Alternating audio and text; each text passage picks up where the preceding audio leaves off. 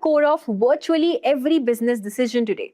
Companies collect vast amounts of data from website, app, payments, customer interactions, and much more. But collecting data is the beginning. The real value comes from knowing how to retrieve, organize, filter, and turn that data into actionable insight. And that is where SQL becomes one of the most powerful skills that you can learn.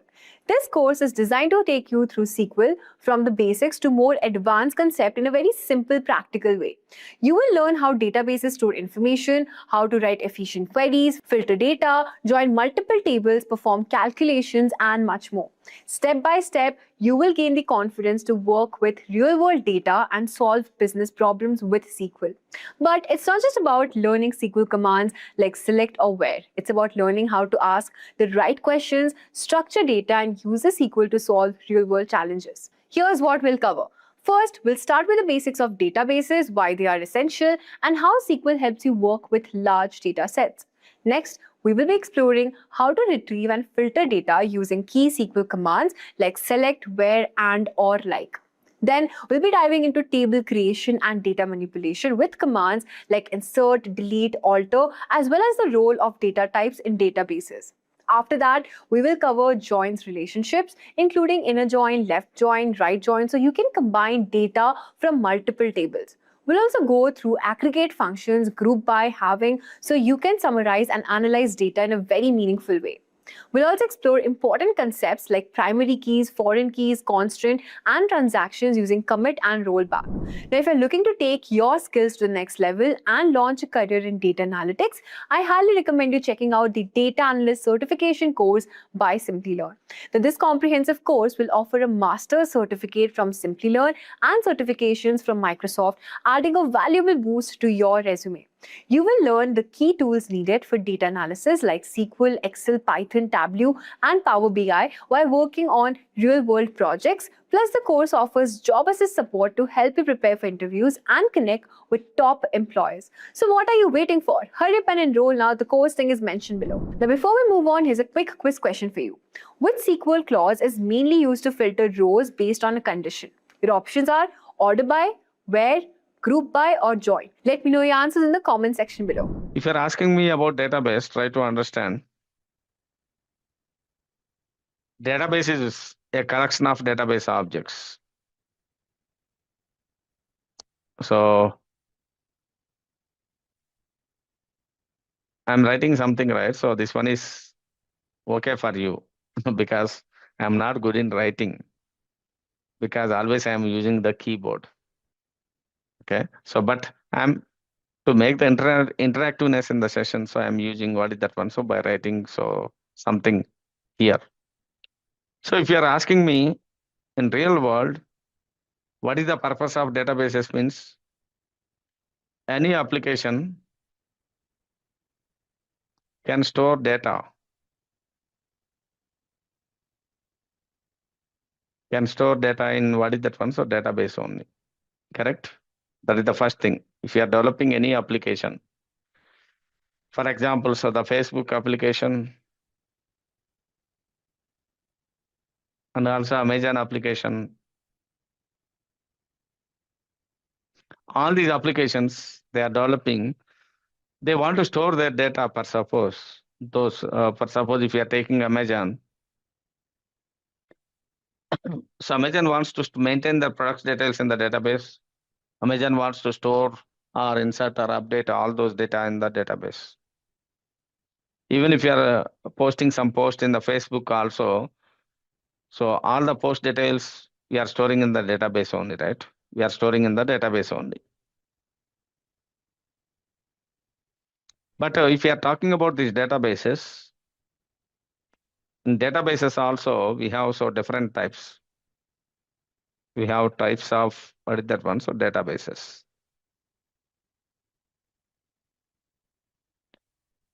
First one is SQL databases. So or otherwise we can call it as what is that one? So relational databases. And another one is what is that one? So non-relational. So that means we can call it as NoSQL databases. And also we have, so recently we can see we have vector databases are also available. So might be in some articles we can able to observe. Vector databases we are using in AI, especially in artificial intelligence, to store the data in a different format. But we are not focusing on these vector databases. We are focusing on only what is that one? So relational databases. But what is the relational database? What is the relationship between this relational and no SQL databases? These relational databases also, we can call it as SQL databases, right? So internally, these databases are using SQL. SQL means what? So structured query language. But NoSQL databases, we are not using SQL. So we are using NoSQL. So which is nothing but we are not using SQL query language. Instead of that, so these NoSQL databases are providing some APIs. But we are all new.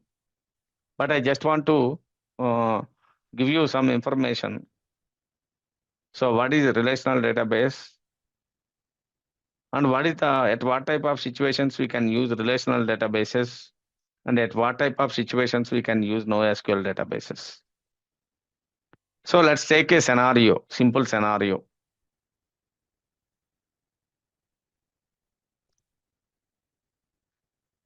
So somebody is questioning. So relational databases. Okay. So Priti, I think you are asking. You're answering. So if you are, it is a relational database. It is establishing a relationship between the structured tables. But it's not something like that. So we can try to understand. For example.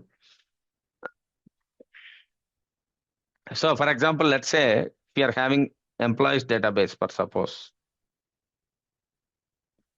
What is employees database? For example, it contains some employee table.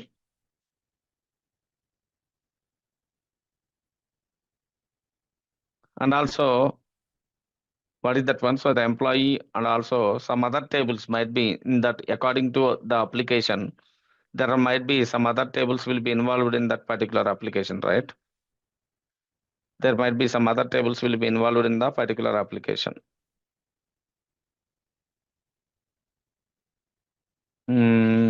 Always like one variable in common. It's not like that. So try to understand. So first, if you are talking about relational databases, right? So we have employee number, name, or otherwise, I'm just taking so another database for your understanding. So take any social media application as an example. So like Instagram.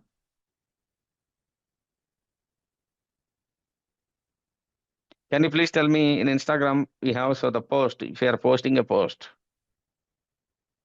So post ID and also the content of the post.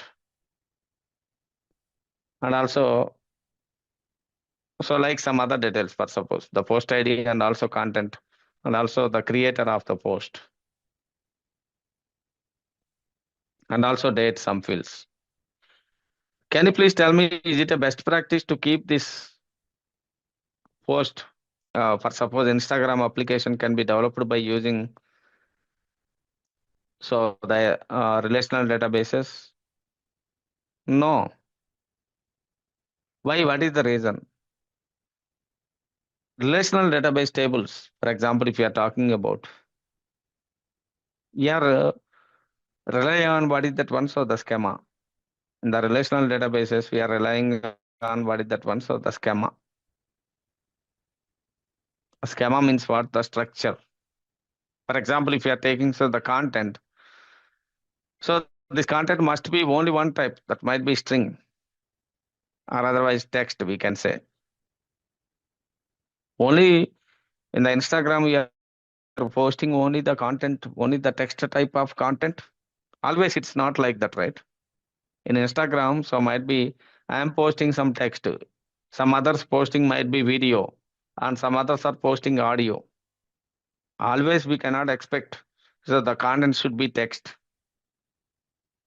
So in such cases, So the relational databases are not suitable. So if you're asking me at what type of situations we can go for relational databases is, so always whenever we are dealing with what is that one, so some common schema across all the records which we are inserting, for suppose, then we can go for relational databases.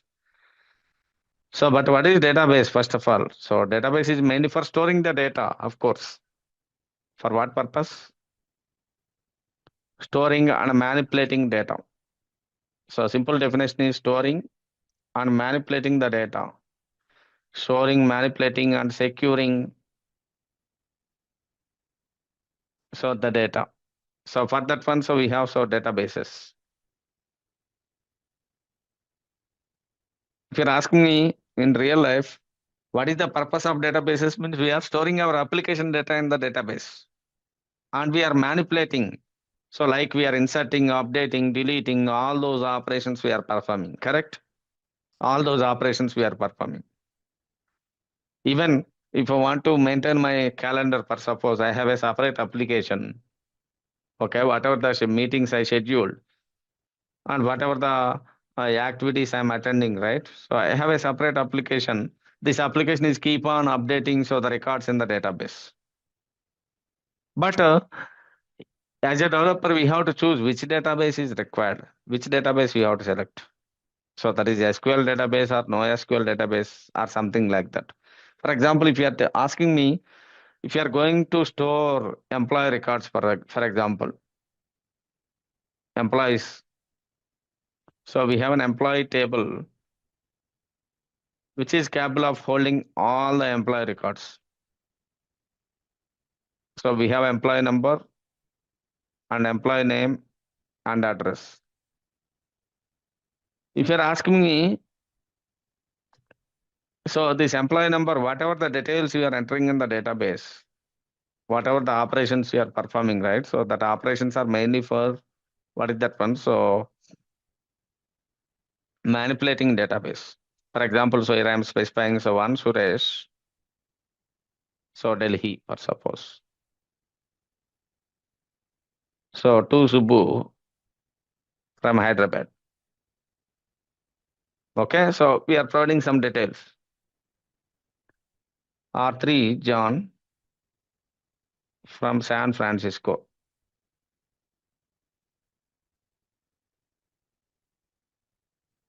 So now tell me, so all the records are following so the same schema, right? So this record is following the same schema. All the records which we are inserting, so all the records are following the same schema. Schema in the sense, the structure. So this one requires employee number. Employee number should be of type integer. So what is the schema for this employee table? So we have employee number whose type is integer and also the employee name whose type is text type and also the employee address whose type is also what is that one? So the text type. So what I am saying is whenever we are having structured data in the sense all the records which we are inserting should follow the same schema, same rules which we defined in the schema. So what rules we define? So we define some data type, we define some constraints. All these rules should be satisfied. So each record. So then the type of databases we can call it as structured databases. So structured databases, yes. But these structured databases are also relational, right? If you are asking me, first I am talking about so the structured manner, structured behavior with respect to relational databases. But after that, might be I will talk about so what is a relational database also. So first try to understand. So this is all the tables are having certain schema. Schema will be defined clearly. So for example, another example I am giving. For example, if you are taking so the department table, for suppose this one is having so department number and department name and department location. This is also what is the data type? Text data type. So what I'm saying is almost all the records which we are inserting, so you must follow the certain schema. That means you must provide so department number value as integer, and you must provide so department name as text, and location also you must provide it as text. But all the applications, just think about yourself. All the applications will support this one. For example, let's say if you are having so HR system for suppose, or otherwise HRM application. In HRM application, so what are the roles? Majorly, what are the functionalities we have? So they have to manage the employee details, and they have to manage their skill details, right? What are the skills that the employee have? And they have to manage their personal details, employee personal details. So that means if you're joining in a company, might be you have to fill up all these things in portal, right? So your personal details and all those things. So like that, there are so many things should be associated with an employee. So if you are taking HR system, so that one is a broad system which contains not only very specific details to the employee, there are some personal details and also compensation details, for example, especially so compensation details. How much the company is paying for that employee, what is the variable pay, what is the normal pay, and all those information will be stored in what is the table? Compensation details. But try to think about if you are having all these tables. So, but what about the data? Whether the data which is present in the tables should be related, right? All these tables contains data, for example. So all these tables contains data, but this data should be related, correct? If the data is not related, how can you manage the employee details? It's not possible. For example, I'm an employee, for example, of Simplilearn, for example. I'm having so my personal details and my skill details and what type of courses I am delivering. And also I am having some other details also like my compensation details and also some other details which are relevant to me, right? So all the details will be stored in a single table? No. So each detail will be stored in a separate table and they are, what is that one? So relationship, they are having relationship with one another table. But there are some cases we have to observe. So this is super important case. Try to understand. There are some cases. So the structured databases are not suitable. So that means especially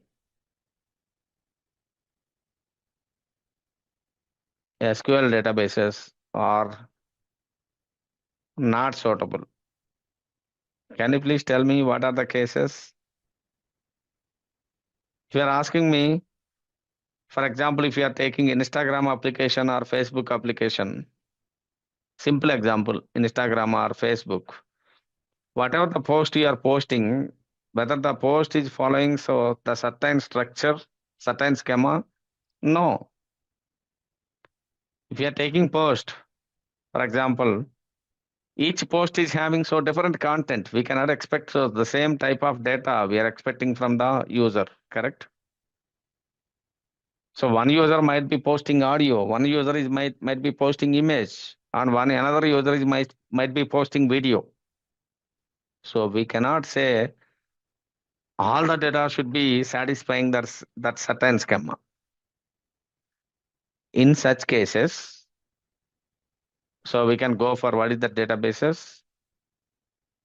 NoSQL databases.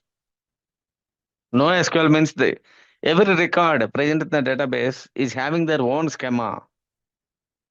All the records are not following so the same schema like structured databases. In NoSQL databases, so every record, right? So this is super important. Every record, so having their own schema, having their own schema. So in the sense, for example, if you are having post, for suppose, the post will be written as, so the JSON object, so which contains the post ID, so 01, and also this one is having some details, right? So content might be, so this is image, for suppose. And second post, if you are talking about, so the post ID 2. So for example, so this is the first post. We cannot say, so the first post structure and second post structure should be same. So this post ID is, what is that one? So 02. And the content will be, so something text, for suppose we are keeping. If you are observing, so here this one is image, this one is text, and also this one contains some extra attributes also. For example, so name, so technology, something. So what I'm saying is, this is one record, this is another record. So can you please tell me all the records are following so same schema, same structure? No, we cannot expect. It is not following the same structure. Each record is having so their own schema. So you have to think as an architect, for example, while developing the application, what type of database is suitable in the particular context. If each record is having their own schema, so not common schema, in such cases, we can go with what is that one? So NoSQL databases, correct? So NoSQL databases. But so if you're observing, so if you're asking me as an application developer, for suppose, okay, so I work with both SQL databases and NoSQL databases, but the most of the consumption will be, what is that one? SQL databases only. So Elias, what is that one? So structured data. Almost I am getting what type of data?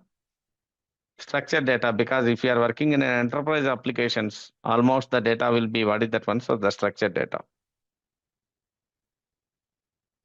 If you are speaking about, if you are asking me, so there are some situations, yes, we have unstructured data also.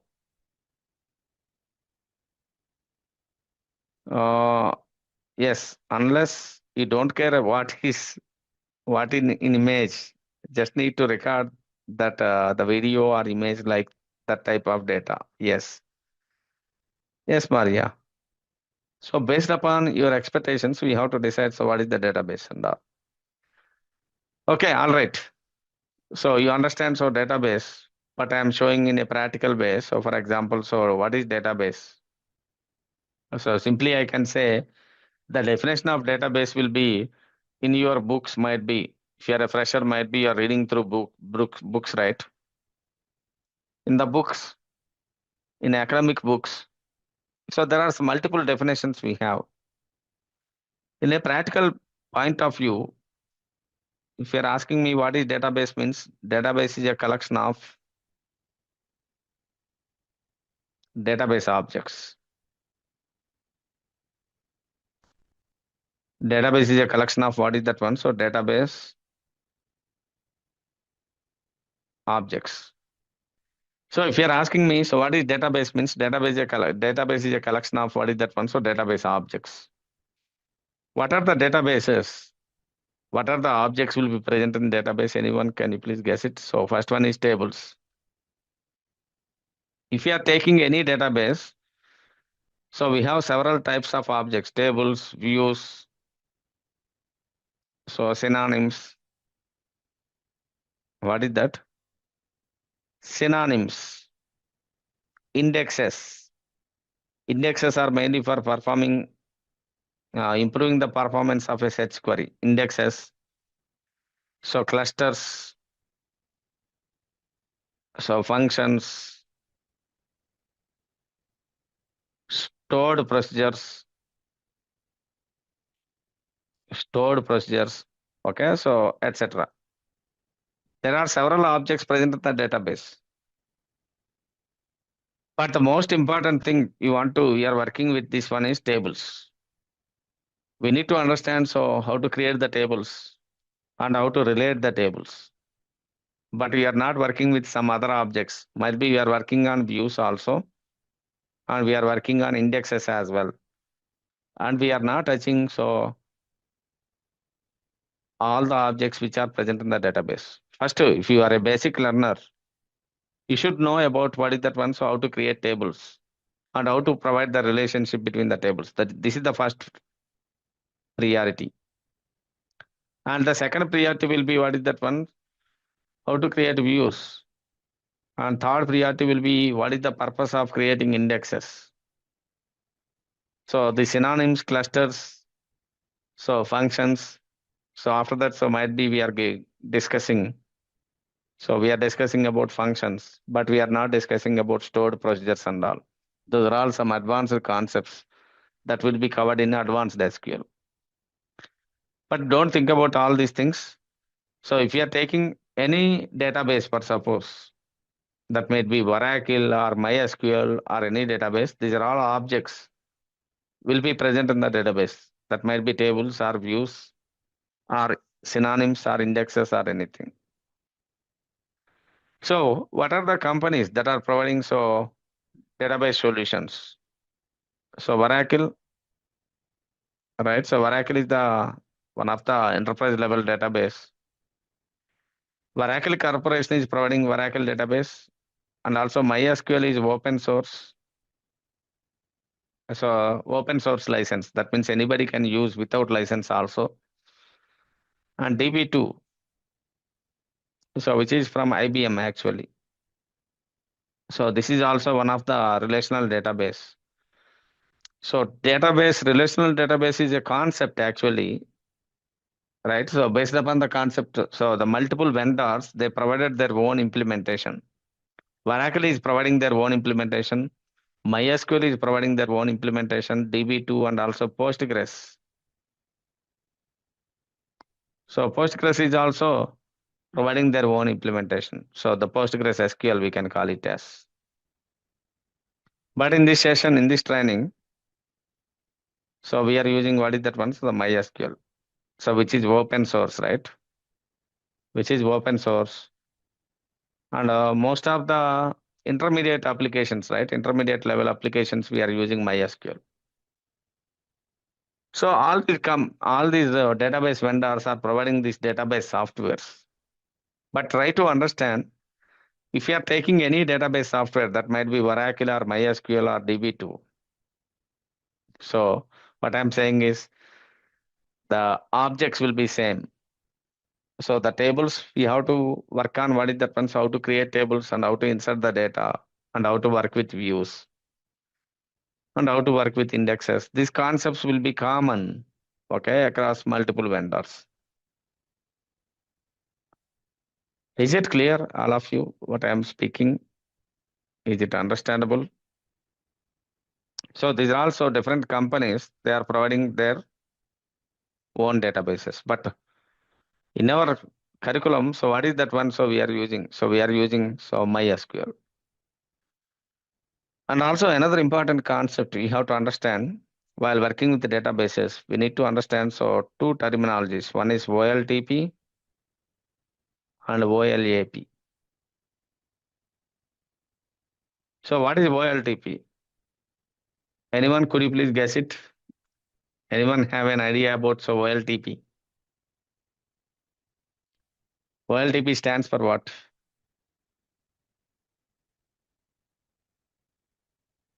Did you heard about this term? Okay. So OLTP stands for what is that one? So online transaction processing system. I'm just writing it here. What is that? So online. So transaction, so processing systems. So OLTP stands for what is that one? So online transaction processing system. So it's a simple, right? So for example, because if you are working with databases, how the database being utilized, for example, online transaction processing system means it is a data entry system. So we can simply say a data entry systems. So might be you are in daily life, you are observing almost all the systems are what type of systems? OLTP systems. Can you please tell me some examples for OLTP systems means might be you are booking a flight ticket. So booking flights, right? Booking a flight means it involves several operations. So we are entering your data and also we are selecting flight information and all those things. It is a data entry system only, right? Indirectly, if you are booking a ticket through online, you are making your data entry and you are performing so ticket booking. So there are several ways we can consider. For example, so ticket booking and also hotel booking. We can see like new Aadhaar card creation or new PAN card creation. So these are all data entry systems. So that type of systems are called as OLTP systems. OLTP systems basically mainly used for performing so what type of operations? Insertions, updates, and delete. So these type of operations we can perform basically in OLTP applications. Almost nowadays, if you are observing, almost all the types of applications are OLTP applications only. But if you are asking me, what is the difference between so OLTP and OLAP systems? OLAP means what is that one? So online analytical processing, right? Online analytical processing. Be careful. This knowledge is important. So you should know about whether the system is OLAP system or OLTP system. So if you're asking me, so the OLAP, it's an analytical process. For suppose you're having huge amount of data, for example, so like Amazon customers data. If you're asking me Amazon customers data, it's a global business, right? In a global business, there are so many customers are there. It's in petabytes or zettabytes. So from that customer data, you want to get some insights, for suppose. So the people who are actively purchasing electronics, the people who are actively purchasing some other goods, for suppose. So if you want to perform some analytical operations and you are generating some reports, so this is super important. If you are generating some report based upon so client requirements. Here we are not performing any insertion operations or deletion operations or anything. We are not going to manipulate the data. We are just performing what is that one. So we are using the data. So for analytics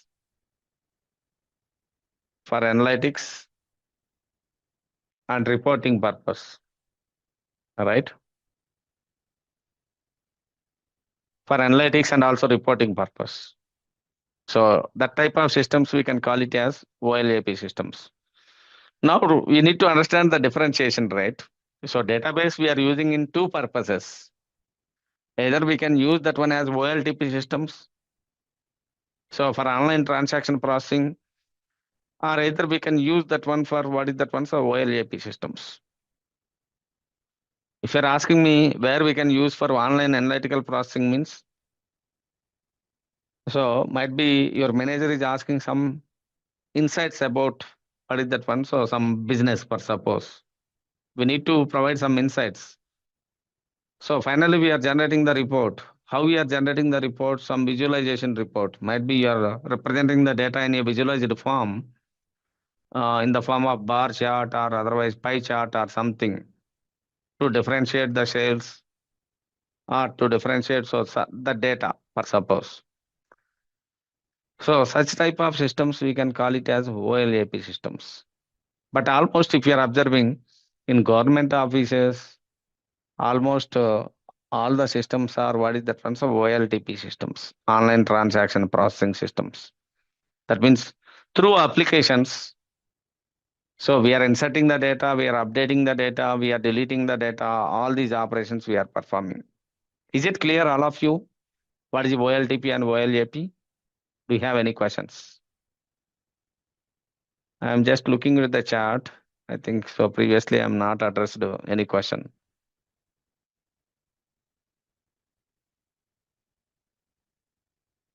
Uh, when it comes to database objects, we need to create a database from scratch. Yes. So that is correct, Maria.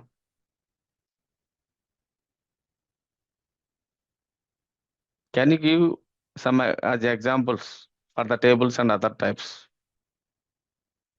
Okay, so I will give you some examples, no worries. First basic question is, can you please provide some examples for OLTP and OLJP? Okay, you are working in a company. For suppose, you are working as a customer support engineer, for suppose. Or customer support. You are working in a customer support.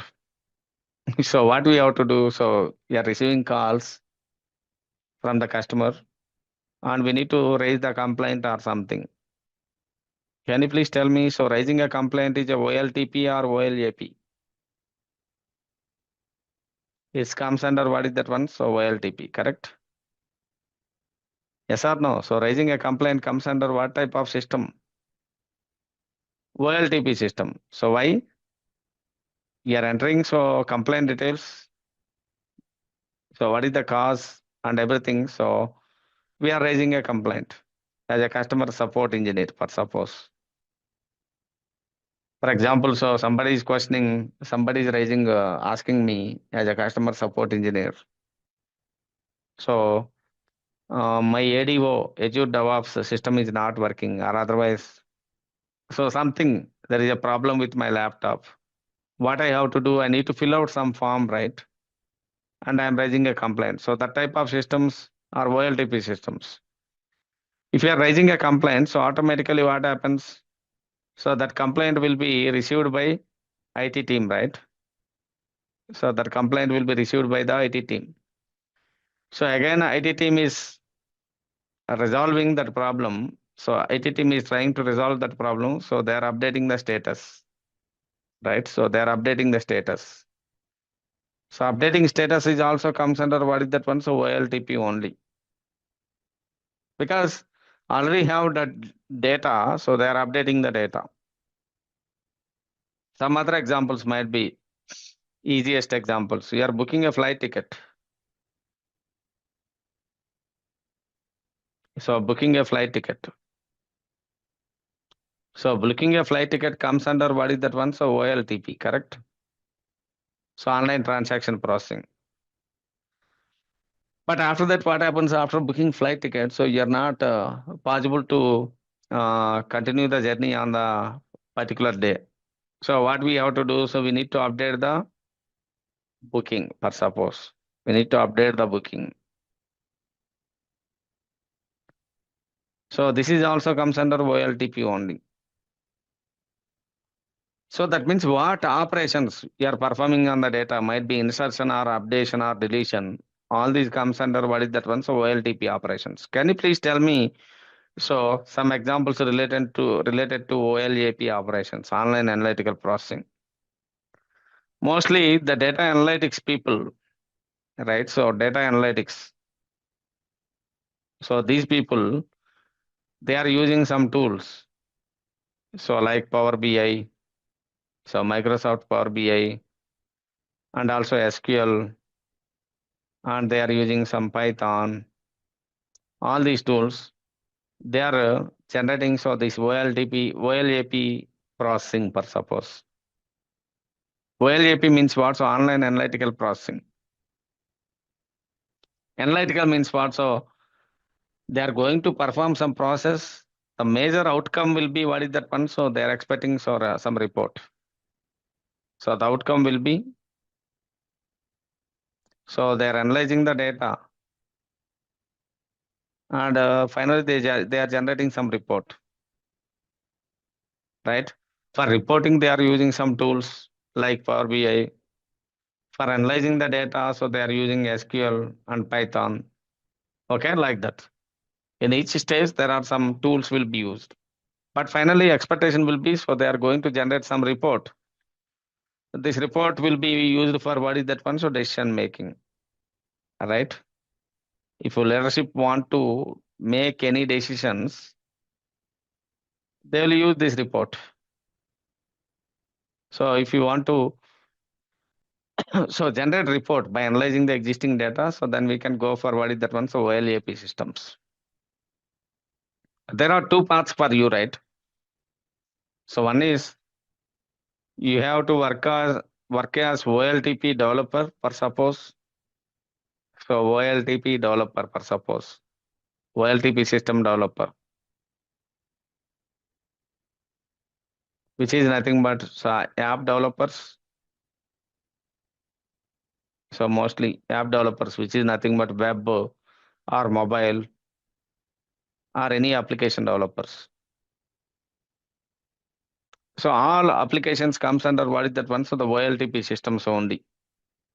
But if you are going for online analytical processing, so if you are going for online analytical processing, so mostly data analytics comes into the picture, right? So they have to generate the reports, they have to get the insights from the data. So most of the professionals will be from data analytics. So for that one also, we need SQL, right? We need SQL. We need Python. So some technologies, we need Python. And we need some tools for reporting, so like Power BI. So some tools are which are required for reporting and all. For app developer, so we need to learn Java or Python. Okay, we need so what we can say, we need to learn a full stack development, we can say. Full stack development. This is one track. But most of the people nowadays, trending is what is that one? So this is data analytics, right? I can see even in Simplilearn or outside also, the people who are more concentrating on SQL, so they are migrating to this area. So like data analytics. So the people are from different domains, right? So marketing, HR, so the finance. So all this, not only finance, banking, of course, finance comes under banking only, and also insurance. So there are different domains the people are working. So logistics, management, right? So management is also one of the important domain. So why these people are learning the SQL? The reason is they have to transform their careers into what is that one? So the data analytics. Yes, very good. So the medical, good question. So medical and all those things. So what is the difference between Python and R means? There are a lot of differences is there, but I cannot discuss Chirag here because this is not a Python session, right? Python and R is mainly used for machine learning. Okay, so the Python itself, it is providing some libraries like scikit-learn, TensorFlow, so some libraries that are very good in what is that one? So performing machine learning operations. So just for your high level. So I just want to understand your track actually. So can you please post it in the chats? I am just observing what is your track, whether you want to become an application developer or your focus should be on data analytics. What is your track? So could you please post it in the chat? I just want to understand. See, ultimately I'm getting like data analyst, data scientist. these roles are getting demanded nowadays in the market, right? So your focus should be on what is that one, so working on data only. I cannot see the application developer, that's gone. I worked as an application developer previously also. I worked with Java many years. And Java front-end technologies. I can able to develop the full stack applications very quickly. But nowadays, you know, so like from 10 years or 7 years, so this data is getting very demanded. The people who are having so very good domain experience, they can easily handle the data. They can easily understand the data like that. So that is okay. I will tell you simple example. Why you are learning SQL? What are the roles might be you are suitable for? So if you are learning SQL, the first most thing is your domain knowledge. So plays important role in your job. And second one is your technical knowledge. Right? So what is that one? So your technical knowledge. And this technical knowledge after that, so usage of AI tools. So the third one. Whether you are comfortable with AI tools or not. Like that. So I think Sudha is asking some question. For entering day-to-day data, so we can use OLTP. For generating reports and making decisions, yes, we'll use OLAP. Correct. Yes, correct, Sudha. But when coming to the applications, if you are observing, it's a combination, right? If you are observing some software applications, it contains all the parts. Some of the parts will be OLTP systems, some of the parts will be analytical processing systems. If you are logging into the application in HR portal, HR can able to get the analytics, how many employees are going to, what is the attrition rate and all those things. There comes under analytics, right? How many people are not interested in the company? HR should know. If you are logging with HR details, the application will display how many employees are leaving next month, how many employees are leaving next year. All the analytics might be HR can able to see, attrition rate and all. Based upon the attrition rate, so might be HR can able to initiate some, what is that one, so recruitment plans and all. In the similar way, new employees are getting onboarded in the company. If new employees are getting onboarded means that type of system is OLTP system, correct? The new employees getting into the company means they have to create a new user. So new user for that particular employee. All these things will be taken care by the HR people. If you are talking about the HR application, that application contains both OLTP and OLAP, online transaction processing and online analytical processing. But try to understand the difference is analytical processing is more about what is that one, so doing some analytics and getting insights from the data for decision making. Might be improving sales and improving the customer experience or improving some other details. These are all decisions which is required for management level, right? Which are required so at management level. Is it clear, all of you, what I'm speaking? So that's why most of the people, like I can see from your personas, mostly you are interesting in what is that one, so analytics side. And also it is not easy, right? So if you are getting into an application developer, right? You have to learn Java and all these tag. It will take many years. But nowadays it is becoming simpler. But what happens means getting into the analytics job. So data jobs, any data job.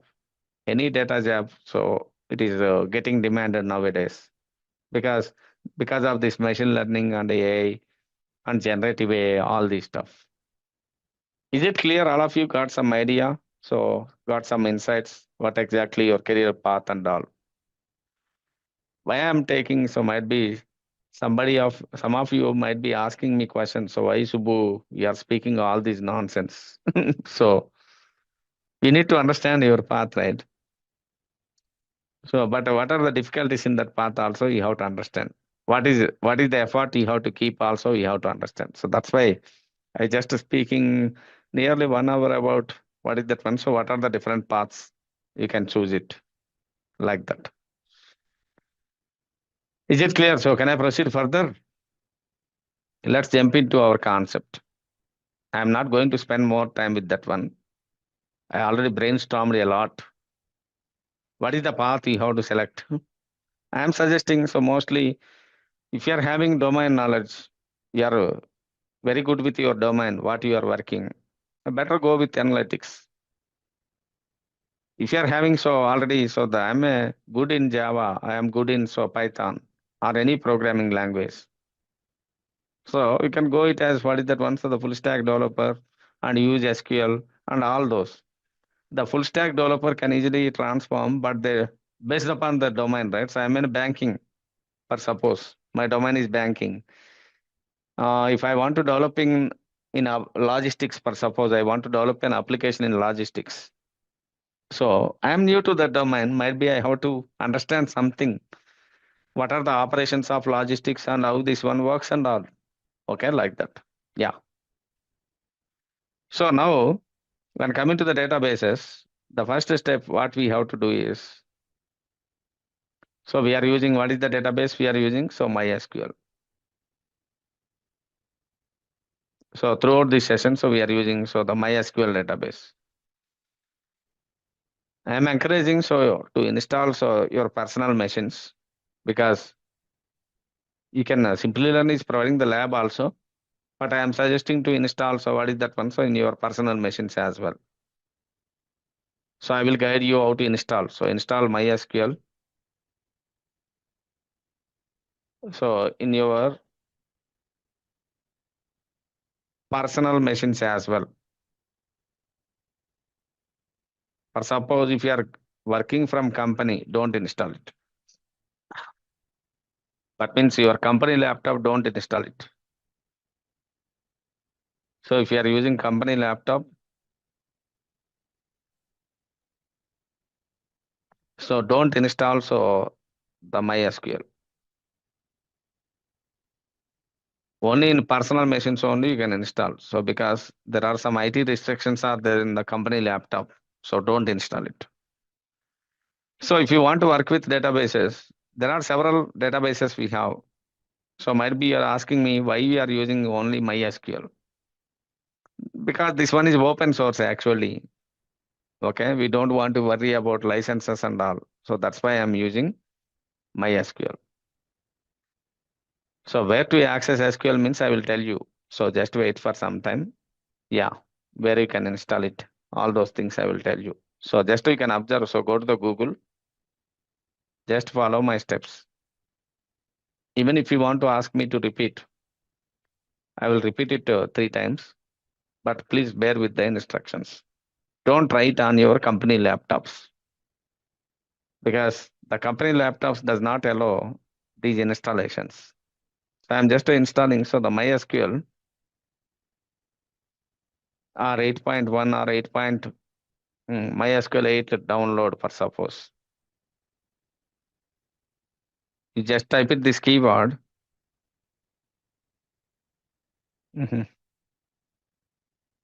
What is that one? So the MySQL 8 download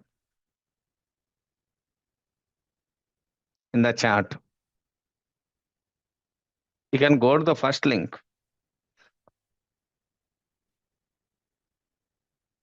right?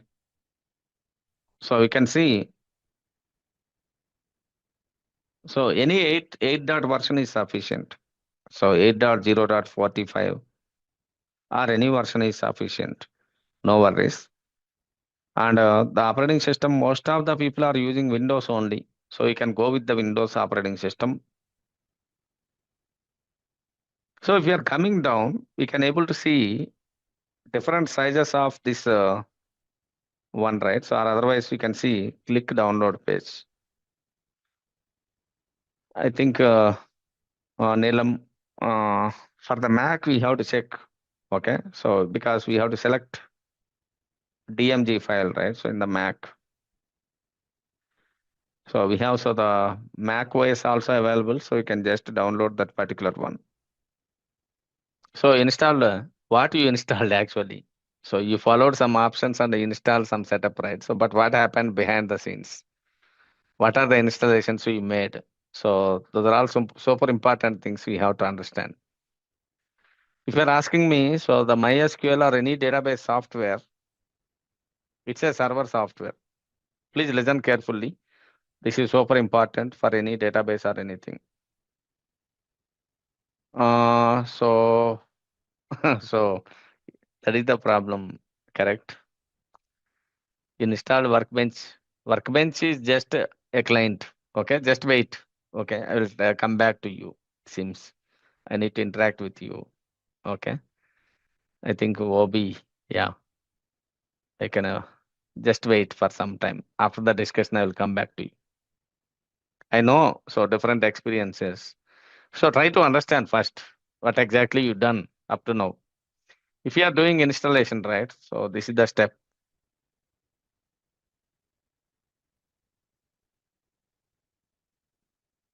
If you are doing installation, there are two things. First, what is this MySQL actually? MySQL or Oracle or whatever it may be. This one we can call it as DB server. What is that? DB server. So in a company, if you are working in a company, so this installation cannot be done in your personal machine. Your database server is located in some remote machine, some virtual server. For example, so my company, for example, I am working in some bank. My company main branch is located in Hong Kong or otherwise United States, for suppose. So my business is more related to what is that one? So United States. Yes. In the United States, I need to maintain my database server, right? So for that United States, I created one virtual machine. That means I need to create one. I need to maintain one my DB server. So in the real environment, I'm talking about. So DB server means what? So that is nothing but the MySQL server.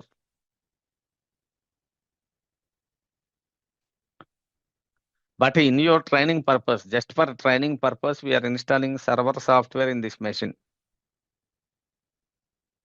Server software and client software both will be installed in your machine. But try to think about in a real environment, server is not in your machine. So database server, database software will be installed in a separate location. So separate infrastructure will be provisioned. Separate infrastructure will be maintained for the particular server.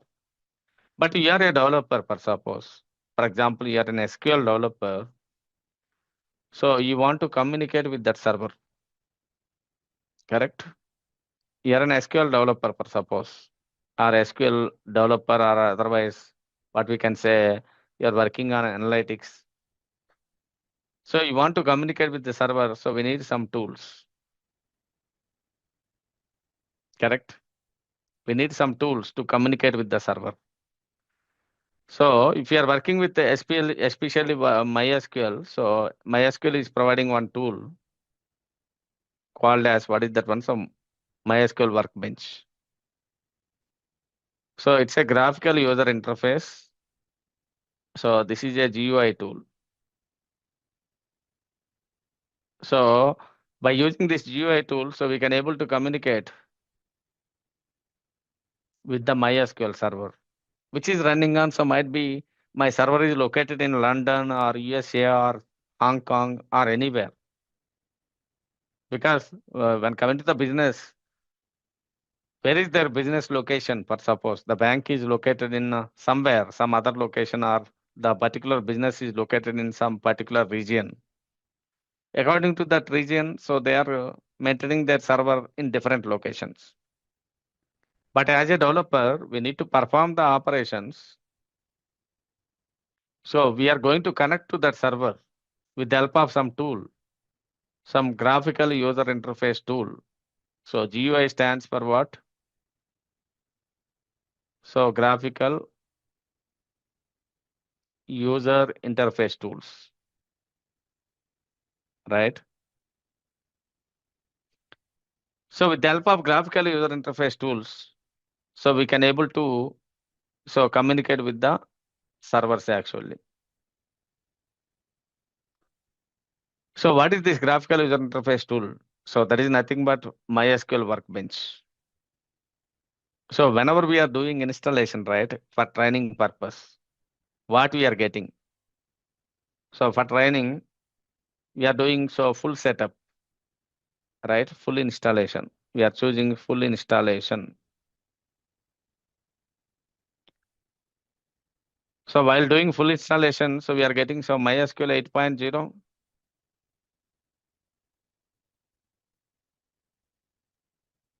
right? So that is one option. So which is nothing but server. We need server engine. So server engine, which is mainly for processing MySQL statements. And also we need some client tool, right? So which is nothing but Workbench. So Workbench is called as what is that one? So one of the client tool, which is mainly for communicating with the server. And also we have some other tools also, some other softwares also will be installed. So MySQL router. What is that? So MySQL router. For example, if you are working as an application developer, if you want to connect to the MySQL, so the application wants to communicate with MySQL, so we are using MySQL router. But right now, as a part of this training, this is not essential. And also it is providing MySQL shell. So this is also another tool. So this one is providing some bash shell, some Linux shell to communicate with what is that one, so the MySQL database server. And also it is providing some command line also. So these are all tools will be provided for you. So most of the situations we are using these two, right? One is Workbench. So what is the reason we are using mostly? This one is GUI. So graphical user interface. We don't want to worry about writing more code. And another one is what is that one? So the command line. So if you want to write the query, okay, so you can use what is that one? So the command line. If you want to write a query through command line, so if you want to execute the query, so we can use what is that one? So the command line like that. So we have all these options we are getting with full installation. But in the company environment, we are not responsible for installing MySQL. So that is database server is already running. Okay, so the MySQL server is already running in some other location.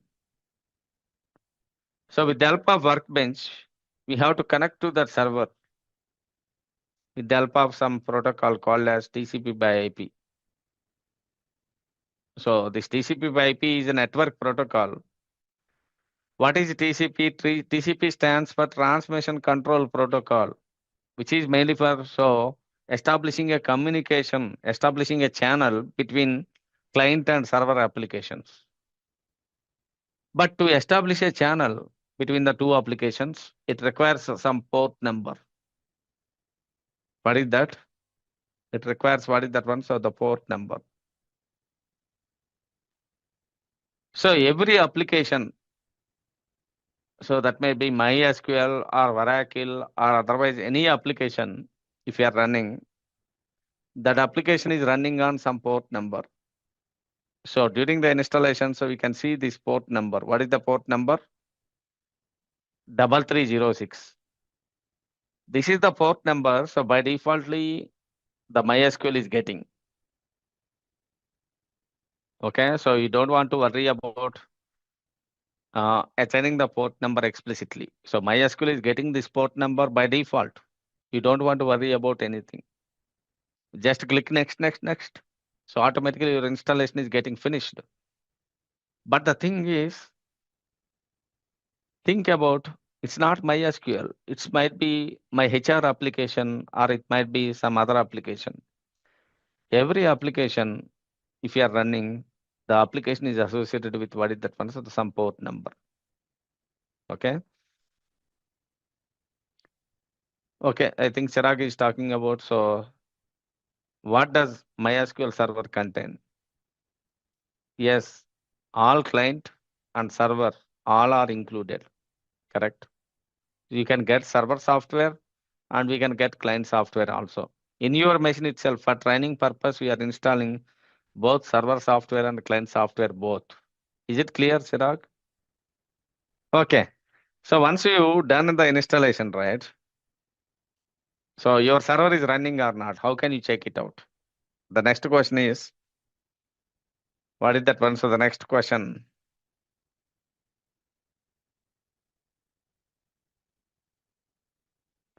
How can you verify?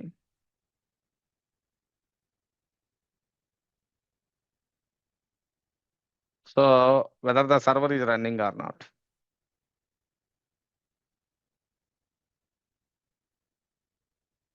So that is the complex question, right? Everybody will have in mind. How can you verify whether the server is running or not? So for that one, so we have to go to the services. So in Windows, if you are running any application, right? So that application is running as a service. For example, if I am running MySQL, so MySQL is running as a service. You can go to the services. So look at my services. See what is this nonsense? So there are so many services are listed here. The reason is in my machine, by defaultly, there are some Windows services are running. Along with that one, so there are some applications are all installed. So Adobe Acrobat. This one is for PDF, opening PDF files, right? So that service is running? Yes. Similar way, my MySQL software is also one service. Please remember, MySQL is also what is that one? So one service. So just type M and we can see, so MySQL 80 here. Look at this. All of you can find the service name. During the installation, so I notified what is the service name it is taking. MySQL 80 by default. Because we installed MySQL 8.0 version. By default, the service name is taking as what is that one? So the MySQL 80. So we can just keep the service name as it is and be done installation. The same service name is getting reflected here. So try to understand. And also, what is the status? Of course, it is running. Running means by default, whenever I'm starting my machine, right? By defaultly, the server is getting started. So could you please check all of you in Windows services, all of you can able to find this MySQL 80 service, those who installed MySQL in your machines and like this message. All of you can able to find.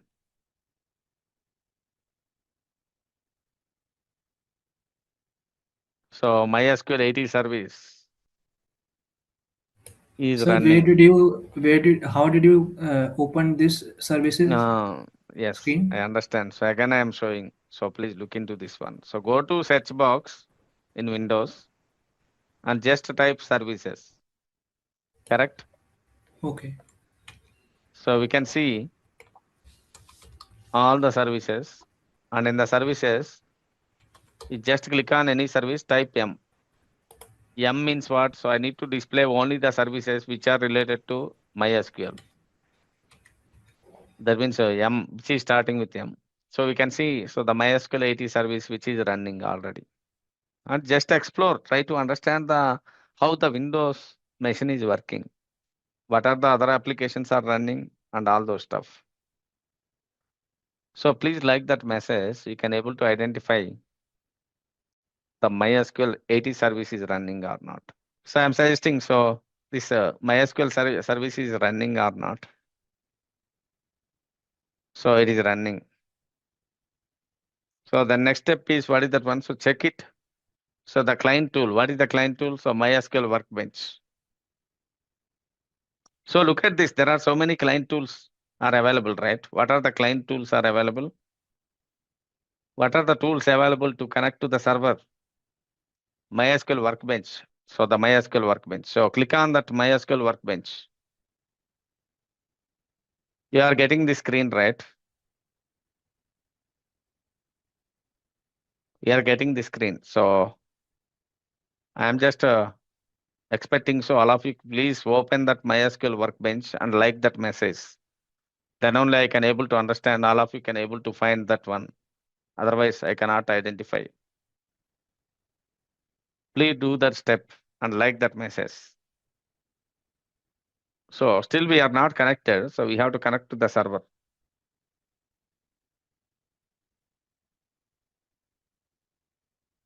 So how to connect to the server? Can you please tell me, anyone, can you please post it in the chat? What is the, on which port number server is running? On which port number server is running?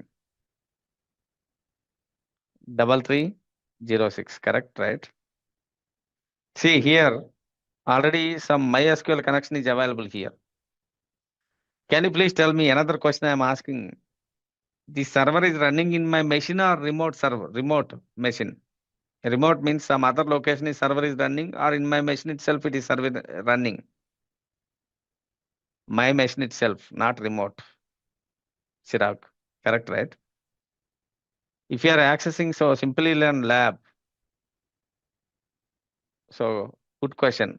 What is the difference between remote and local? If you are accessing Simplilearn lab, right? Might be the Simplilearn server is located in USA, the lab server. You are connecting from MySQL client to what is that one? So from Workbench, you are connecting to so the Simplilearn server. But here we are installing locally. So that means in my machine itself, so server is present.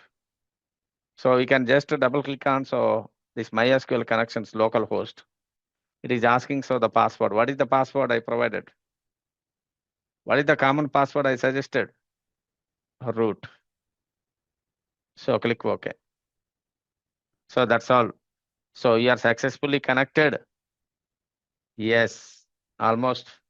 If server is running means what? So you are successfully connected to that machine. That's here it is populating. So connect to in the MySQL connections, it is just showing so local instance. Just double click on that one. And what is the password? We have to provide it here. What is the password? So root, right? So click OK. That's all. But by default, it is showing administration and schemas.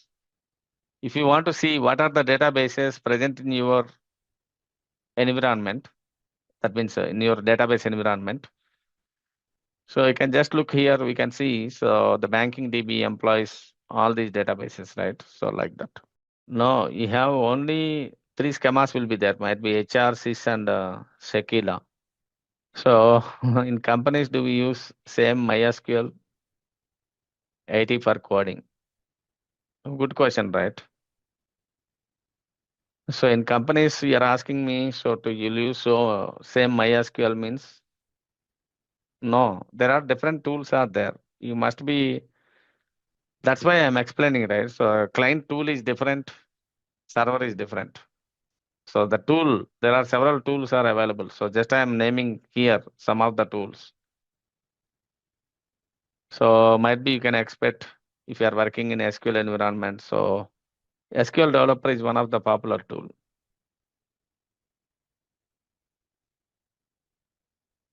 And also Toad. But most of the people are using so the SQL developer and MySQL workbench. What is that one? So MySQL Workbench. But all the tools are having similar options. If you're asking me, these tools are very simple, right? So only we can connect, and after that, these tools are providing options for you to write the SQL query and execute the SQL query. Okay, so no worries. These tools are very easy to use it. How you are using Microsoft Word, how you are using Microsoft SQL. So in the similar way, we can use these tools. No worries at all. So writing SQL query is difficult. Writing using the tool, it's not a problem, right? It's not a big deal. Yeah. Yes, the procedures will be almost same. It's based upon the tool. Okay. So I cannot say, like, you can easily mingle with the tool. That's what I am saying. If you know, if you're having knowledge of using so Word document, how to format Word document, how to increase size and all, right? So if you are having that knowledge, that is sufficient to use this tool. That's what I am trying to tell you. Is it clear? All of you? Yeah. See, look at this. Once you are getting so connected to the database server, right? So first step is, what is that one? So we have to create databases.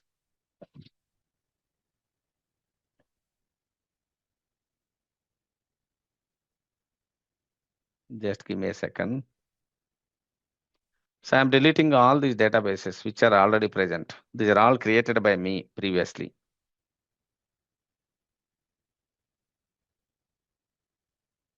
So employee. Don't delete any database from your end. So these are all created by me. So for the previous sessions or something. So drop these databases.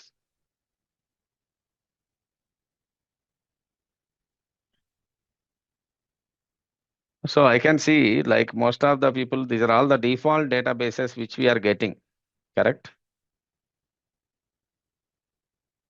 So these are the default databases which we are getting. Yes. So Surya Prakash Reddy, so you're asking how to reset the database. There is a procedure will be there, but I cannot discuss here. It will take 1 hour. So it's a complex process. Okay, so that's why I'm requesting. So if you want documentation or anything, I will share you the link. If you want to reset the password, you can raise the ticket also, no problem. But in the session, if you want to teach how to reset the password, it will take more time actually. You need to troubleshoot where exactly you are facing problem. Is it clear?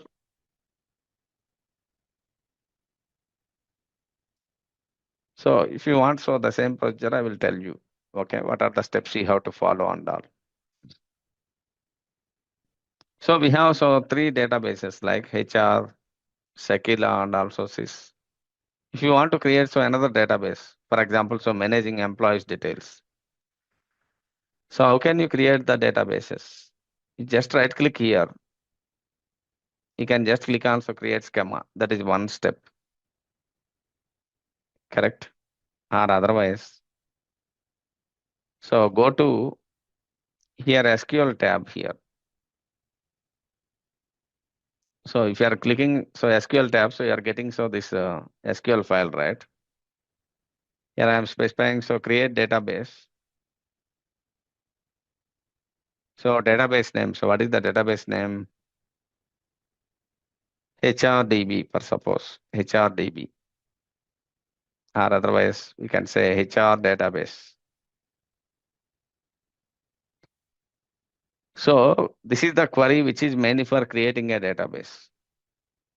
So if you want to execute this query, how can we execute this query? So you just click on so this look at this. First select this query and click on what is that one? So this option. Execute the select portion of the script. Or otherwise we can keep the cursor in the same line. You just keep the cursor in the same line and you can click on this one. So execute the statements under the keyboard cursor. So I'm preferring, so first select the query and execute that query. So look at this, database is created, right? In the bottom, observe my mouse cursor.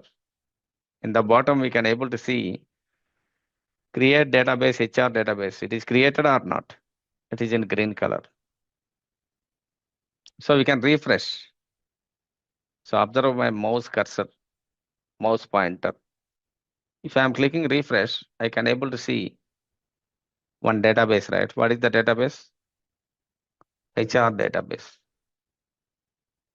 So I'm just sharing this query in the chat. So HR is by default present. I am provided my name as HR database like that. So different name. I am providing it in the chat. So please check it out whether you can able to create the database or not. So if you want to open this SQL file, right? So how to open? If you want to open this SQL editor, so we can open, we can just click on what is that one? So this new file. So automatically this will open the editor actually. So this will open the editor. Is it clear? So please create any database for suppose employee database or HR database.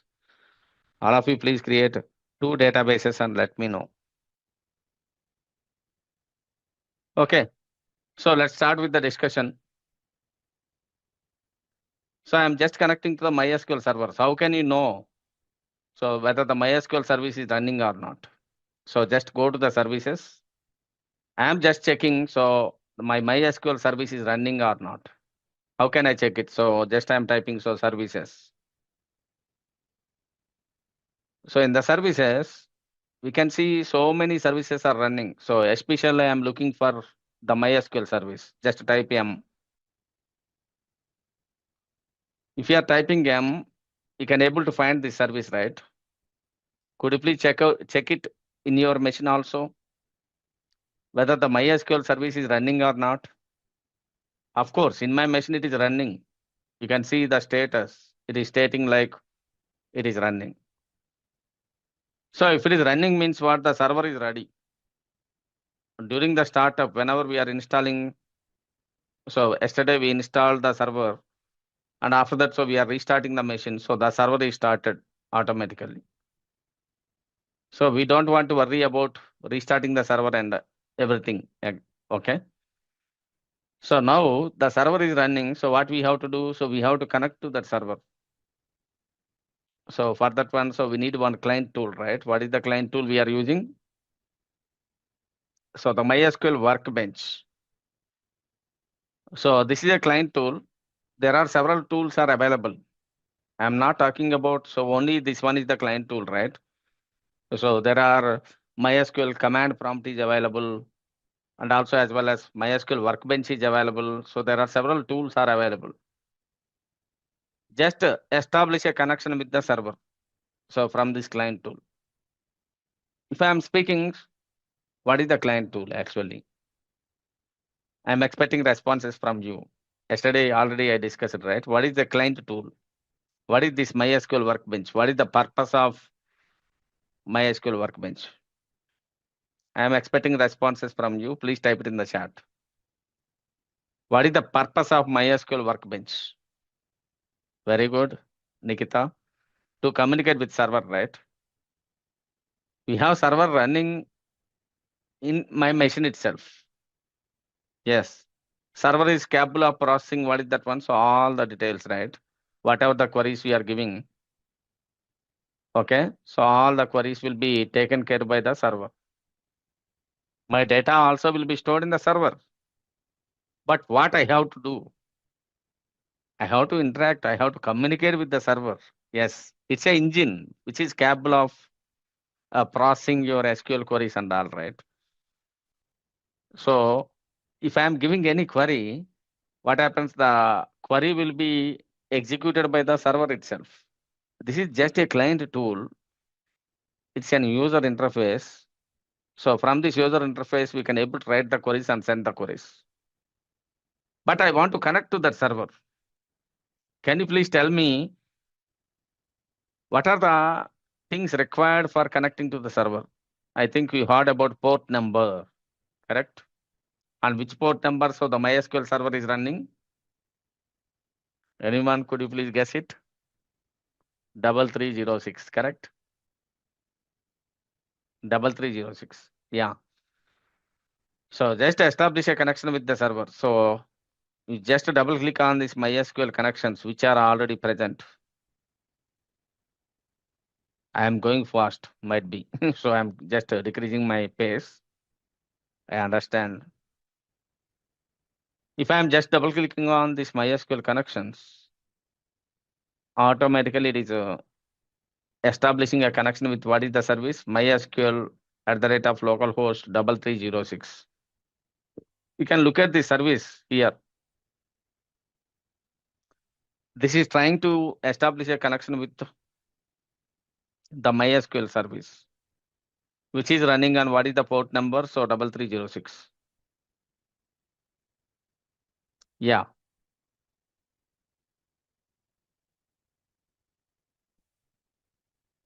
Yes, we will move. So I'm just specifying what is that one. So root password. So root is the password. I just connected to the database. So now we have so many databases. I'm just removing whatever the databases that are present. Okay. How to remove the databases? You just right click on whatever the database you created. And we can able to see all the options, right? Which are related to the database. I'm just deleting the database. So drop schema. Drop schema means what? So it is deleting whatever the database you selected, it is dropping the database. So now we have to create a new database for suppose. So let's create a new database. So for that one, we are using SQL, right? So can you please tell me what is SQL? Most of the people don't know. We are new to this SQL. So SQL stands for what is that one? So structured query language, right? I'm just maximizing this one. SQL stands for what? Structured. So query language.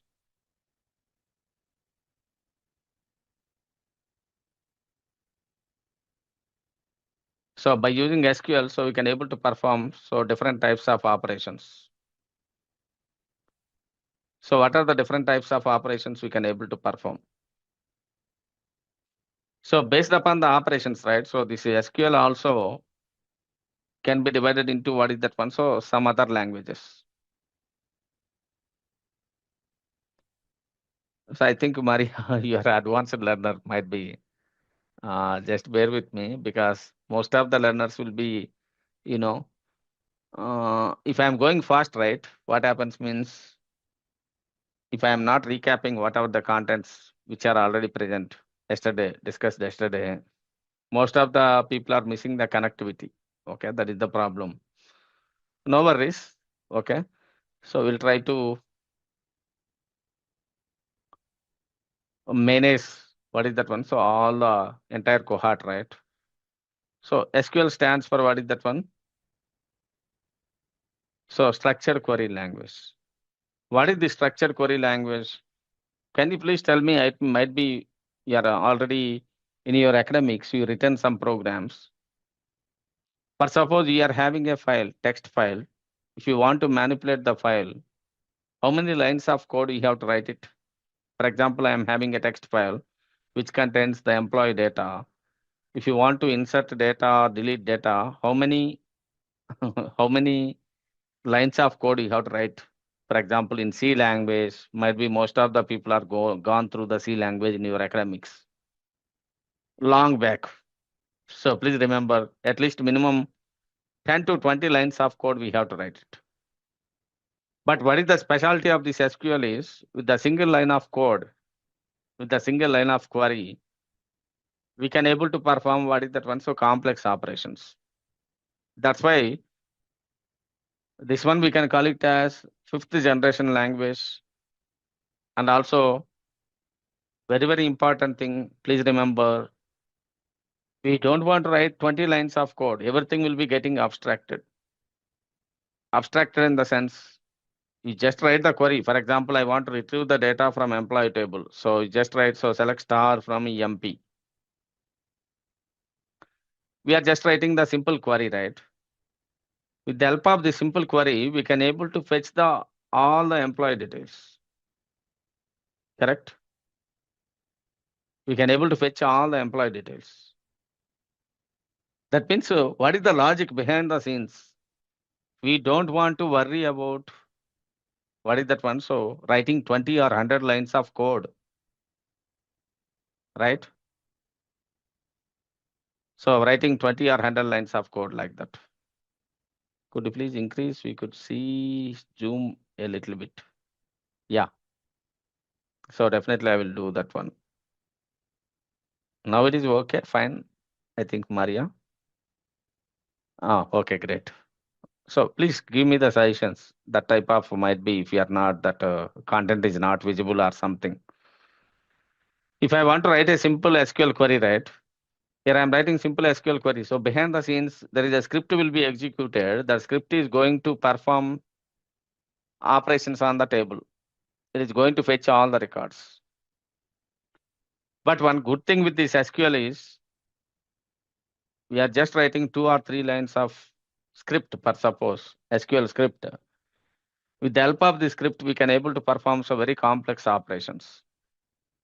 Complex operations in the sense might be fetching the data from the server or inserting the data, deleting the data, or might be we are creating a new database or we are dropping the database. Okay, all these operations we are going to perform through SQL. But how it is possible? How it is possible means all the database management system vendors. Can you please type it in the chat? Who are the database system vendors? That means what are the companies that are providing database as a solution? Oracle. Okay, so the MySQL is open source. DB2. DB2 is provided by IBM, International Business Machines. So these companies already developed some scripts. We don't want to worry about what is that one. So writing some complex program to perform these operations, of course. But if you want to work with SQL, based upon the query we are writing, might be all the situations I am not going to perform retrieval only, right? So based upon the operation I am performing, these queries can be divided into different languages. One is called as, what is that one? So DDL. So DDL stands for data definition language. So data definition language. And also DML. DML stands for what? So data manipulation language.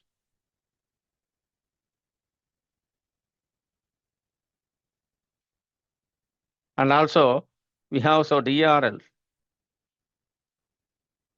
So data retrieval language. Or this one we can call it as DQL also. So data retrieval language.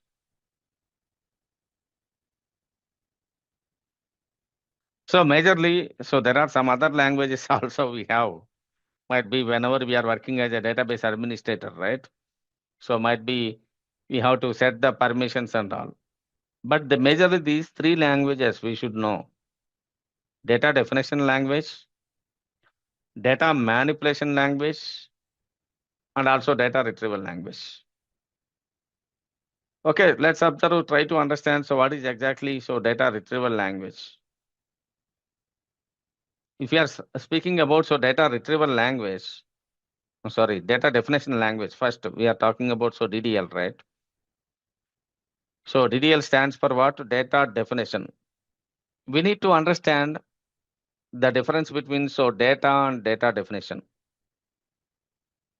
What is that? So data and data definition.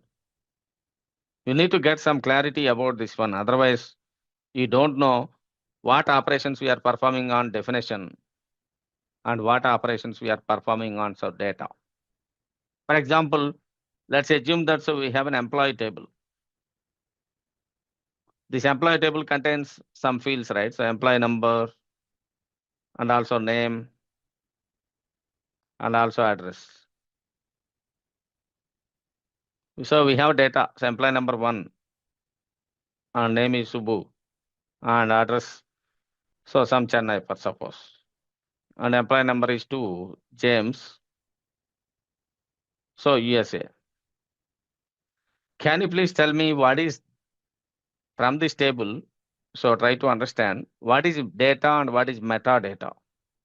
I need to know about 2 terms. What is that one? So what is metadata and what is data? So if you are speaking about the metadata, right? Metadata deals with what is that one? So the schema. So simply we can say schema. What is the structure of the particular table? Yes. So from the academics might be, the definition of metadata. So it is nothing but data about data, right? But in a practical point of view, if you want to understand, so what exactly metadata? So if you are taking employee table, so this is the table name. So for example, employee is the table name, which contains what are the fields? Employee number, of course, whose type is integer type, and name. It's a wildcard type. So generally in the case of databases, every column, right? What are the columns for this table? Employee number, name, and address. Employee number is integer type and name is wildcard, and also the address is also what is the type? So wildcard type. This is, we can call it as metadata, of course.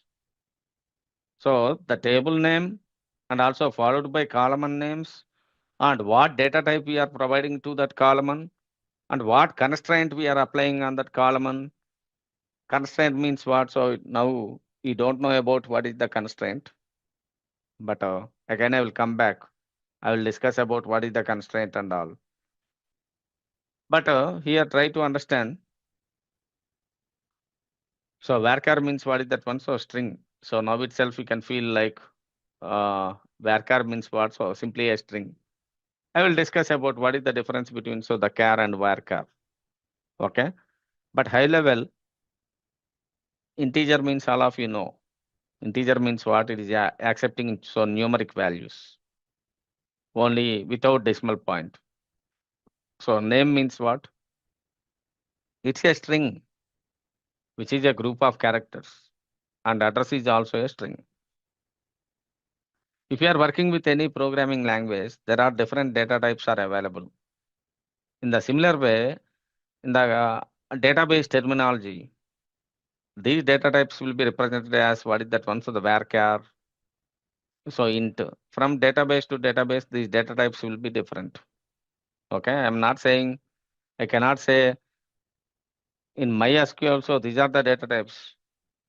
Whether these data types are same in other databases means, that means in Oracle also it will be same? No.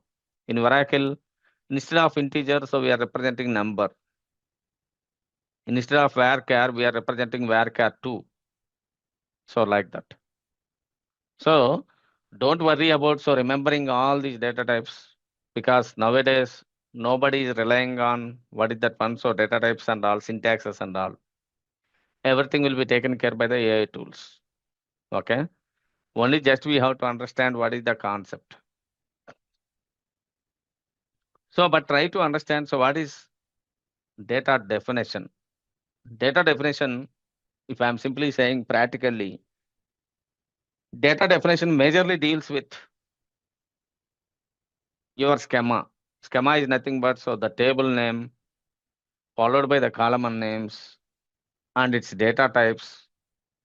And also additionally, if you are applying some rules, additionally, if you are applying some constraints, or additionally you are applying any other components, these are all comes under what is that one? So the metadata. But what is data here?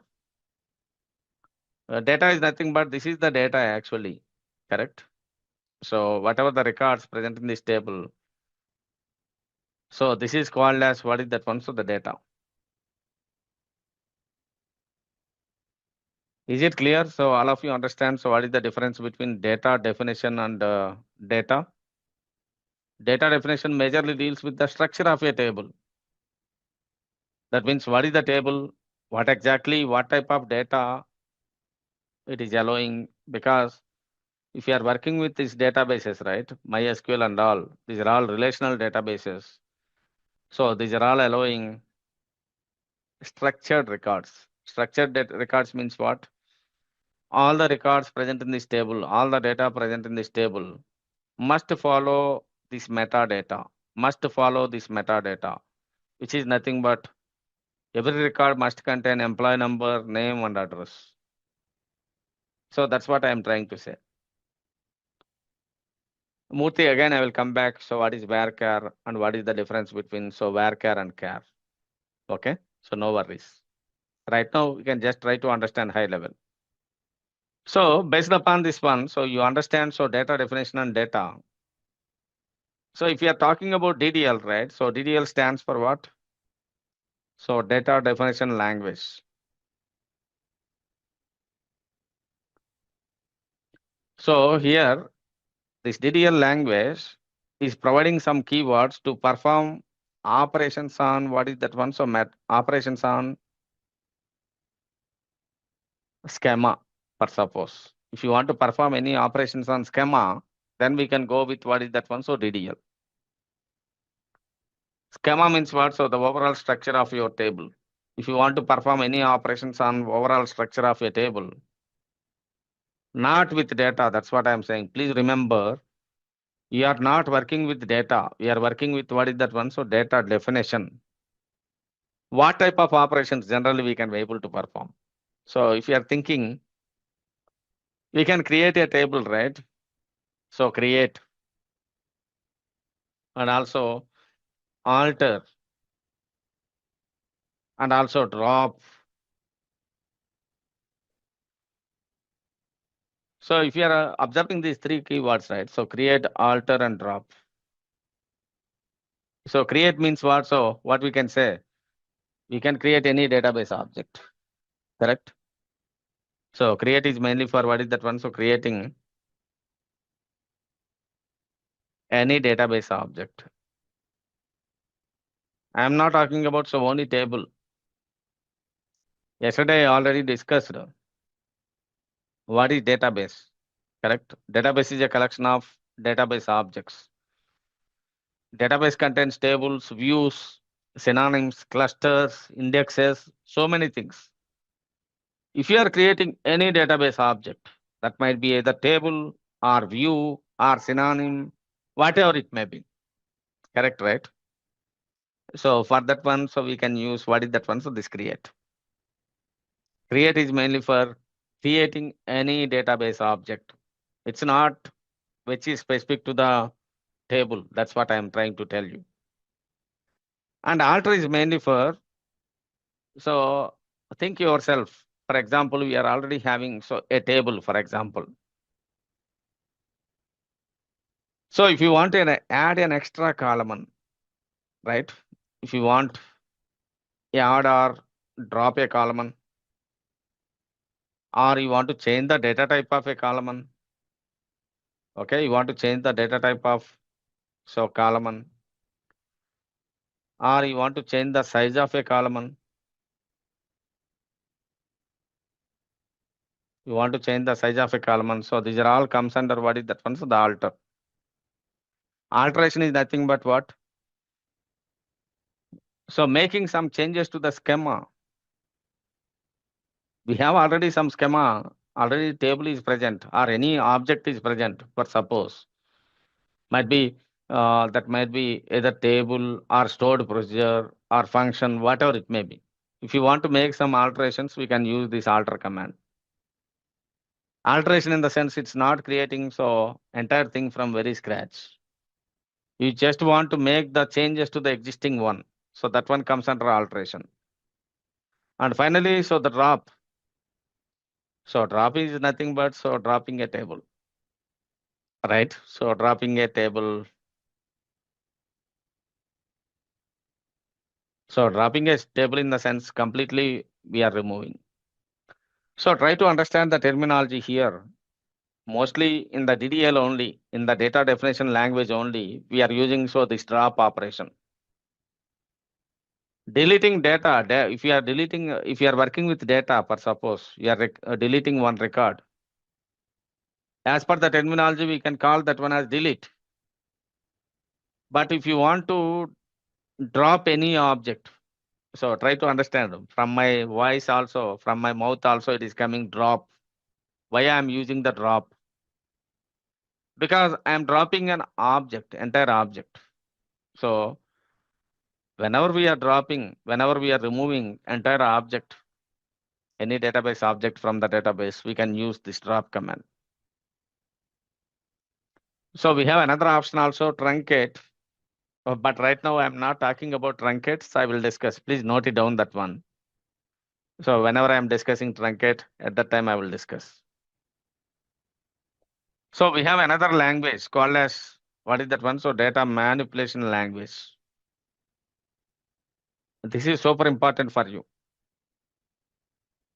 So data manipulation language. So DML stands for what? So data manipulation language. So what exactly data manipulation language? So we are working with data. So that means insert, so update,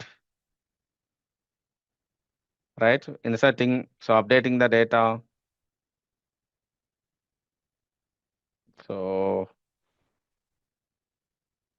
just a second. So insert, update, so delete.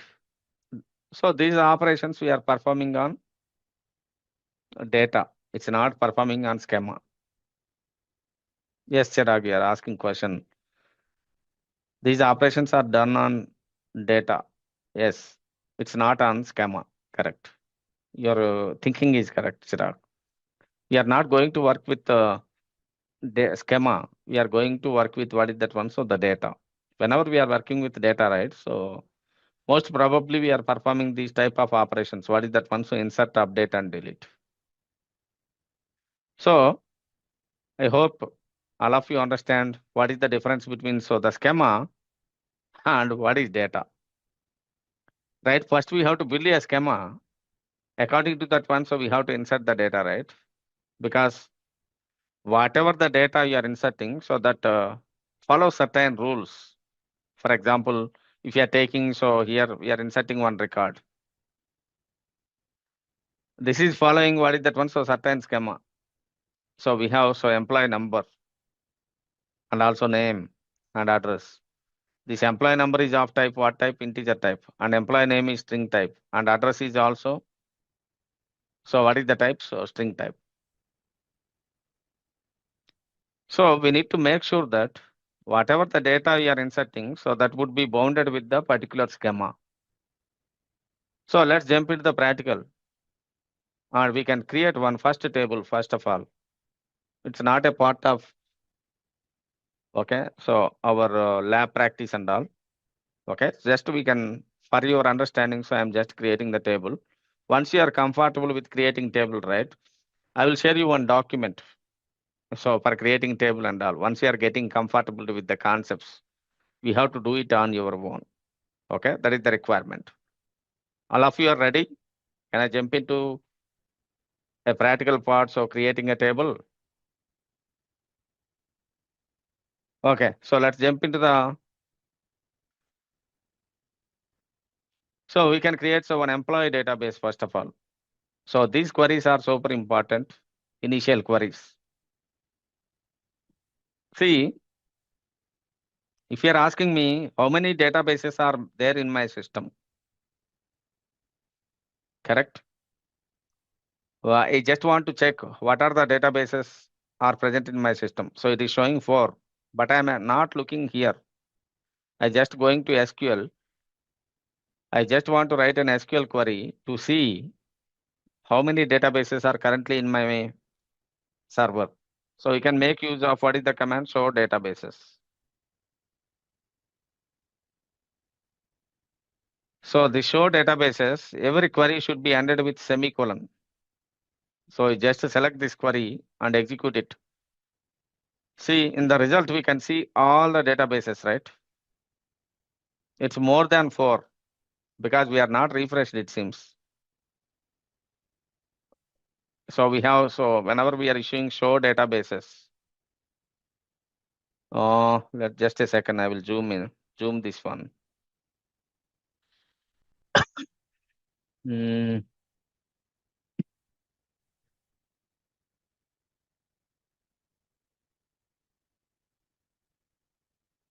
For this, so the zoom option is, I'm getting, so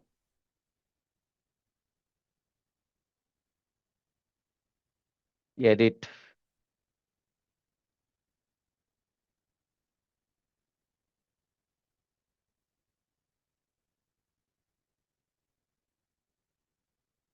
Then the query editor,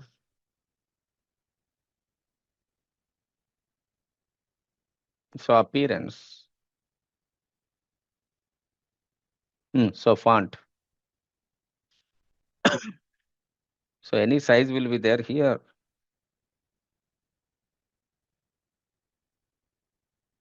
A reset grid, that is okay, but it is not showing any size here.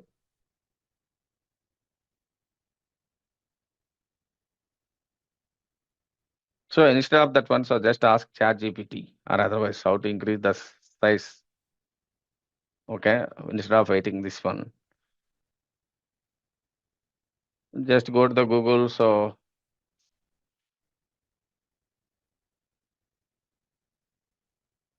go to ChatGPT.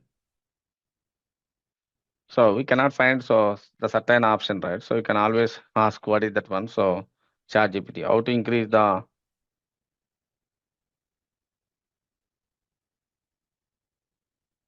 font size in MySQL Workbench.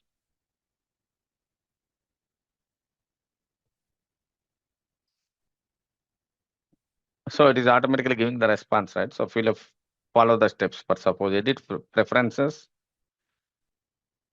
under SQL editor, change the font size and click OK. Method 2.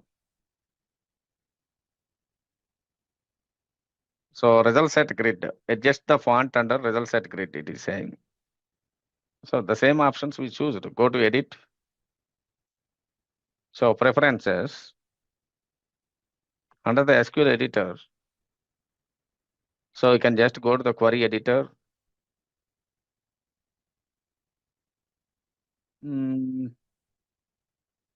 So go to fonts and colors for suppose. What is the options under fonts and colors? Adjust the font under result set grid. So here, so we specify Tahoma for suppose 20. Let's see so whether this one is getting increased or not.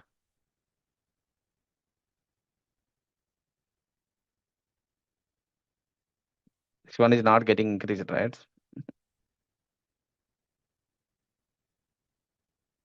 Go to preferences.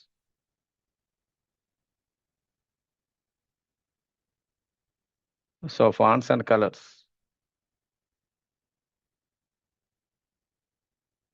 No, you cannot zoom it in the touchpad, so we cannot find any option. So the zoom option here, right? We can find any option, zoom option here. This one is just find option. It is not the zoom option like that. Okay, anyway, I'm sharing this query with you, all of you. So please follow this query. I will just try to increase. Just give me a second. Okay. Don't be hurry for anything. Yes, definitely I will do that one. So just wait. So instead of that one, so let's make my differences here. Okay. So result grid, they suggested, right? That is for result grid. And SQL editor also I'm just increasing. So the size for suppose the 30. Let's close this once and reopen the editor. So now it is coming so properly, right? It is visible now, all of you. Yeah, so show databases. See, it is providing intelligence also. If I'm clicking show databases, so then automatically it is getting populated. If I'm selecting this query and I'm executing, it is displaying so all the databases for me. HR database and all. So this is the query, which is mainly for what is that one? So displaying all the databases. So if you want to write any comment line, so comment line means what? So or suppose if you want to write any comment lines, you can use hyphen, right? Not hash actually. So hyphen, so display all databases. Okay, so like this. So this is the actual query, which is mainly for displaying all the databases. Little bit I am decreasing because it is very difficult to perform operations. I'm just going to, so same preferences, and I'm just decreasing, so the size in SQL editor. So 30 I provided, I'm just making it as 20. So let's make it comfortable. So now it is fine. Or otherwise, so we can just open, so the fresh one. So go to SQL, so now it is fine. So show databases. It is visible, right? Now it is comfortable for you and all of you. So now I want to create, what is that one? So HR database for suppose, or otherwise, so some employee database. How can I create it? So create a database. So called employees, or otherwise employee DB. What is the query? So just a simple query is create database. So what is that query name? So the employee DB. While providing the database name, right? So don't give any spaces. So just provide the database name, that's all. So just I am providing so employee DB. Don't provide any spaces or anything. If you want to specify underscore, that is fine. Just I am selecting this query and I am executing this query. How can you know whether this query is executed successfully or not? In the output, you can see in the last one, observe my mouse pointer. In the output, we can see last one. So create database employee DB, it is green color. Green color means what? So successful. For example, if I am missing semicolon, so if I am trying to execute this query, so then what happens? It is giving error, right? So it is showing red color. Red color means what? So error. What does it mean? So the database is not created. So of course, already it is created. Okay, so always your query should be ended with what is that one? So the semicolon. So all of you please create so this employee DB quickly. And after that, so we'll try to understand so what is table and all. So once you create an employee DB, so you can just put done message in the chat.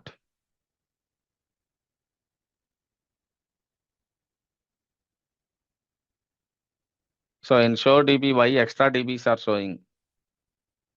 So extra DBs means might be you can able to see the SQL database and also sys database and HR database, right? 3 databases by default we are getting. These databases by default provided by the MySQL for you. If you are asking me what is sys database means, sys database is a system level database. That means even if you are creating a table here, even if you are creating employee DB, what about the metadata for this employee DB? This employee DB metadata also will be stored in system databases, system tables. In system database, there are many tables we have. If you are looking here, there are sysconfig table, right? So internally, whatever the objects you are creating, that may be either database or table or synonym or function, all those information will be maintained in this system database. And these two databases, right? HR database and also Shekila database. These two databases will be provided. Okay, these two databases will be provided for your practice purpose. That means this is we can call it a sample data set. With the help of sample data set, we can able to perform operations, right? But we are going with the Simplilearn data set, what it is provided, and also my customized data set, whatever the topic I'm explaining. That's why we don't want to use the Shekila database and all. Okay, like that. Is it clear? So what is the database we created? Employee DB. So whether this employee DB is present or not, so how can you check it? How can you check it? What is the command to check whether the employee DB is present in your databases list or not? What is the command we have to execute? Show databases, right? So command level I'm asking. So show databases. Now, what is the purpose of creating database? Yesterday I already discussed database is a collection of what is that one? So database objects. If you are asking me what is the definition of database, why we are creating database means inside database we can create so multiple database objects. So database objects is nothing but so what is that one? So the tables, so views, so synonyms, so indexes, okay, so functions, so procedures, okay, these are all comes under what is that one? Database objects. You can create anything inside the database. But first, majorly our focus is on what is that one? So creating a table. So table is mainly for storing the data, right? If you want to create a table, what is the command? So create table. What is the command? So employee. Inside database, I am creating one database object. What is the table name? Employee. So employee number. So in MySQL, so we are providing the data type as integer. And also name. Here this one is varchar of 100, for example. And also the address. So varchar of 100. Right? So this is the way, so we can create a table in MySQL. So here one more extra parenthesis we need to close. But what is this? Employee number is a column and name. And what is the type? So integer, it will accept only what type of values? Integer values. And name is what is that one? So the name of a column. And what is this type? Varchar of 100. So here try to understand. So just high level I am discussing what is the difference between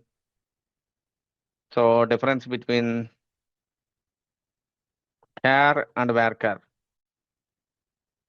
Right? So char and varchar. If you are asking me the difference between so the char and varchar, so the char is mainly for representing so fixed length characters. Okay. If you are talking about so the fixed length string and also variable length string. So we need to understand these two things, fixed length string and variable length strings. So what is fixed length string? For example, let's say for the name, you are providing so char of 10. So that means you must provide so 10 characters for the name. You must provide. For example, if I am providing Subbu, how many characters this string is having? So anyone, can you please tell me? 5, right? 5 characters. But what happens means it is appending some spaces, 5 spaces additionally. Why? Even if you are providing 5 characters, but the char is considered as what is that one? So the fixed length string. So even if you are providing the name as 5 characters, it will take it as 10 characters only. Remaining characters will be appended with some spaces. It's a bad drawback, right? If I'm asking, so what is the length of the name? It is providing so 10 characters. Even your name is, so only 5 characters. It is not providing. So what is that one? So the length has 5 characters. So fixed length means what? So even whatever the length you provided, for suppose here I am providing so 10 characters, exactly it is going to allocate memory for 10 characters. But what about variable length string?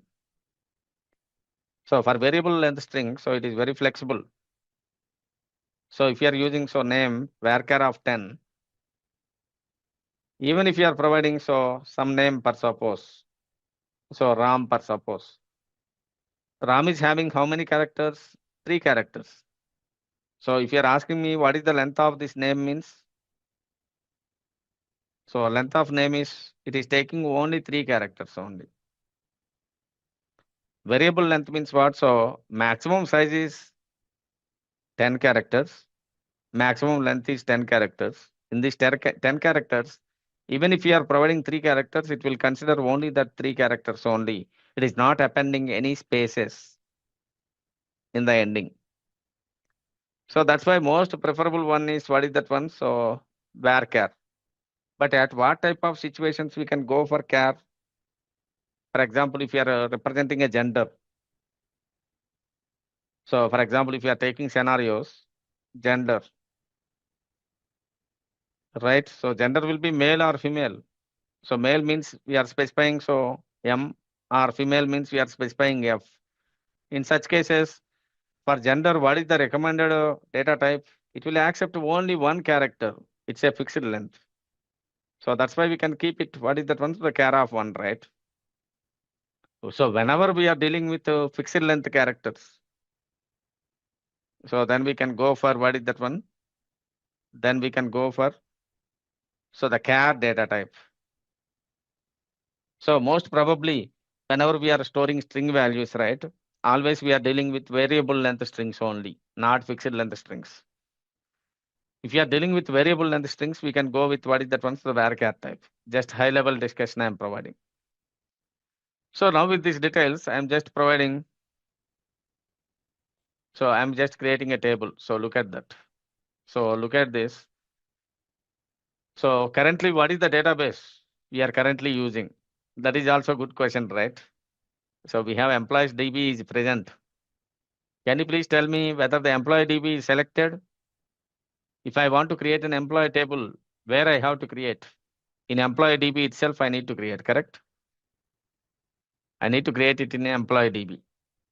Yeah, so for that one, so we have to make use of, what is the command? So use, so employee DB. So if I'm specifying use employee DB, so you can look at that. See, this employee DB is getting highlighted here. What does it mean? So now currently selected database is, what is that one? So the employee DB. So currently I selected this employee DB. So in this employee DB, I need to create a table. Okay. So please remember, only creating database is not enough. You create a database, but inside the database, if you want to create any object, first we have to select the database, right? On which database we have to create the table. So we have to select, what is that one? So the database. So for that one, what is the query? So use employee DB. This one is mainly for selecting the database. So next step, what we have to do? So we have to create a table inside the employee DB. So how to create a table? So inside this employee DB, for suppose. So creating.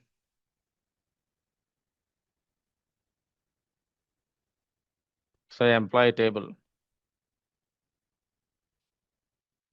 So if you want to create an employee table, so create table. So this is the common syntax. What is the table name? So employee table.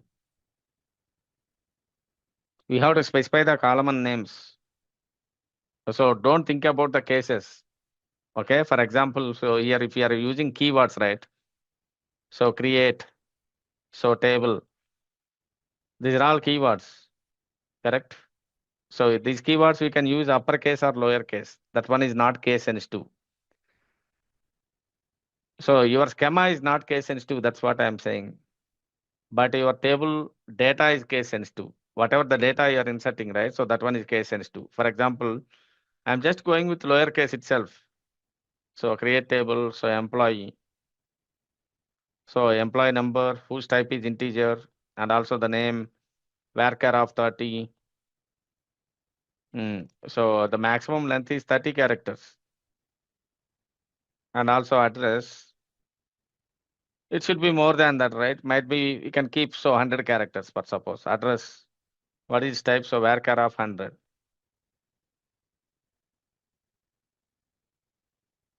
So let's execute this query. So it will create a table. So my question is, how can you know whether the table is created or not? Anyone, could you please type it in the chat where I can check? Where I can check so whether the table is created or not. In the bottom, you can see, right? So first initial option is whenever we are executing the query, we can able to see the output here. So create table employee, this one is coming green color. So just read it. So that means the table is successfully created. And also additionally, so currently selected database is what is that one? So employee DB. In the employee DB, if you want to see all the tables, right? So see all the tables. Then we can use command. What is that command? So show tables.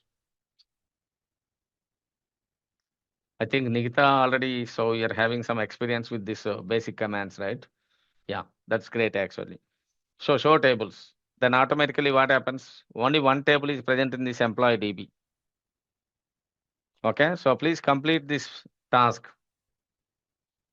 First, make sure that we are using so the employee DB, and after that, so create an employee table, and also just check show tables.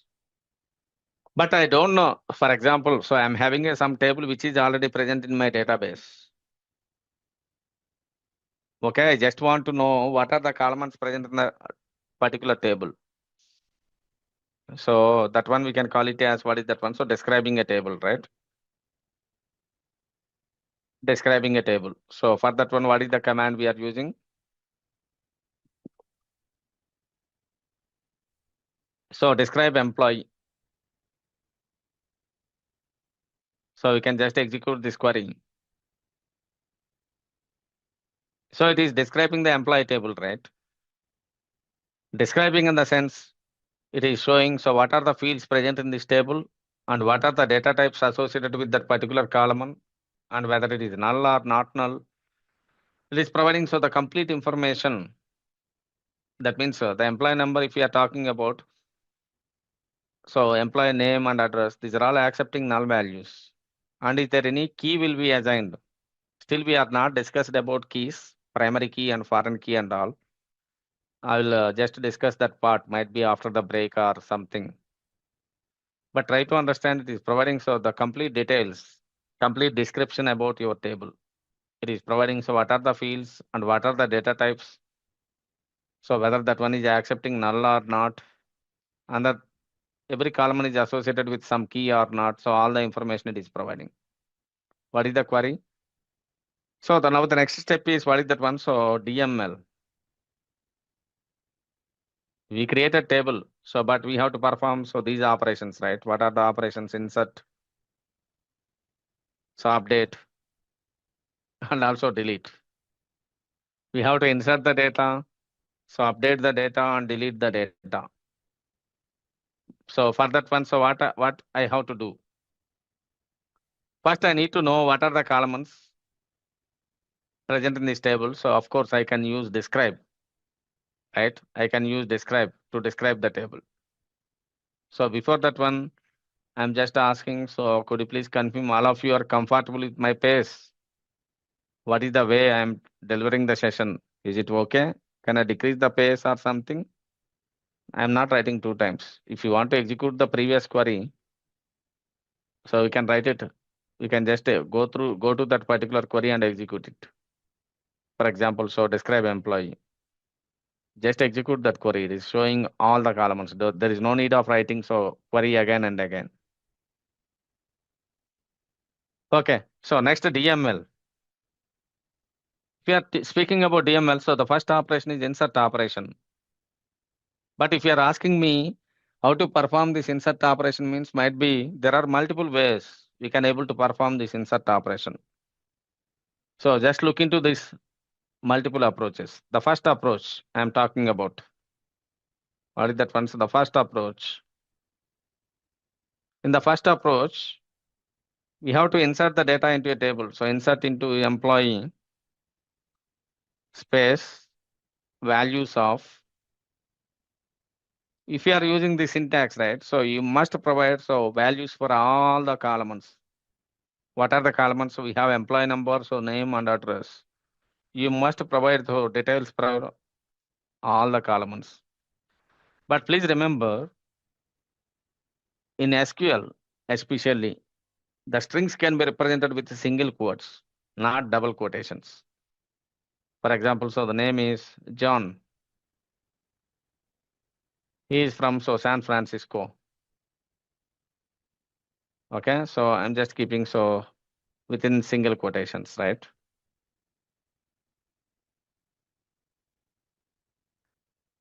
So generally in C language or Java or some other programming languages, most probably you can see strings are represented with double quotations. But when coming to the SQL especially, so the strings can be represented with only single quotes. Please remember that point. And also try to understand the syntax. If you are observing the syntax, insert into employee. That means I am inserting the data into employee table. But I am not specifying for which columns I am inserting the data. Please try to understand here. So one key important thing, I don't want to insert only specific columns. I want to insert data for all the columns of this table. Correct? Because I am specifying so just employee. Of course. So you must provide values for all the columns. Yes, I provided. So there are 3 columns are present. I provided all the values.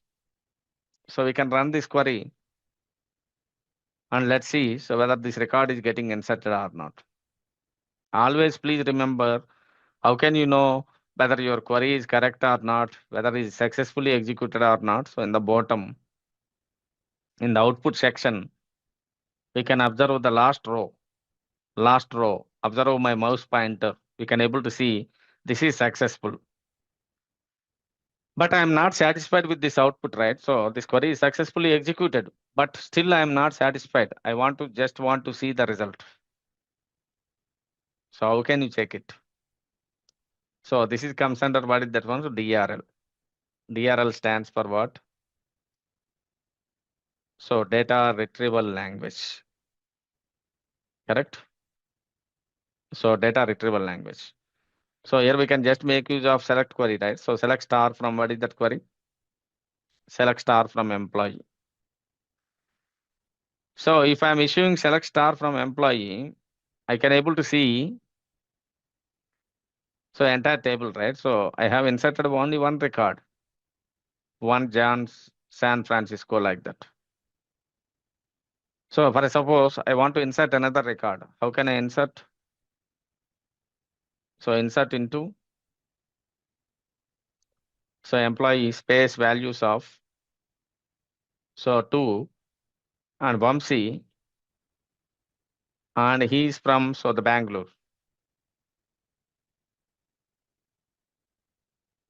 So we can do it like this. I'm just inserting the second record. So just insert this record. It is successful. How can you know? Just execute so this DRL query. So, but what is the problem here? Let's say all the situations, I am not providing so details for all the columns, right? So let's say I take a situation for suppose, I want to insert only the data for specific columns. I don't want to insert value for address. Insert into employee. So space values of so 3 comma Rajan. Okay. So Chennai. So if you're asking, so for example, I am not inserting the address. Only two values I am providing. Whether this query will execute, anyone could you please guess it, whether this query will execute? No. Why this query cannot execute? Any suggestions? So the reason is this query in the employee table we are having 3 columns, but we are providing only values for how many columns? 2 columns. So in such cases, if you are using inserting data into the employee table, you must provide the values for all the columns, correct? So in the third column, if we are not providing, so automatically we are getting error. See, look at this. This is wrong. What it is saying? So the column count does not match the values count. So for that one, so additionally we have to specify what is the value. So null value. Because I am not inserting any value specifically, especially. So we have to provide what is the value, so the null value. So now it becomes 3 values, right? So 3 Rajan and also null. So you can just select and execute this query. So now we can run this query. So we can see. So it is getting inserted, right? So that means if you are not having a requirement to insert the third value, but you must provide the value instead of that one, so you can just keep null. Or otherwise, so similarly, so you can just provide, so open single quotation and closing single quotation, right, for the string values. So which is nothing but empty, right? So if I'm just executing this query, this one also will work. So now we can just select the data from the table. It's already present, the query is. If I'm trying to insert the just getting the data, see, look at this. This one contains null value. This one is empty. So 3 Rajan, 3 Rajan. So this one is getting repeated 2 times because I executed this query. So the same record I am inserting 2 times, right? So like that. So try to understand whenever we are following the syntax, right? So always we are not inserting for all the columns in a table.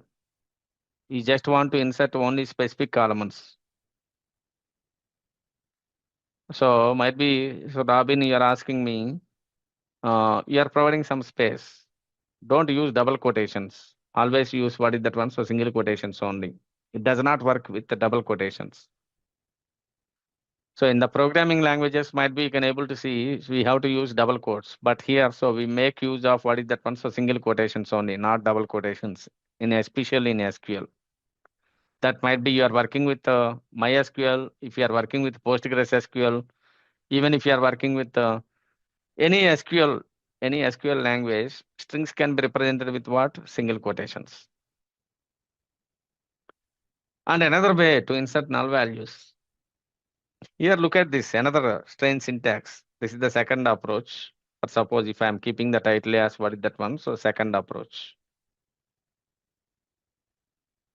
So second approach for inserting, so the columns, inserting the data into a specific columns.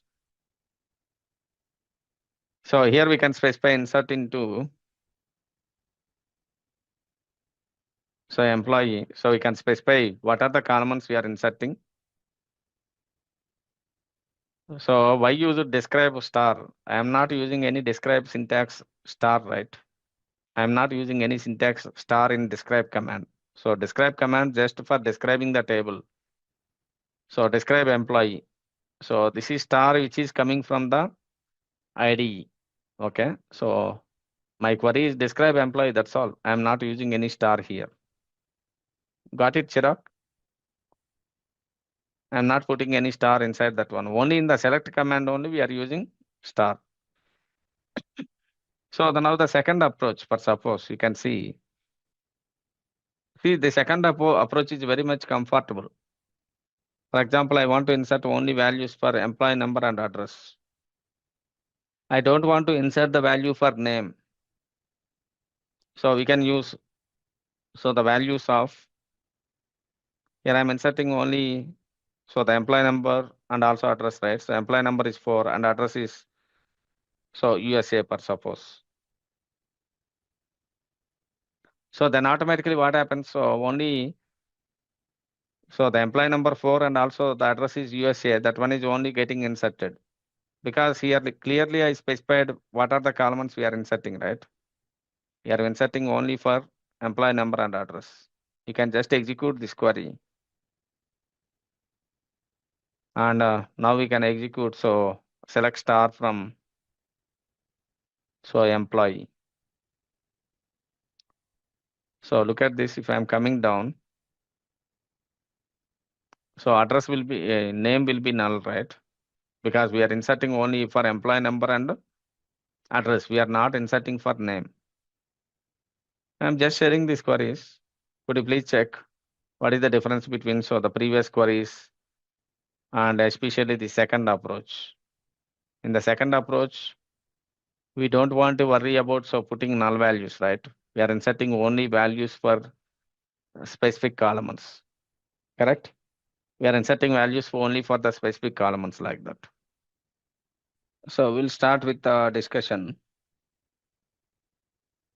So up to now, so we inserted the data. So just get the data for suppose. So select star from what is that one? So the employee table. And after that, I will give you some exercise for you. You have to complete that exercise. So select star from so employee. Now look at this. So if I'm executing this query, so I can able to see all the details of employee, right? So whatever the details that are present in employee table, all the details are present here. But what happens means I want to delete this record. So this record is coming twice. This record is inserted twice, right? I just want to delete this record. So please remember, so generally what happens means in real databases, we don't want to encourage to insert to duplicate data. But that one I will discuss later. But as per the current scenario, we want to remove this duplicate record. Might be somebody is asking, right? So we have so duplicate records. I want to delete this duplicate record. So for that one, so we are going to perform another DML operation. So what is that one? So deleting a particular record. So deleting a particular record. So how can you delete it? So we can make use of delete command, right? So delete from. What is the syntax we have to follow here is delete from. So the employee. So where. So here where is a keyword which is mainly for specific here because so what happened means the name and also the employee number both are same. In such cases, what happens? The two records are getting deleted. So we can execute this query. So we can see the two records are getting deleted. I am getting an error here. What is the mistake I made here? You are using safe update or something. So the option is showing, right? All are getting this error. So I am sharing this command with you. So all of you please execute. So we are getting this error. What is that one? So safe update. So for this one, so safe update, we need to change some settings. So in Workbench actually. Okay, so just copy this error. So whatever the error we have. So I'm just pasting it in the chat GPT for suppose. I know where we have to tweak. So anyway, so we have to identify the solution, right? You're all having access to the chat GPT. We need to understand the feature of chat GPT as well. So paste that error. So what it is saying, it is suggesting so some of the options. So it is saying some options. So set SQL saved updates equals to 0. So we have to execute this query. It is providing some solutions for us. But I'm asking ChatGPT in Workbench. So in MySQL Workbench especially. So what is the setting I need to change?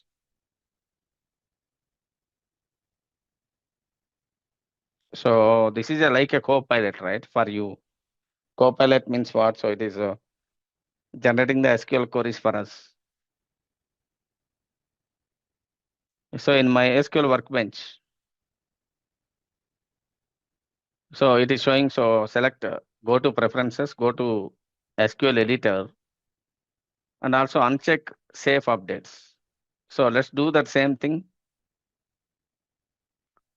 So we have to go to edit, preferences. In the preferences, go to the SQL editor.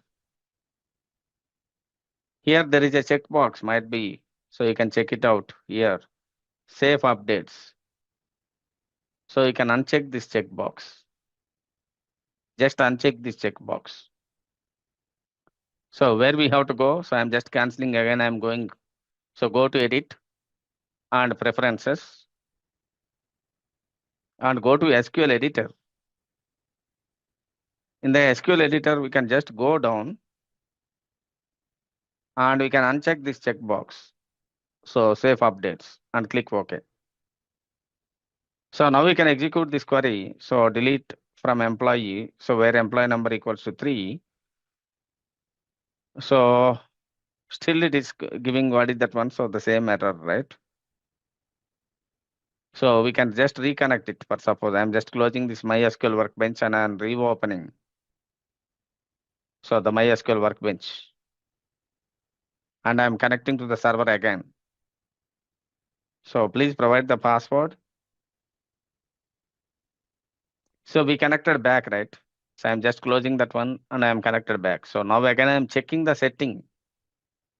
Go to edit preferences and go to SQL editor and go down. So we can able to see this one is unchecked, right? So that is fine. So now we can run this query.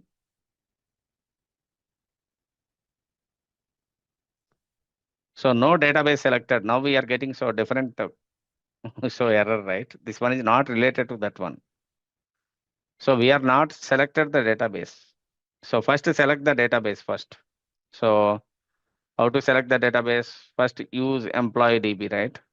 So this is the query we have to execute. It is successful. So now come down.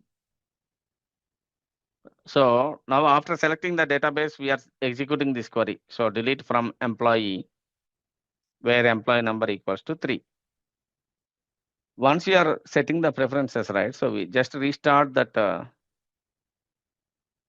MySQL Workbench. We just close it and open it again, connect it back. So automatically your settings will be getting updated. So just execute this query. So all are getting the results or not. So how can you know? So I need to just retrieve the data from database, right? So select star from employee. So the employee number 3, that record is getting deleted. That is no longer existed here. Okay. So it is working fine. So you just try it out and like this code snippet once you are done with that particular task. If you are feeling difficulty in identifying that option, so again I am repeating, you just go to edit and preferences. In the preferences, we can just go down. So select query SQL editor and just go down to the bottom. And this one by default it is getting checked. Uncheck that one and click OK. And restart your MySQL IDE. So that means MySQL admin, MySQL Workbench, we can just restart it. So that is sufficient. So automatically we can able to execute the queries. So safe updates are disabled. So this is for deleting, right? So we deleted the record. But think about, we are already having, so you just restart NILM. I think you are working on so the company portal, right? Is it correct? Could you please share your screen? That would be helpful for me to figure it out what exactly the problem. Yeah, Yeah. I'm sharing my screen. Yeah. So I did log out and log back in. Can you see my screen? Yeah. So, but a bit very font size is very less. No worries. You can run. Let me check. So I did, I logged out and I checked this back again in the So it's in a preferences. company environment, right? So not required actually. Yeah, so that Actually, means in Simplilearn environment, so it's not required to execute that command. So let's try it out. What is the so error this we is, are getting here? Also, you are getting safe updates. yeah, I did get the save update error. So I unchecked that, and this is the same error that I'm getting. You're using the Show save me update. that error. Might be. Can paste it in Oh, the chat. Copy that one and paste it in the chat.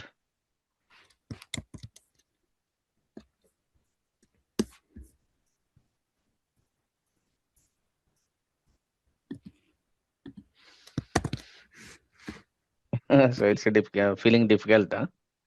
You're looking. yeah, it's just how do I scroll this up to see the whole message? Because I see it says Yeah. So what happened means you can just put a cursor on the particular point. Might be you can able to get it on the something. edge of that one.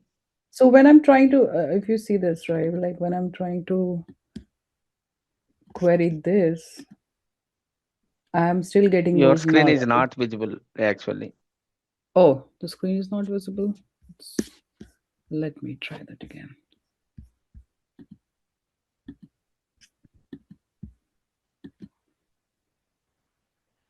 Yeah. Okay, is it visible now? Yeah. Okay. So it's not updating. It's not deleting. You are saying correct? The delete query command is not working. So if I run this, So for that one, so only the thing is you have to observe the output. We can just drag up. So I will show you. Just give me a second. Where we can how to drag that one. Okay. yeah, it should be like usually it You just see here. Look at this. We can find drag option. If you are putting the cursor like this, can able to find it. See, if you are putting the cursor here, so it is the cursor icon is getting changed, right? Yep. You can drag and up and down. Okay. So Could you please check it out? So the same thing is happening for you.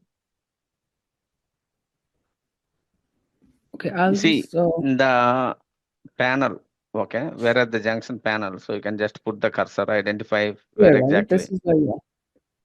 So you can Is share this your like screen. this? You can share your screen. Yeah. Oh, it's okay. Stopped again. Okay. It's okay. It's visible.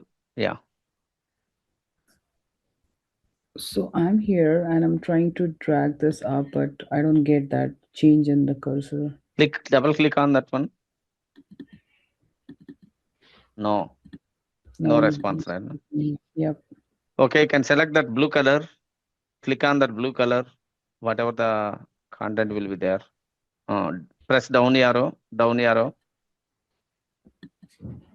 Nothing is coming. No. It just says I can read it. It says you're using safe update. Yes. Yeah, that's the only Up and down message. only.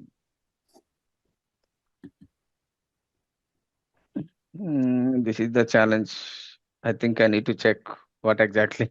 So how to drag that one up and down and all. Okay, I will check You and I see, will let you right? know. Like here, yeah, in this, the preferences have already been unchecked, so that should not be the That case. is not the problem. So if in the preferences not required to uncheck also. By default, did you check? Yeah. Did you check that one? Yeah, So it was checked. Yeah. So I did uncheck it that, and then I closed this link and I reopened closing in the sense again we it have to again. reconnect to the server, reconnect it, correct? Yeah. Yep, I did that. Okay. Okay, please keep hold the problem and you can Okay. just drop a message. I will let you know what is Yeah, the thank you. exactly the solution for that one. What exactly happening. So, sorry, Neelam, could you please share your screen? So I just want to reiterate one more thing. Okay, Once you sure. reconnected, right? Did you selected the database? Oh, actually, it just came up. I Yeah, didn't okay. have to. So use database. We can just select the use database command and execute it first. First, if you want to perform operation, right, use employee DB at line number Okay. 3. Mm-hmm. So just select that and execute it. Okay. Why? Because you reconnected, right? So you're not selected the database. And after that, Okay. now we can execute delete command.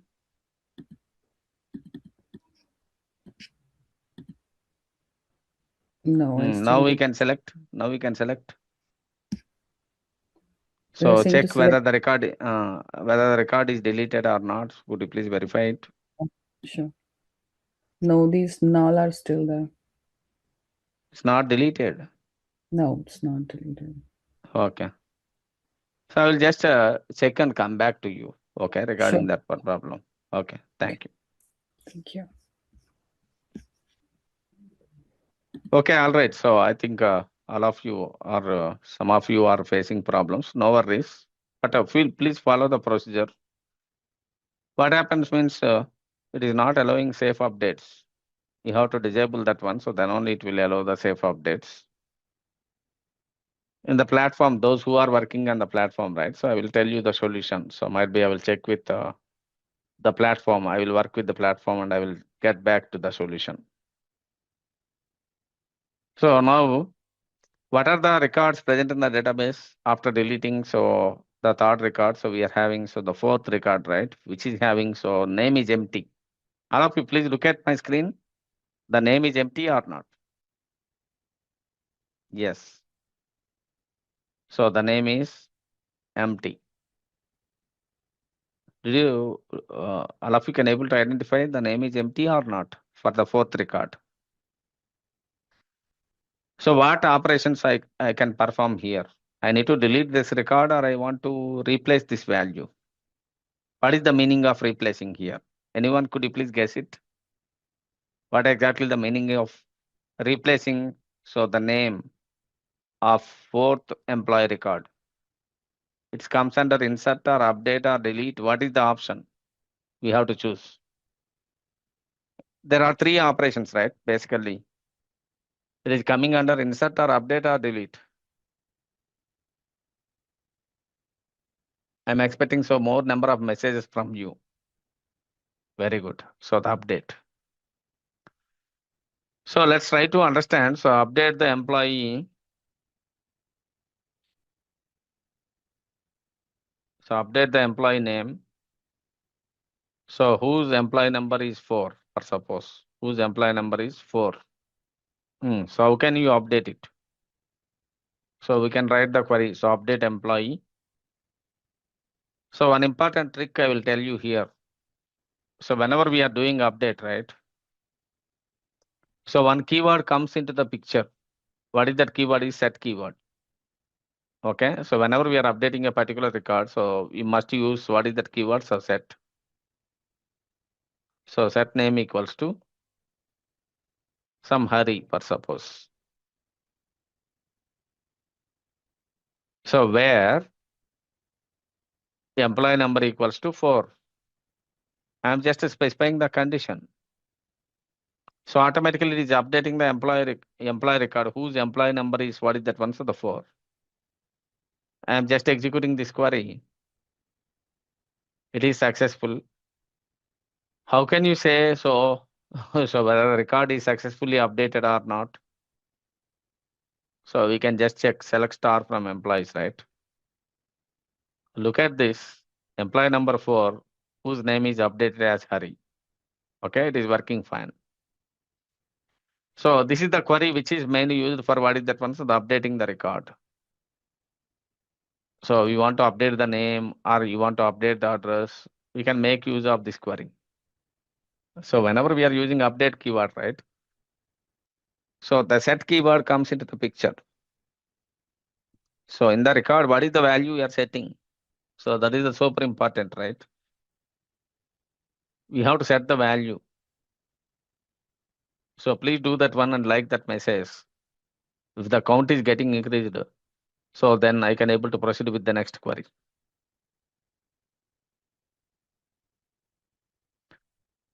So similarly, I can able to see there are multiple records I need to update here. Right? If I'm going down, I think there are no records with empty data. Okay, so I want to update the employee record whose employee number is 4 and I want to update the address. What is the query I have? I can write it. So update employee.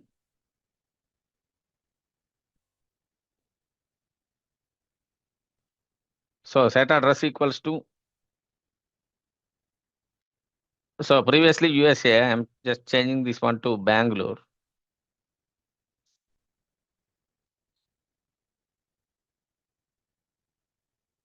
So where employee number equals to what is the one? So the 4. If I'm setting so where employee number equals to 4, then what happens? Already employee number 4, address is USA. I'm updating with what is that one? So the Bangalore. I just executing this query. You can see, so the details are getting updated. How can you know? You just execute this query, right? So select star from employee. So look at this. Hari address is updated. Hari address is now so the Bangalore, not USA. So like that. So I'm just sharing this command with you. So might be you are asking me at a time can I update so multiple columns? Yes, of course. You can update name also for suppose. If you want to update the name for suppose.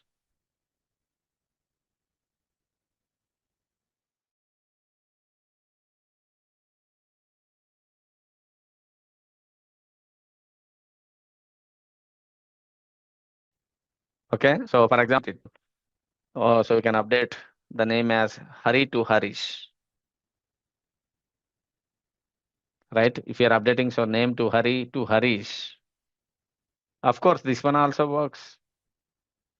Now we can just execute this query. So by selecting this query,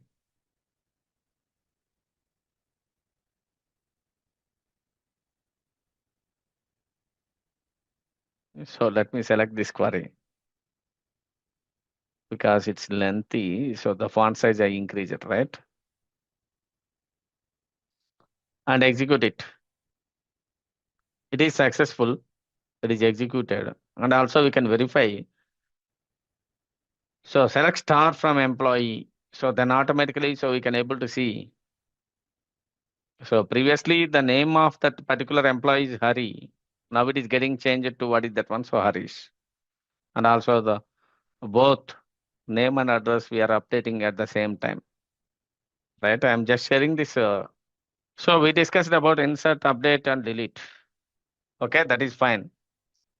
So let's see how we can make use of AI tools to learn this, how to create a table and how to insert the table and all those stuff. I'm showing it in multiple AI tools. For suppose, initially I'm going with ChatGPT. All of you please look into this one. If you are new to the, what is that one? So the SQL, right? So this ChatGPT and AI tools will help you in a better way. So how to create the tables and all. Here we can use some persona pattern, right? What is persona? So we are just assigning some role to the ChatGPT, right? Any AI tool, if you are interacting, so we need to assign some persona. Persona is something like, so act as SQL developer, for suppose. or otherwise. So MySQL developer, especially I'm working on so the MySQL, right? So MySQL developer. Explain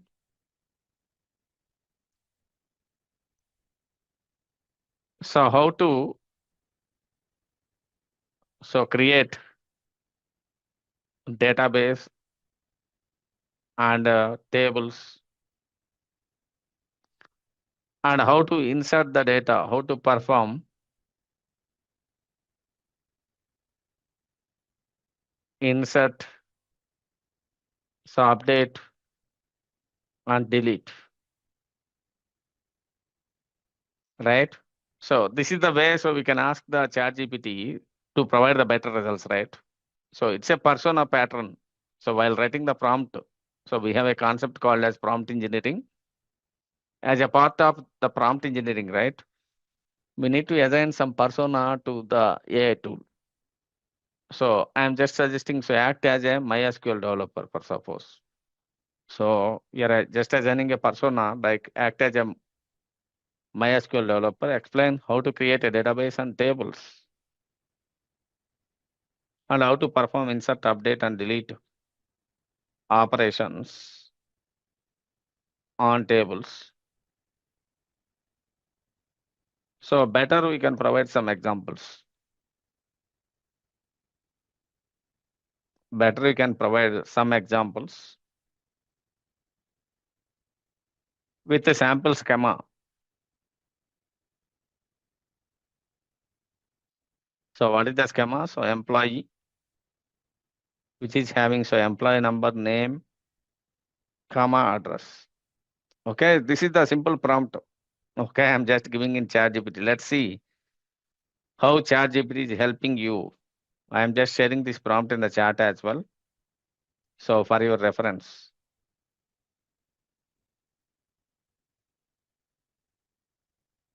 So if you want to make changes, yes, of course, we can make changes also. Okay, let's see. First, initially, how it is generating and all. If I'm executing this one, so automatically the ChatGPT is understanding my question, right? It is generating. So I'm not provided with any database name. So it is creating so company database, and also it is using company database, and it is creating a table, but especially whatever the schema is specified. And it is adding so some primary key and all. So you don't know what is primary key and all. I will discuss about that one. No worries. So I missed some context. Don't use any constraint or anything. So it is saying so inserting multiple rows and all those stuff. So I am opening a new chart. So same query I am using. Same question. So act as a MySQL developer. Explain how to create a database and tables, and how to perform insert, update, delete operations on the tables. So better you can provide some examples with sample schema. And I'm mentioning especially don't use constraints. Okay, so I'm just mentioning don't use constraints. Okay, so then automatically it is not using any constraints. So like primary key and all. So it is creating only plain table, right? So like this, it is not adding any primary key or anything. So could you please check it out? So in the chat GPT, so whether this one is working properly for you or not. I will tell you with the different tools. That's what I am saying. I'm just asking about so chat GPT, which is a common tool. Whether you are getting so the perfect queries, whatever you written, say yes or no. But the prompt, which is very, very important. So we are using some persona pattern. So especially here, so don't use any constraints. Up to now, we don't know about what is constraint and all. We learned about only how to create the table, first how to create the database and how to use the database and how to insert the data and how to delete the data and how to update the data. So all these things are satisfying properly, right? Okay, for suppose, might be you're asking me a question. It's not like that. So I am new to this area. For suppose I am from marketing. I am from medical. For suppose healthcare. I am from manufacturing. How can you ask ChatGPT to explain these concepts? Here, look at this. We are using different pattern.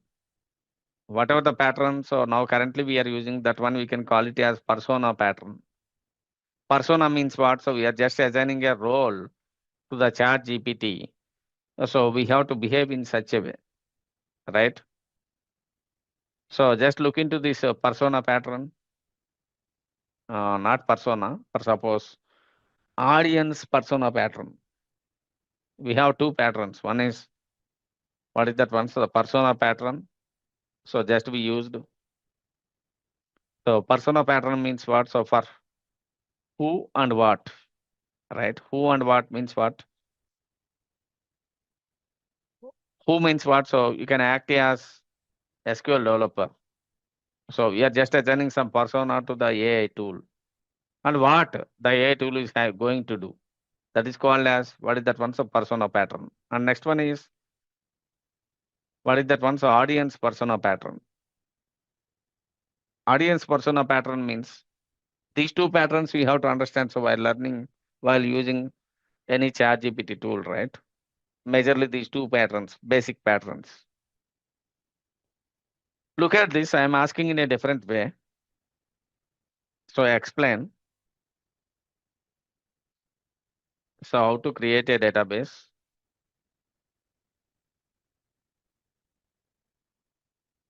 on tables and inserting. So, and how to insert. So you can mention whatever you want, how to insert or update or delete data into the tables, how to insert or update, delete data in the tables.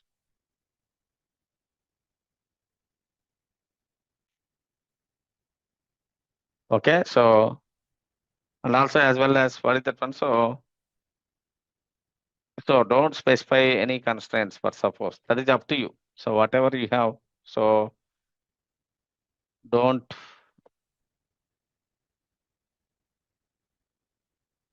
or otherwise we can specify. So explain how to create a database and table and how to insert, update and delete data in the table to a marketing person, for suppose. Here I am just specifying what is that one's audience. So for whom you are generating the content. So to a marketing person, for suppose, marketing professional. So I'm just keeping marketing professional. And don't add any constraints. So just I'm keeping extra assumption. Don't add any constraints. And suggested schema is employee. So which is having employee number, name, and also address. Right? So let's see how it is generating. But what is the problem? I made a mistake. By default, it is understanding MySQL. So I am not specifying any MySQL keyword. Okay, it is creating the marketing DB. And it is creating employee table for you. And it is inserting the data. So that means it is keeping. So I am explaining to the marketing person how the table will be created and all. This one is called as, what is that one? So audience pattern, audience persona pattern. So we are explaining something to the particular audience, might be salesperson or something like that. So let's change this one to, so just copy this query just change this one to healthcare department for suppose. So just I am copying this query. So I have to create a database and table, and how to insert the data, delete the data in tables in MySQL to a healthcare professional. I am saying for suppose. So your job is what is that one? So healthcare professional. So to a healthcare professional, and don't add any constraint. Okay, so don't add any constraint. And the suggested schema is what is that one? So employee number, name and address, and explain details. So just I am putting so that prompt. So the pattern, so what we are saying, so healthcare professional does not know about SQL. He don't know about SQL, right? So might be he never used. So might be he is attending this training. After this training, might be you are getting some doubts. So you can ask ChatGPT. It is providing so perfect details for you. What is the database we are creating? Why we are creating the database? It is providing so clear details about how we can create an employee table and what are the columns, and okay, how to insert the data. So it is giving some examples also for you. So this is one tool, right? And also it is suggesting some other options also, like what is the database? Hospital database, table is staff register. Okay, so something. So one employee record. So you can just go through this one so for your practices. Is it clear, all of you, what I am saying? This would be helpful for you. This prompt patterns. How can you generate the prompt? So there are two patterns. One is persona pattern. So act as expert in SQL, act as SQL developer, and write a query for this one. So automatically the chat GPT or some other tool will automatically generate the query for you. So might be you're asking AI. So please provide some exercises. So related to this. So related to this schema. So automatically the chat GPT is providing some exercises for you. So it is providing so level 1. What are the things we have to do? Okay. So level 2. So the update practice. It is giving so many details for you. You can just go through that once and complete the exercises. So what is the tool name? Perplexity.ai. Okay, this is the tool. I think 2 days back only this is getting released. This one is special, so it is providing so multi models. It is using so multiple models to generate the response. That means the response will be very efficient. We are saying so same prompt, right? Act as a SQL developer,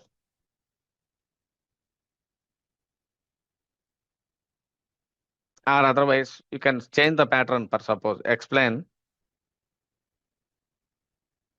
So creating database and tables and inserting, so updating and deleting data in MySQL to a functional person. Okay, so to a functional person, to a functional employee. So that means they don't know about what is that one, so how to, what is the technology and all. So to a functional employee working in HR department, for suppose.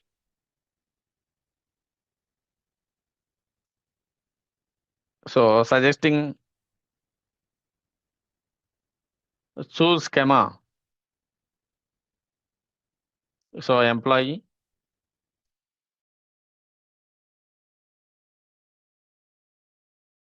of employee number, comma name.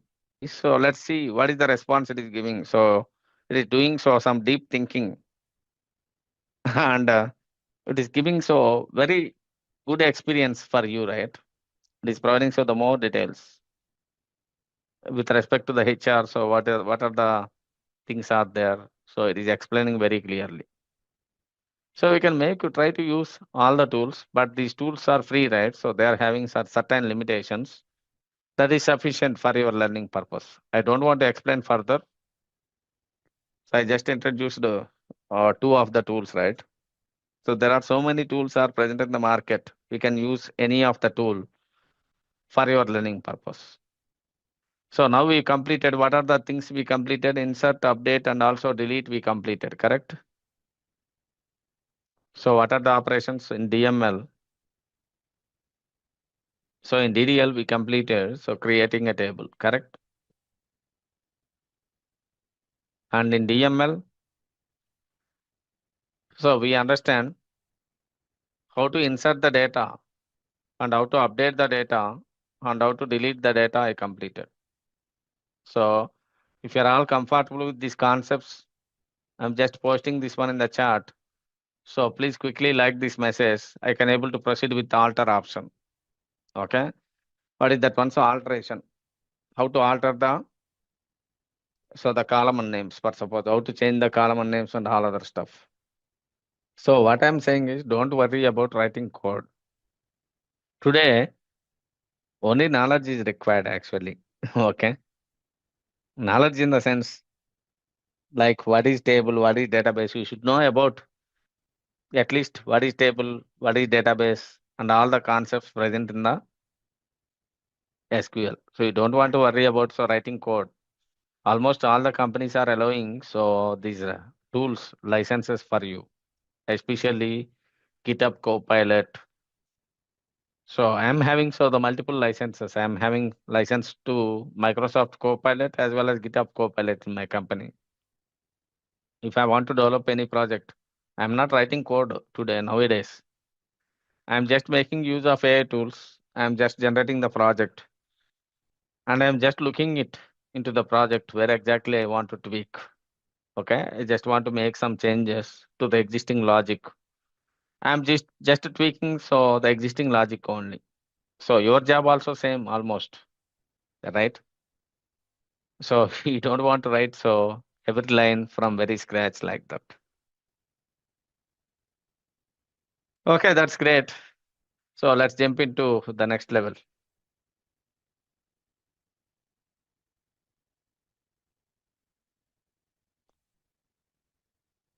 So for example, one more thing I want to tell you. So I'm just opening the VS Code for suppose. So these are all Python projects. Let me open a new folder or otherwise. So I'm just creating one SQL file inside this. So sample.sql.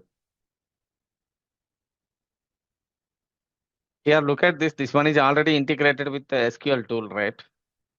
Sorry, it is already integrated with what is that one? So one of the AI tool. Here it is asking Control+I to write the prompt. So if I'm pressing Control+I, it is asking what is that one? So generate the code. So you can write the script here for suppose. What is the script? I can write it. So act as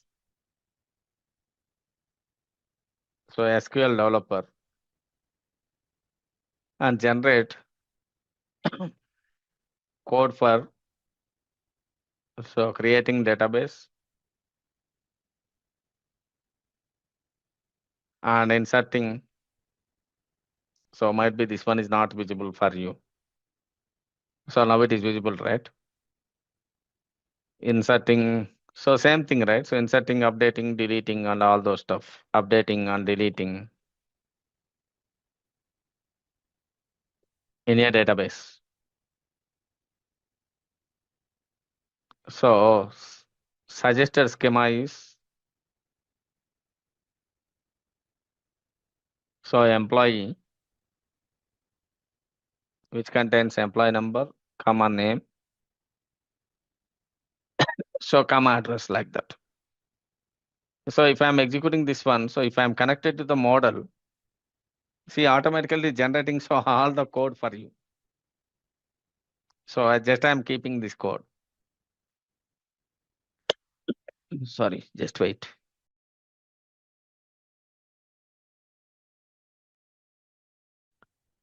See, it is just generating so the line by line, right? It is not including any content. It's more interesting than that, right? So when compared to ChatGPT and all. So it's creating database. So create database banking DB. And inside that one, so it is creating an employee table. And it is inserting the data into the employee table. So every query is written by the GPT, so the model itself, the AI itself. Whatever I discussed, but suppose updating, so employee table. So it is automatically generating accuracy. Accuracy means what? So it is generating, so whatever it may be. So in my machine, so there is a model called as Codex. Okay, you can see here.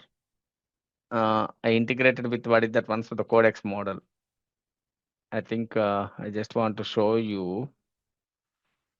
Can just go to the, if you are installing Visual Studio Code, right? We can go to the extensions. So this is the model actually. It's the Codex model. It's not free. Up to some level, it is free. Okay, so for training purpose, it is okay. You can install this Codex extension in VS Code. So automatically, it is just generating. So for training purpose, right? So you can able to make use of this tool, right? So no worry about what is that one. So writing code manually, even if you are making mistakes, you can just check with this whatever the code generated by the AI. But truly, I am suggesting first in the course, while learning the course, right? First, we can write it manually. But if you want to improve further, right? So you can just make use of AI tools. Don't rely on AI tools completely. So if you are asking me, so whether the AI tools will generate the accurate code means, I can say 100% not correct. Okay. So that is one important assumption I want to talk about. Correct? 100% it will not generate accurate code. So as a developer, you should know what is the concept, how to write the query and all. You should validate whether that query is correct or not. So that is super important. Is it clear, all of you, what I am saying? AI models will always hallucinate. Hallucination means what? So it is not giving so the exact answer what is required for you. We need to tweak the prompt. We need to use some patterns like persona pattern and also audience persona pattern. So different types of patterns to get the exact answer. If you are normally asking like a question to your friend, it does not give answer. It will hallucinate. So you have to mention, so act as a super SQL developer. Okay. So you have to assign some role or otherwise explain. So the SQL queries to the non-techie, per suppose, non-technical person. They don't know about technology. How we can explain? So please explain. So use the scenario. In this way, if you are giving the question, so the AI models is going to produce better answers for you. Is it clear, all of you? What I am speaking, all of you can able to get it? Can I proceed further? Yeah. So this would be more helpful. So try to use ChatGPT. So that's what I am saying first initially. So we created so the employee table. Of course, you understand. So insert data, update, delete, and all those stuff. But let's think yourself. We have an employee table, right? So what is the table? So employee table. So which contains what are the columns? Employee number, whose type is integer, and the name. What is the type? Varchar of 100, whatever it may be. Varchar of 100. or varchar of 30 might be this one is varchar of 30 and address will be so varchar of 100. So I want to add an extra column, right? I just want to add an extra column called as salary. So salary is of type int. So if you want to make any changes to the schema, so again I'm repeating, if you want to make changes to the schema, so changes to the schema, so then we can go for what is that one? So alter command. Can you please tell me this alter command comes under DML or DDL? So DDL. Create, alter, drop. Create, alter, drop. These are all comes under what is that one? So DDL commands. So alter means what are the operations we can able to perform under alter? We can add column name, add or drop. So we can add or drop column. And also we can change. So the size of a column.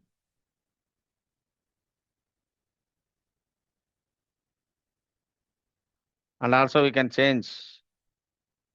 So the data type of a column, right? So we can change the data type of column. We can change the size of a column. So all these things are possible with the help of what is that one? So the alter command. So let's see how to work with this alter. So first we can try to add column and let's observe. We can take a support of ChatGPT also. First describe this table. So describe employee. Let's see first what are the columns present in this table. What are the columns present in this table? So we have 3 columns, right? So employee number, name and address. I want to add another column. So what is that one? So add, I'm just keeping, so add another column.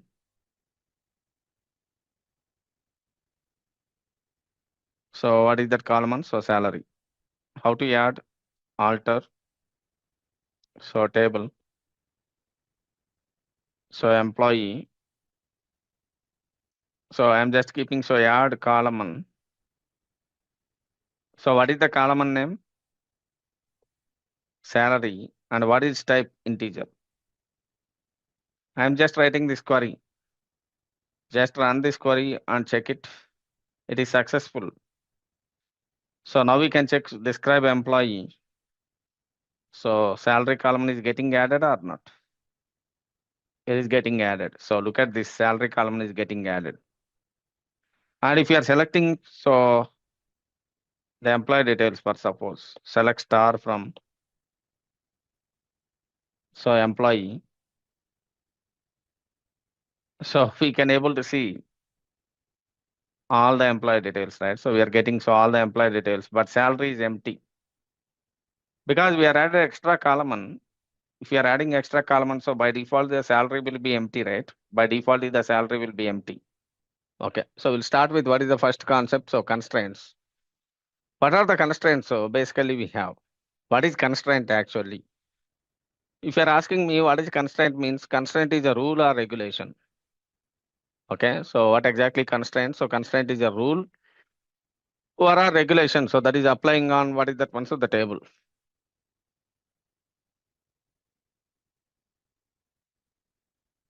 So it's a rule or a regulation. So applied on a columns of a table. Applied on what is that one? So the columns.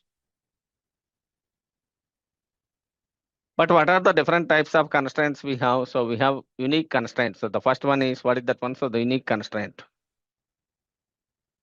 We'll see all those things practically. So first try to understand what exactly unique constraint. We have an employee table. So employee number, name and address.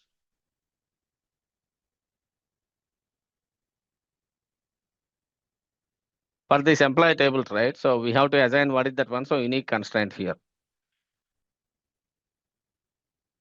For example, so I am applying so unique constraint here. So what is unique? Unique means it does not allow duplicate values, right?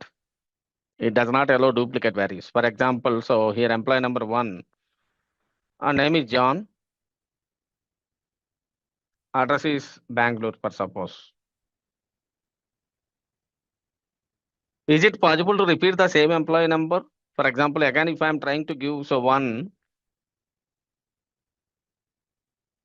so Mary and USA, it's possible? It's not possible. So because this one is treating as what type of value? So the duplicate record, correct? This one is treating as duplicate record because for the employee number, I assigned what type of constraint? So unique constraint. So duplicate records are not allowed. So this is super important, right? So generally, if you are working with any real production database, might be you can see email. So email column must be unique. Can you please tell me, post it in the chat? So anyone, could you please identify what are the specific columns that are uniquely identified? So that is your guess. Take customer or employee or any entity. What are the unique columns might be you can easily identify? Anyone, could you please post it in the chat? So in employee email is the unique. Employee ID is unique. Okay. Okay, there are different cases. For suppose employee ID will be primary key. So why employee ID is the primary key, I will discuss. Any other fields? Your Aadhaar card ID, right? Aadhaar number, for suppose, or otherwise your passport number. What are these? So these values cannot be duplicated, correct?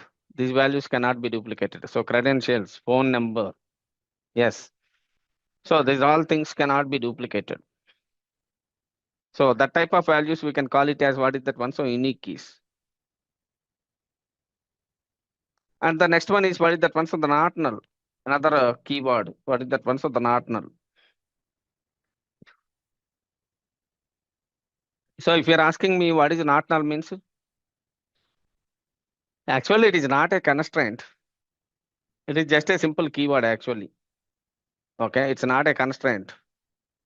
So don't think if somebody is asking an interview, so what is not null means? Not null is simply a keyword. It's not a constraint.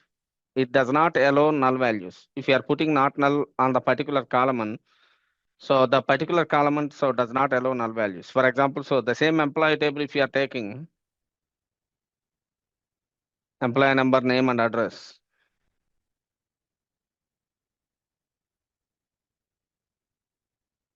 So employee number 1, and for this name, I am assigning what is that one? So not null.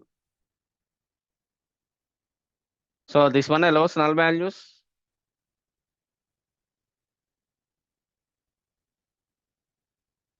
No, this one does not allow null values. For example, if you are trying to insert null value, so then what happens? So automatically we are getting an error, right? So we are getting an error. But we cannot see any message constraint violated like that. We cannot see any message like constraint violated or not, because not null is not a constraint. So it is just a keyword. And another important constraint, so I am speaking about, so what is that one? So the primary key. Super important constraint. So generally, if you are working with any database, right? Any database table, we have, so the key attributes in a table, for suppose, if you are taking any table, so we have some key attributes. We have so key attributes and also non-key attributes. So what are the key attributes and what are the non-key attributes we have to understand. We have key attributes, some of the attributes will be acting as key attributes and some of the attributes will be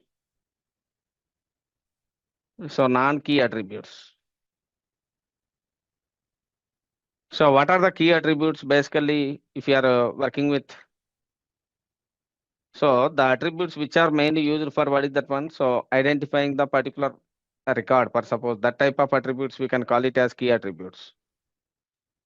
For example, in employee table, say employee number, so email, email is also must be mainly for uniquely identifying the particular employee, right?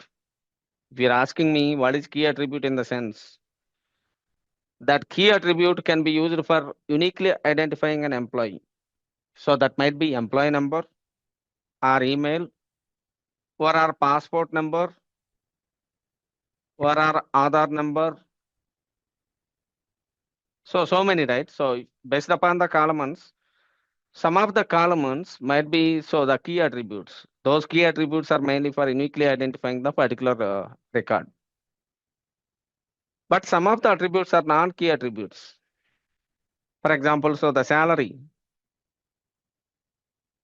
is a non-key attribute, and also designation. So designation of an employee, this is also a non-key attribute. But first the thing is, if you are deciding any entity, for suppose, if you are taking any entity, so first we have to identify what are the key attributes and what are the non-key attributes. So key attributes are mainly for uniquely identifying the particular record, and non-key attributes are not used for uniquely identifying a record, for suppose. For example, so salary designation, based upon the salary, we cannot uniquely identify a particular employee. Based upon the designation also, the same designation might be multiple employees or might be existed. But these key attributes plays very, very important role. Right? So key attributes plays very, very important role. So for uniquely identifying the record. But in these key attributes also, we have super keys. Super key means what? So in those attributes also might be we are choosing only one attribute for identifying the record. In your table, we have employee number, email, and passport number and Aadhaar number and all. But in these attributes also, you are having an option to choose the super key. Super key is nothing but a primary key, per suppose. We have to choose the primary key. Among all those attributes, mostly we are choosing the primary key for what is that one? So identification numbers. For example, so the employee number. Always we are keeping as what is that one? So it does not allow duplicate values and it does not allow null values. Always we are keeping so employee number as what is that one? So the primary key. So this one can be treating as what is that one? So the primary key actually. So might be you're asking me question. So you are saying only employee number. Why I have to choose? I can go with what is that one? So the email or phone number or other. I understand your question. So those are all key attributes only. So key attributes means what? Those are all employee number, email, passport number, and address. Okay, sorry. So employee number, email, passport number, address. These are all majorly used for identifying an employee. For example, let's say Mahima.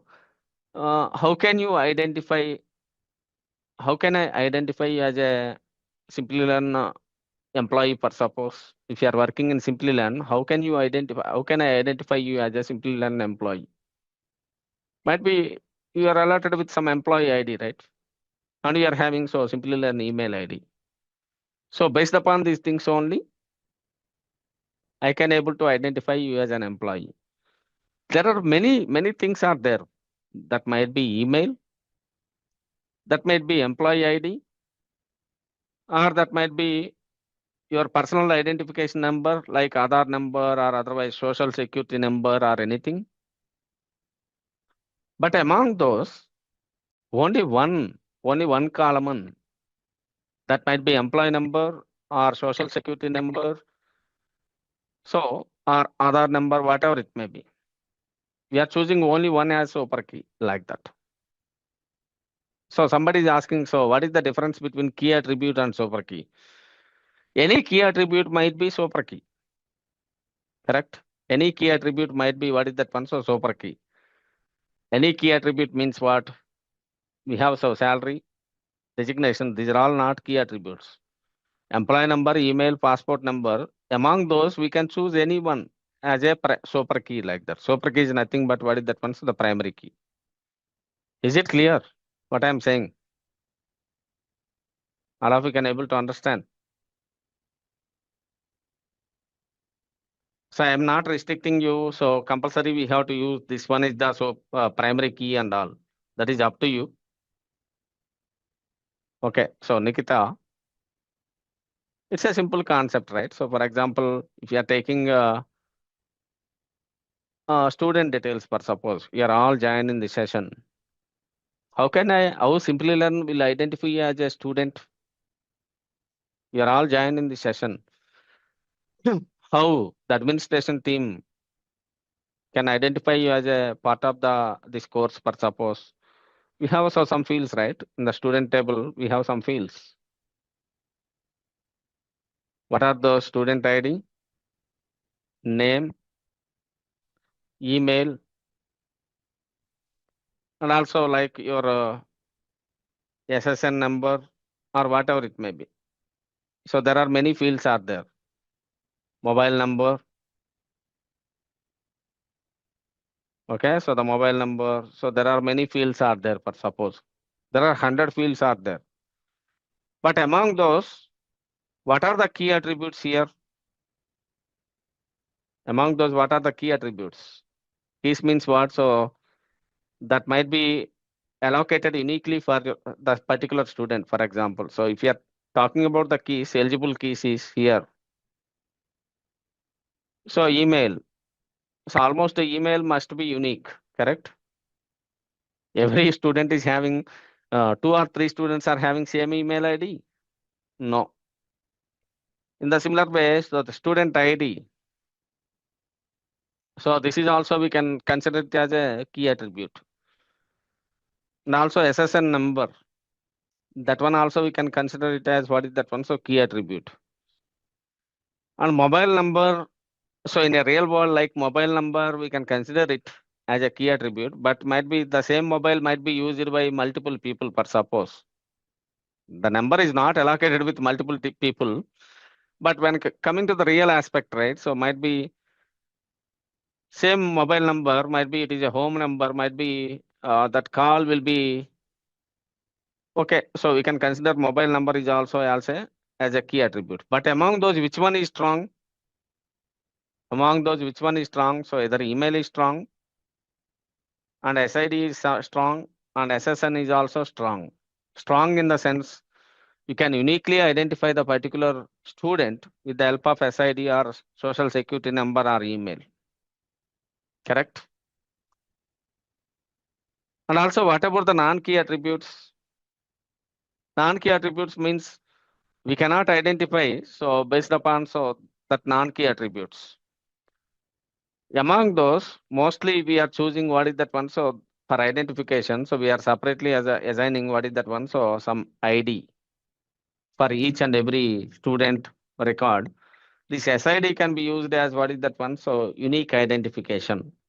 So that's why most probably, if you are observing the tables, we are assigning some ID to the table, and we are treating that one as what is that one? So the primary key.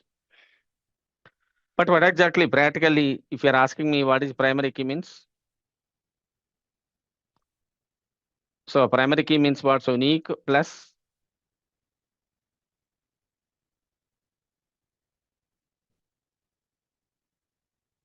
not null, for suppose. So unique means what? So it does not it does not allow duplicate values, and it does not allow null values as well. So that is your responsibility. So not a particular identification. So student ID, most probably, if you are observing entities, right, in real life, most probably we can keep. So the primary key as what is that one? So the identification number. So that is uniquely identifying the particular record, and it does not allow null values. If the student is present, for suppose, if the student is present means what? So that student must have a student ID. Even if the student is not having email, even if the student is not having SSN, but student is registered means what? So the student ID will be created. That is nothing but what is that one? So the primary key. It does not accept null values, and also it does not allow duplicate values. These two constraints needs to be satisfied. And some important points related to the primary key.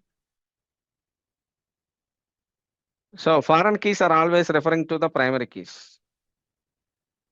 So foreign keys are always refers to the primary keys. So this is super important point, right? So let's try to understand. So I will discuss more in detail. So while discussing what is that one, so the foreign key. So what is the purpose of creating foreign key and all? If you are creating a primary key, so generally we are working with what type of systems nowadays? Relational database management system. If you are taking, so almost all database management systems, they are RDBMS. RDBMS stands for what?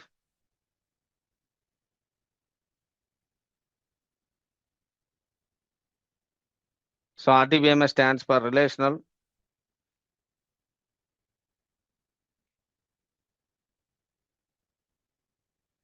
So database management system.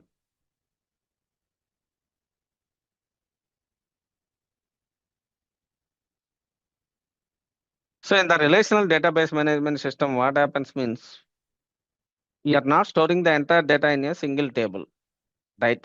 If you are having any complex applications, we are not going to store the entire data in a single table. For example, if you are taking e-commerce application, for suppose. So in the e-commerce application, so we have products table, right? So this is called as what is that one? So products table and customers table and category table. So product category table. So might be that product comes under electronics or what is the category? Or otherwise, so we can say instead of category, so we can specify so product catalog table. And also, what are the other tables? So might be cart table. If you are adding a product to a cart, so automatically that product will be visible in the cart, right? So in a relational database management system, if you are designing a relational database management system for your application, so always please remember, if you are designing a database means what, so for what purpose you are designing, always your applications are generating the data, correct? Take Amazon as an example. We are purchasing a product. So that means we are purchasing a product in the sense we are generating the data only, right? So whatever product you purchased, so that goes to products table and our customer details, Amazon customer details are present in customers table and the product related with what is that one, so the particular category. And also first customer wants to purchase the product. Customer has to add item to the cart, right? So what I'm saying is all the data we cannot keep it in a single table. So we are separating so that one into multiple tables. For suppose we have so products table and customer table and also catalog table. So we have cart table. So we have so multiple tables. Our data will be stored in what is that one, so the multiple tables like that. Our data will be stored in what is that one, so the multiple tables. But even though these tables are having relationships, so customer and products, for suppose one customer can purchase many products, right? Or otherwise, so many customers can do many products, correct? So there are we have so different types of tables. Many customers will purchase what is that one, so many products. I am a customer, you are also a customer. I am purchasing one product. Might be you are also purchasing the same product. So what is the relationship between these tables? We have so different types of relationships. What are the different types of relationships? So we have one to one and one to many, right? So we have one to one and also we have so one to many. ORR. So this one we can call it as what is that one? So many to one, right? And also we have so one more relationship. So many to many relationship. So we have to understand these relationships, but I'm not going deeper right now. So right now I discussed about what is that one. So these two constraints. One is unique constraint and another one is what? So the primary key constraint. So I will discuss about these two constraints actually, unique constraint and also the primary key constraint. And after that, so further we'll discuss about what is relational databases. Okay, what is one-to-one mapping and what is one-to-many, all those things. Is it clear? Can I proceed with creating unique constraint? First, we'll complete these two unique and primary key and also not null. So not null also one simple keyword. We'll discuss about that part. So how to assign the constraint. After this concept, I will discuss about the foreign key. Okay, so foreign key requires it's more understanding. So just I provided what is that one, so simple summary about the foreign key. I will go some deep dive into what is that one, so the foreign key, how it works and all. Okay, so no worries. First try to understand what is that one, so unique, primary key and not null. Can you please tell me what is unique? Unique means what? It does not allow. It does not allow duplicate values, correct? Duplicate values. What is primary key? Primary key means unique plus not null. So please remember, so keep it in mind. So primary key, which is called as super key, which is unique plus not null. It does not allow duplicate values. It does not allow null values. Is it clear? So my pace is okay now.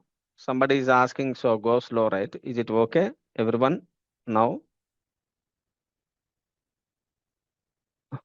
I think you can able to follow Sushmita or someone already posted.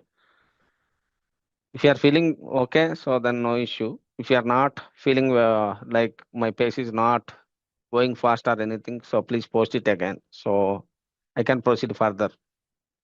You can look at here. So I'm just connecting to so this MySQL database. You can just go to the services.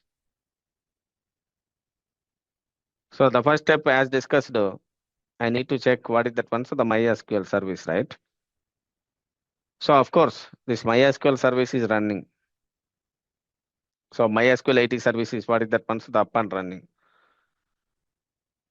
So now what I have to do? I have to connect to that MySQL 80 service. For that one, so go to so this MySQL Workbench and connect to this MySQL Workbench and provide so the password for suppose root. So already we have some tables. If I'm asking, so what is the database? What are the databases that are available? So show databases. So this is a command which is mainly for getting all the databases, right? So you can just check it. So we have an employee DB.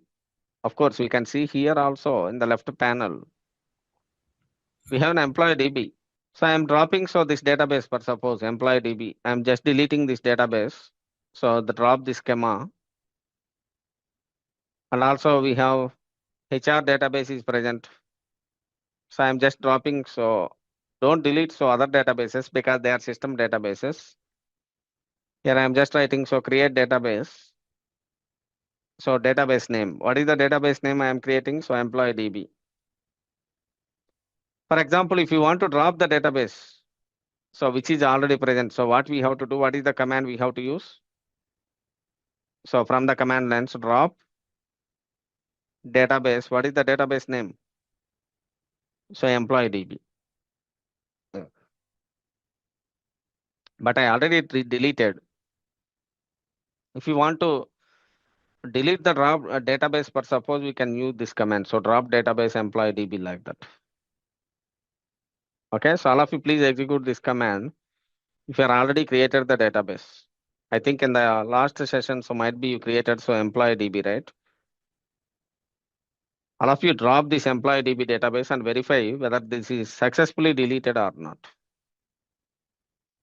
So once you deleted the database, the next step, what we have to do? What is the next step we have to do? Anyone? Again, recreate it. Can you please tell me in the chat? Can you please type in the chat? So what is the command to create a database? Already you have experience in the last week. Can you please tell me, so the commands, how to create a database? So create database, employee DB. Might be you are asking me without deleting, I can create it means no. First we can delete it and after that you can create it. So the employee DB is created, but it is not reflecting here.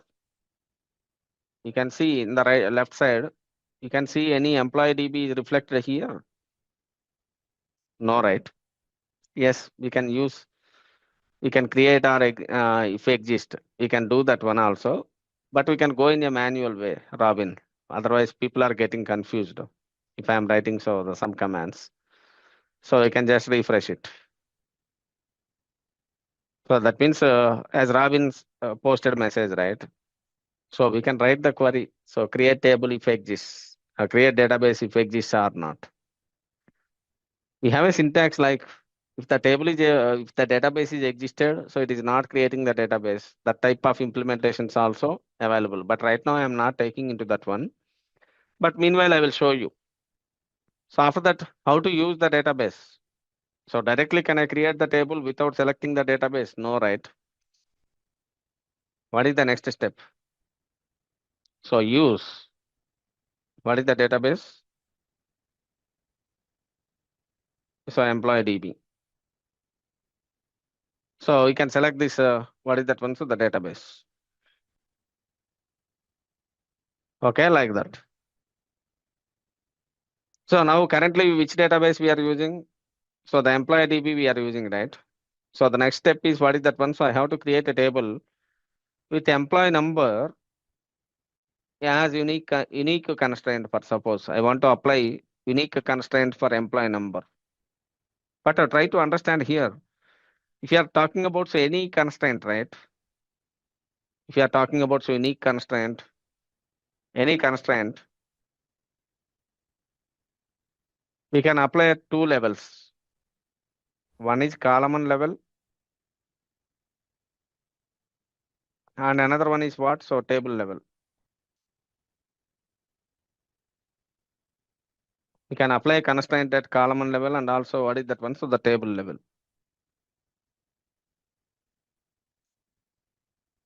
So column level means what? So we are applying on particular column. For example, so if you are having employee number, so name and also email. Of course, employee number is must assign primary key. So use command only on the databases, right? So not on the tables. If you want to use the particular database, just use database command. So not on the tables. Tables will be created inside the database, correct? So tables will be created inside the database. If you want to create the tables, first we have to select the database. For that one, we are using use command. So for the email, so what I am expecting is for this email, so I want to assign what is that one? So unique constraint.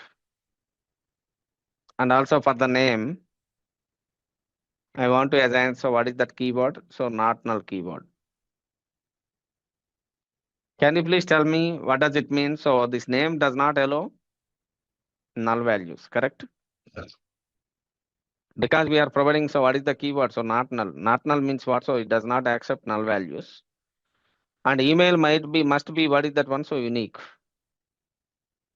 So you are asking me, so not null and unique, not like that. Only not null will be a separate constraint assigned on name and unique will be applied on email. Both are, I am not applying on same column. Try to understand. If you are keeping not null and unique means it comes under primary key, right? It comes under primary key. So primary key we are assigning it for what is that one? So the employee number. primary key we are assigning it for what is that one? So the employee number. So this is the requirement. But currently, if you are observing, so I am just applying so unique constraint. So remaining columns I am keeping it as it is. So let's observe how to create what is that one? So an employee table with unique constraint. I am just writing so create table employee. Please listen, because after this one, right, I will share you one document. You have to create the tables on your own. Employee number whose type is integer. And also this one I am keeping it as what is that one? So the primary key. Anyone, could you please post it in the chat? So what is the primary key? What does it mean? Primary key means what? Unique plus? No, not unique key. Primary key means what? Primary key means what? So unique plus not null. Okay. Unique plus not null. It's not null. It does not allow null values. And also for other fields, for suppose, what are the other fields name? It is varchar of 30. So here I am assigning what is that the particular keyword, so not null keyword.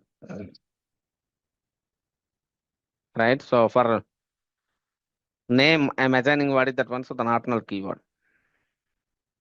And also for email, so email, so I am specifying so varchar of 100. So this one must be what is that one, so the unique.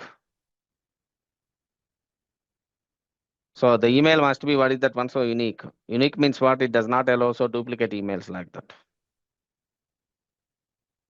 So we are creating an employee table which contains what is that one, so the employee number as a primary key and name. It's not null. Not null means what? It does not allow null values. And also for the email, so I am assigning unique constraint. So we can just run this query. So the table is getting created. So now try to insert the values into this table. For suppose I am just sharing this script with you. So all of you please create this table with these constraints.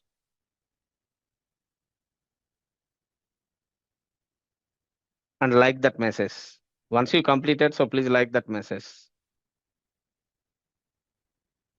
Yes, I will explain. So Atul, what is primary key and also what is unique. So try to understand. So the primary key means what? So unique plus not null. For example, so we have a simple table if you are taking. So same table for suppose employee number and name. And also as well as email. So email must be unique. For suppose if you are assigning so email as unique key. So this one does not allow duplicate values. That's what I'm saying. For suppose. So Suresh at the rate of so gmail.com per suppose. So the same Suresh at the rate of gmail.com, again I repeat it for another record.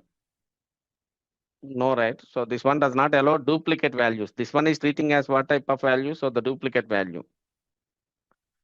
So if you are assigning unique constraint, so it does not allow what is that one? So duplicate values. Duplicate values means what? The same value cannot be repeated again. So for the particular column. And primary key means what? So primary key basically, if you are using for identifying a particular record, for suppose, if you are assigning a primary key, right? So the symbol will be underline symbol. So primary key means it is unique plus what is that one? So the not null. Not null means what? It does not allow so duplicate. It does not allow null values as well. Unique means it does not allow duplicate values. And not null means what? It does not allow null values. For example, so one Suresh at the rate of gmail.com. So in the similar way, can I give it again one? It's not possible. Can I leave it this one as empty? For example, so here I am specifying Suman.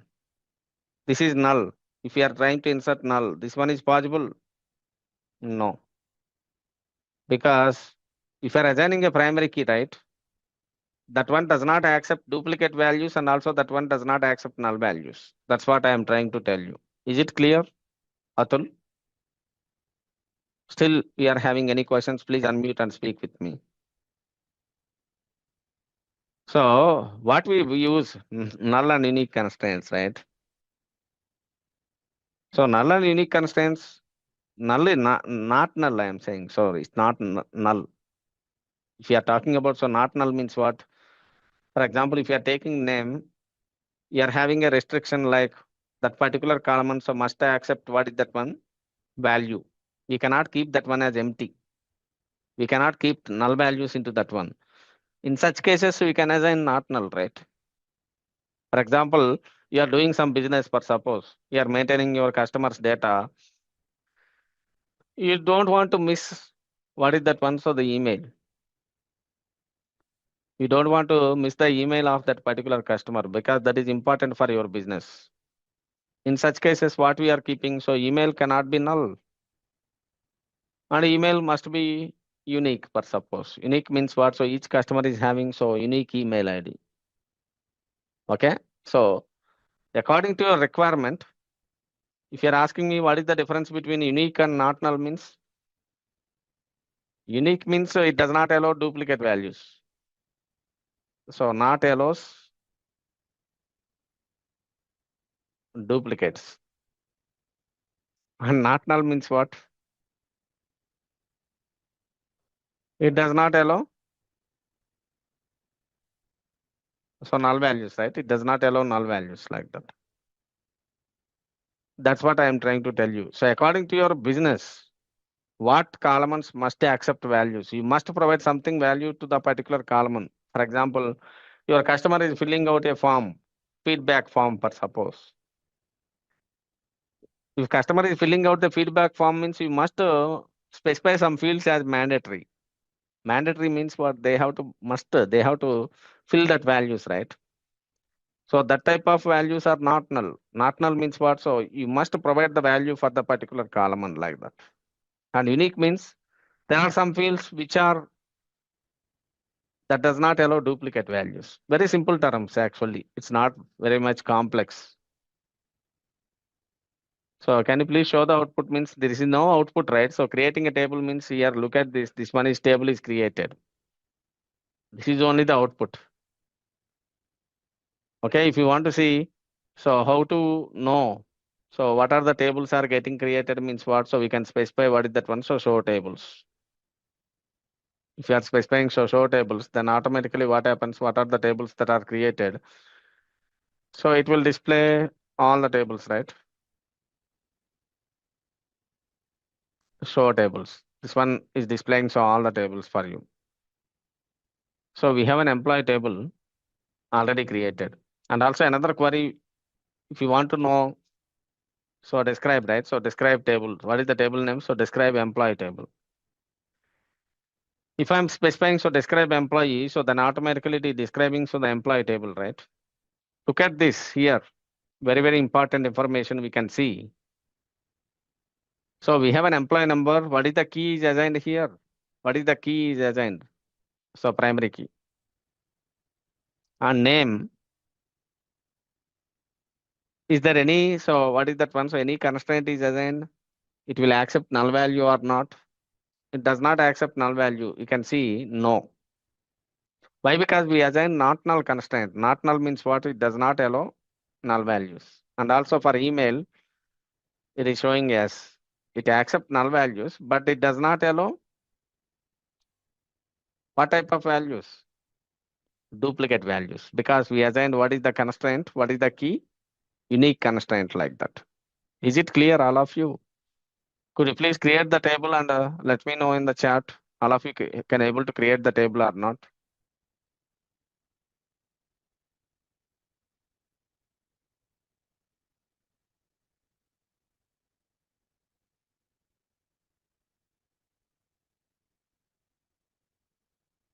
So others, what about the others? All are created, right? Okay, so let's talk about what is that one. So So we can be able to create so constraint at what is that one? So the column level.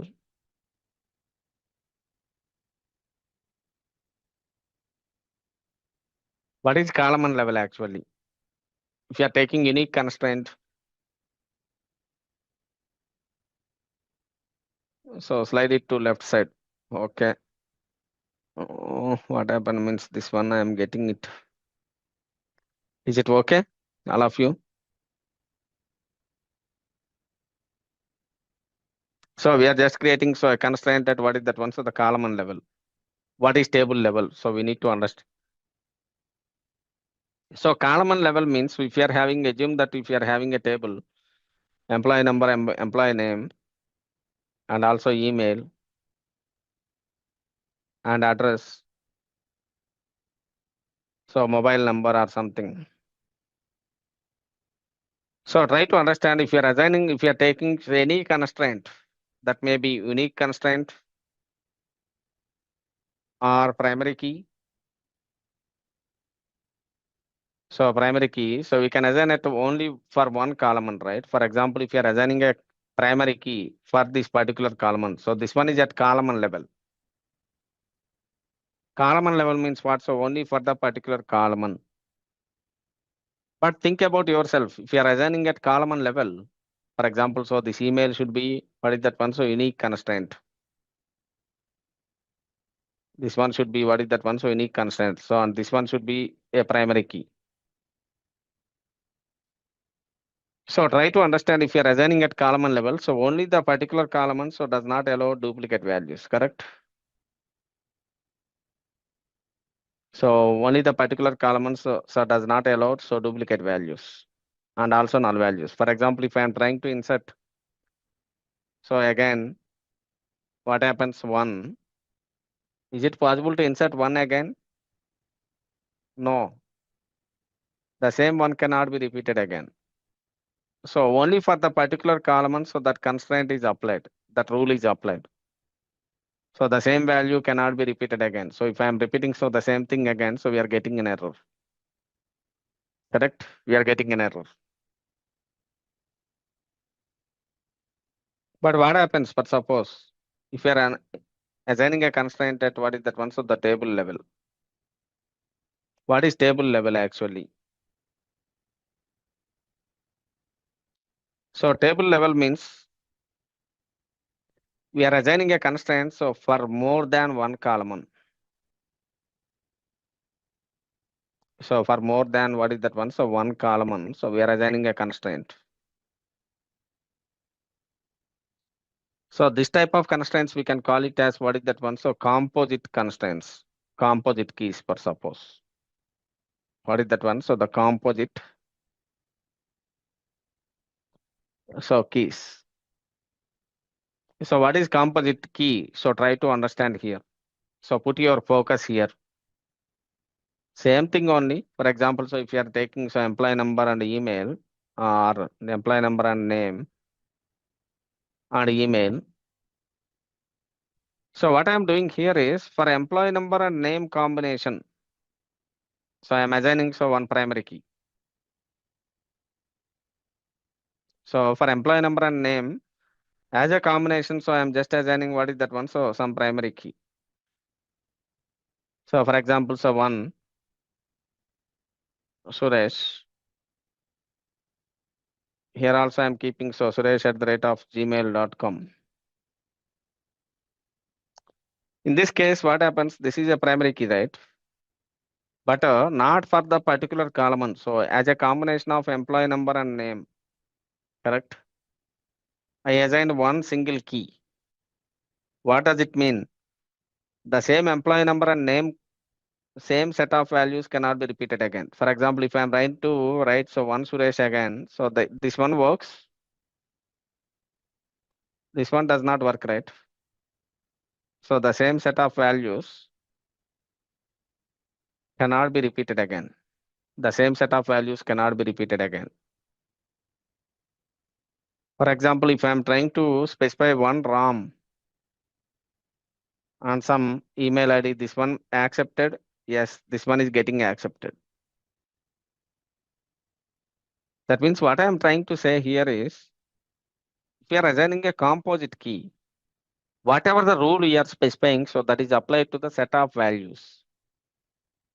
That means if I am assigning a primary key for this employee number and name,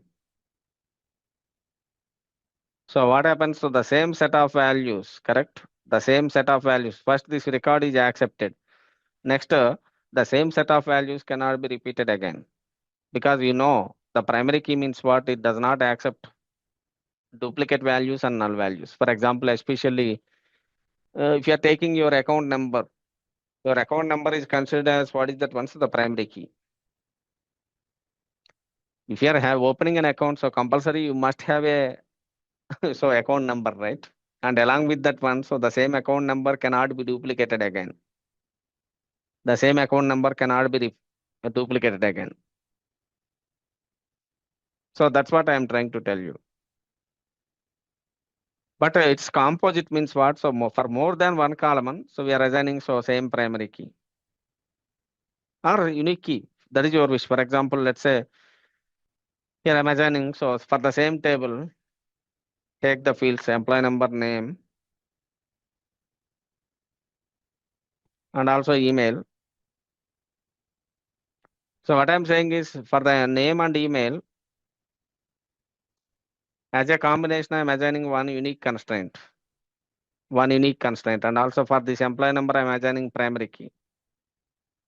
What does it mean? So unique means so the same name and email cannot be repeated again and again, right? Same name and email as a combination, so cannot be repeated and again and again. For example, employee number 1, her name is Raz. So some email for suppose. Again, if I am trying to give so same Raz and same email, then what happens? Automatically, this one is record is getting rejected. Correct? So this one is getting rejected. This will not allow you to insert. So the reason is, so the same record you are trying to insert, right? The same record with name and also email. So we are trying to insert. So the same record, we cannot insert it like that. Is it clear? So what is composite key? All are comfortable in understanding. So the composite key, do you have any questions?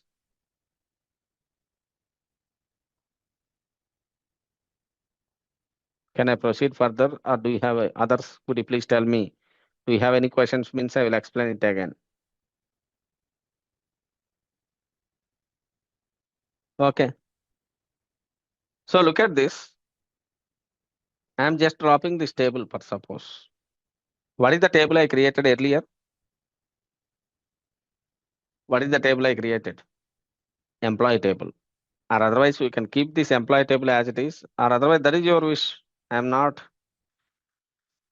If you want to drop this table, so same table if you want to create, so what is the command? So drop table employee.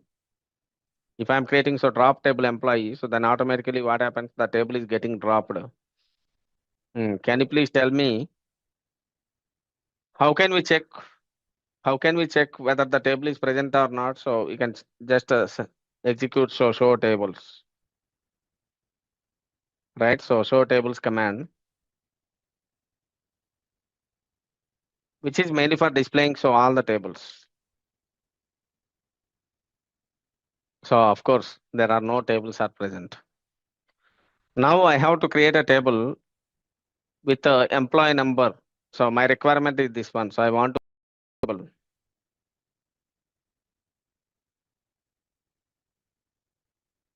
to create a table with the employee number, name, and also email, and assign constraints, right? Assign constraints. What are the constraints? So employee number as so PK. PK means what? So primary key. And name. So name will be what is that one? So not null. So name must accept the values. It does not to be null. And what is the another rule I am specifying for suppose? So email must be unique. So this is my comment, per suppose I'm just creating a table with all these specifications. Let's create the table. So create table employee of employee number, whose type is, what is the type? Integer. And especially this one must be, what is that one? So the primary key. So we can specify what is that one? So the primary key. And name. So varchar of 100. Right? And also it is, what is that one? So the not null. And also email. What is data type actually? So the data type is varchar of 100. Right? So the email is varchar of 100. And also this one should be, what is that one? So unique constraint I'm assigning. Unique means what? It does not allow. So duplicate values, it does not allow. It does not allow duplicate values. That's all. So I'm just executing this query. So the table is successfully created. I am sharing this one with you. So all of you please create the table. After that, so I will share you some exercise with you after discussing this constraints we have to do on your own. So that one requires hands-on practice. The next step is, what is the command we have to execute to see the description of the table? What is the command? So describe employee. If I'm writing so describe employee, so then automatically what happens? It is providing so complete description about this table. Anyone, could you please unmute and speak with me? Can you please tell me what is the description it is stating? What do you understand from this description? Because you need clarity, right? So somebody might be, you're already good in this area, for suppose. Can you please explain? So what is the description it is showing so in my screen? So take employee number. What is null? No. Why it is showing so null as no? Any idea? Because we assigned, what is that key? What is the constraint I assigned on employee number? Primary key. Primary key means what? It does not accept. So duplicate values, it does not accept null values also. So that's why it is specifying as what is that one? So no. And for the name as well, we specified not null, correct? For the name, what is the constraint? What is the keyword I assigned? Not null. What does it mean? So for name also, it does not accept what type of values? Null values. And for email, I specified unique. Unique means what? So it does not accept duplicate values. So here it is specified as unique. And here it is specified as what is that one? So the primary key. So by describing the table, we can able to understand what exactly the constraints that are applied on the particular columns. So here clearly we can able to identify. So on the employee number, so what is the constraint is assigned? So primary key. On the name, not null constraint is applied. On the email also, unique constraint is applied like that. So all of you please execute that one and try to insert the values. So try to insert the values, whether it is allowing so duplicate values or not. So you can check it. Already you are having experience with the insert command, right? I'm requesting all of you, please try to do some insert commands, whether that one is working or not. So could you please confirm?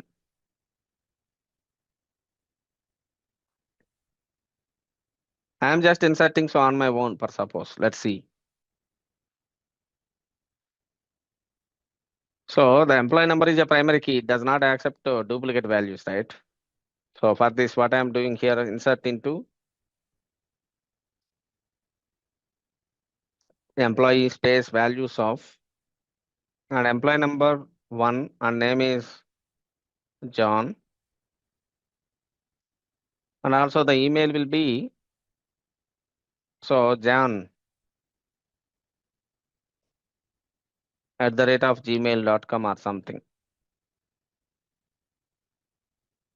So this is the way, so we can able to insert multiple records, right? So you can run this query. This works successfully, so no worries without having any problem. So this one works successfully. So the next step is what is that once I am trying to insert the same record again, for suppose I am just copying the existing, so the query. So insert into employee space values of 1 again, so John. So the same record I am trying to insert. What happens? The 1 is repeated again.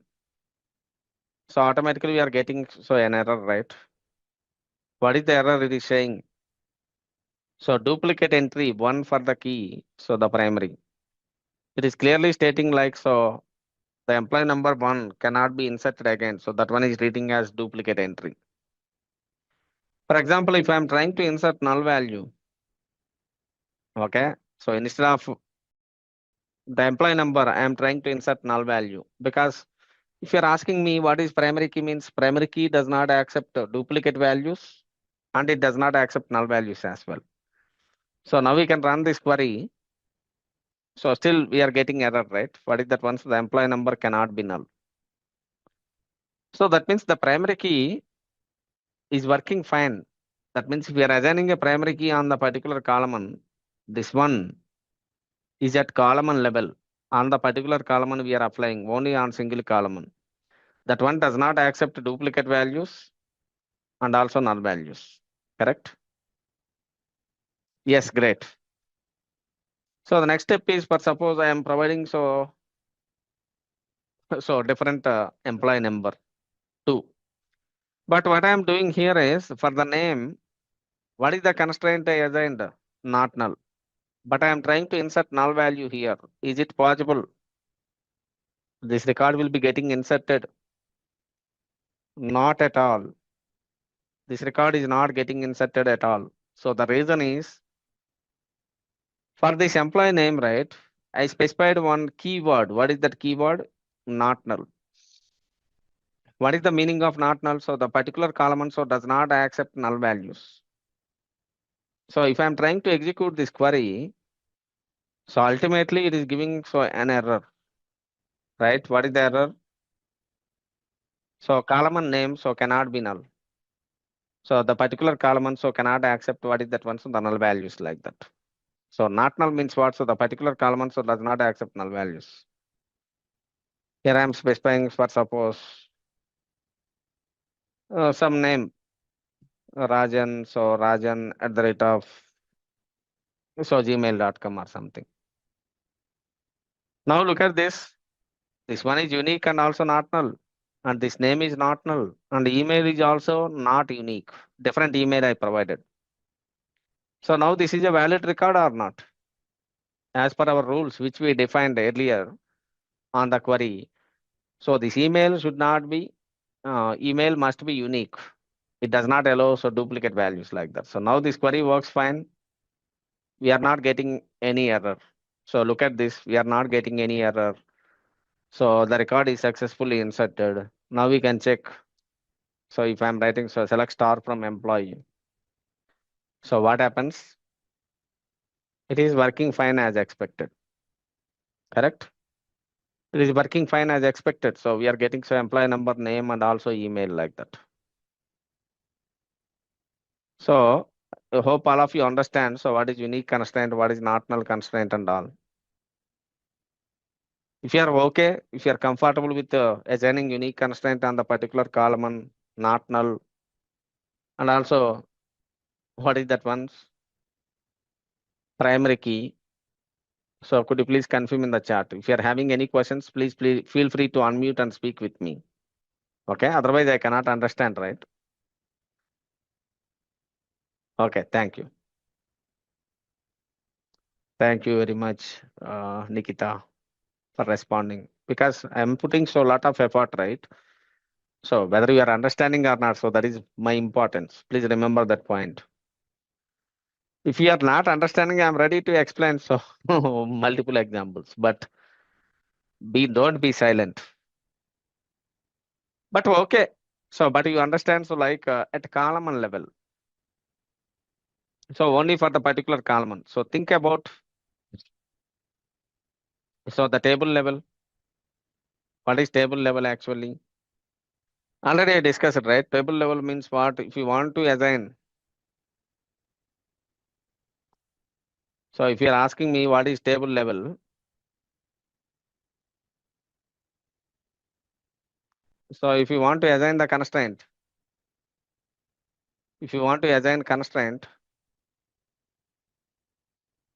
so for more than one column, for suppose, right? So for more than, so one column, so then we can go for, so the table level. For example, so we have an employee number, so name and also email. I want to assign the constraint, so for more than one column. So for example, so I want to assign so primary key for these two columns as a combination. So that means the same set of values cannot be repeated, right? So for example, so one Suresh. So similarly, again I am repeating. So one Suresh, this one does it works? No, because the same set of values cannot be repeated. Because this one is treating a set of values like that. But if I am changing, so one Raj per suppose, this one is valid. Why this one is valid? The same set of values cannot be repeated. Same set of values, set, I am speaking about here. Try to understand. Set in the sense, so again, one Suresh cannot be repeated. So first we are having one Suresh and next it is starting with what is that one? So the one Ras. The same set of values cannot be repeated again and again. So this type of constraints, we can call it as what is that one? So same primary key, same unique key only, but we are assigning for more than one column. Correct? We are assigning for what is that one? So more than one column. Let's see how this one. So let's assign so a primary key for first unique key for this employee number and name. So I'm just dropping this table again. So the employee table, I'm dropping it. I need to check for what is that one. So assigning unique constraint. So unique constraint at a table level. What is the level? So table level per suppose. So previously we applied at a column level. So now we are applying at what is that one? So the table level. So first I am dropping the table. So before starting it, so first I am checking what are the tables that are present. So what is the command we can use? Show tables. This command is mainly for displaying all the tables, right? So we have an employee table which is already present. But I'm creating so employee table in a fresh way, right? So what I am doing, so I'm dropping this table. So what is the command? So we can use drop table. What is the table name? Employee. I'm just dropping this table because I need to recreate this table again. I need to recreate this table again with what is that one? So the composite. So composite unique key. So composite, what is that one? So unique key like that. So let's create so the table. So create table. What is that one? So the employee. We have so the employee number whose type is integer. And also name. What is this type? So varchar of 100. And also the email.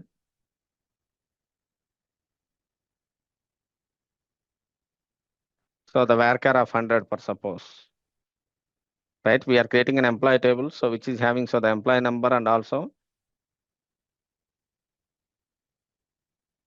the name and also email. So for this employee number and name, so I need to assign, so as a combination of employee number and name, I need to assign what is that one? So unique constraint.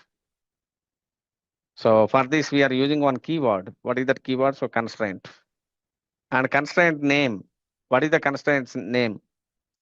That is your wish. We can provide any name, but I am recommending, so we can provide some meaningful name per suppose. For example, I'm assigning unique constraint on employee number and name, both the columns. So in such cases, best practice is what is that one? So e number underscore name underscore UK. UK stands for what? So unique constraint, unique key, we can feel like that. Or otherwise, that is up to you. You can provide UC, unique constraint. It's a best practice, right? Because after creating, if you want to refer to that constraint, so we can make use of this name. So e number underscore name underscore UC. What is the constraint we are assigning? Unique of, so e number comma name. Here try to understand, we have created what is that one? So one unique constraint. And the name of the constraint is what is that one? So e number underscore name underscore UC. On which columns we are assigning the constraint? So e number comma name. For employee number comma name, so we are assigning what is that one? So unique constraint like that. So just execute this one. So you can run this code. So you can able to see. So the table is successfully created. I'm just sharing this query. So please look into that query. So for your understanding, because this is the first query which we are writing at the table level, right? So that means we are assigning a constraint. So for more than one column. I just shared that query in the chat. So please observe that one. So now I'm trying to insert the data. So can you please tell me, so I assigned unique constraint on what are the columns? As a combination of e number and name, I assigned what is that one? So unique constraint. So now let's try to insert. So the data per suppose, insert into, first check, so show tables, right? So first check show tables, whether the tables are getting created or not. If I'm executing show tables, I can see, so the employee table is getting created. Employee table is successfully getting created. So once the employee table is created, so now we can try to insert the data, insert into, what is the command? So the employee, so values of, what is that one? So one, so ram, so ram at the rate of gmail.com, but suppose I am keeping so ram at the rate of gmail.com. But try to understand here, this is the first record. Okay, so the first record will insert successfully, so without having any worries, right? This one will execute, so without having any problem. And also to see that records, so you can just go there. So select star from, what is the table? Employee table. If I'm issuing, so select star from employee, of course, we are getting one record. Now the question will start. What is that question? Can I insert so same employee number name as a set per suppose? So try to understand, I am just copying this query and I am re-executing this query again. So same employee number and name, but I'm changing what is that one? So the mail, for suppose. So the mail I am keeping it as Raman. Now can you please tell me this one works? Could you please type it in the chat? Is this works? No. Yes. I have written, so Chirag, I will explain it again, so no worries. That is the name of the constraint. Name of the constraint is different. Unique is different. Unique is the actual keyword which we have to assign, which we are using to assign unique constraint. Name of the constraint which we are using for our purpose. I will discuss about that one, no worries. First, please concentrate here. So first our concentration is whether this one will execute or not. If I am running this query, whether this one will execute or not. It does not work, right? Because with the same set of values, already one record is present. We can run this code and verify. So look at this, it is giving error. What it is giving? So I'm just pasting this one in Notepad. So for your better visibility, I'm just keeping this one in the notepad. So I will show you what is the exactly error it is facing. What it is facing.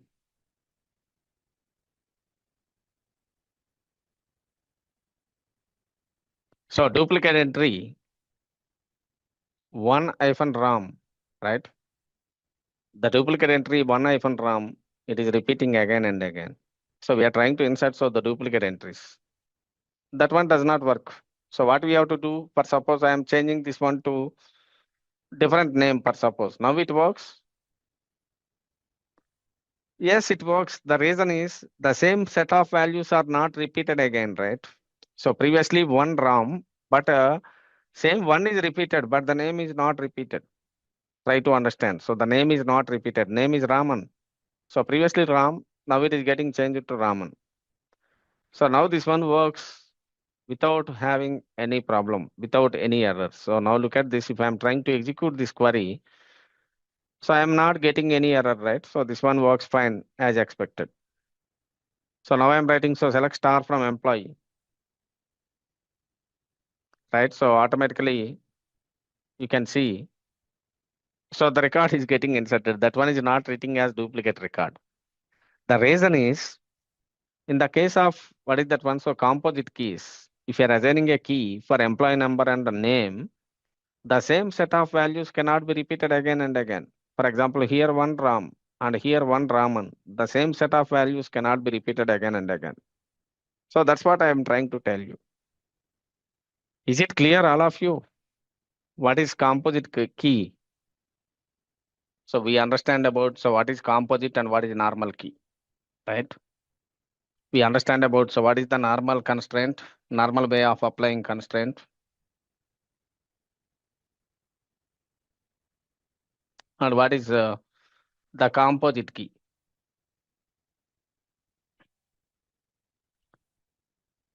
So normal key means what? So we are applying on only one column, right? Might be you are applying on so employee number or somewhere.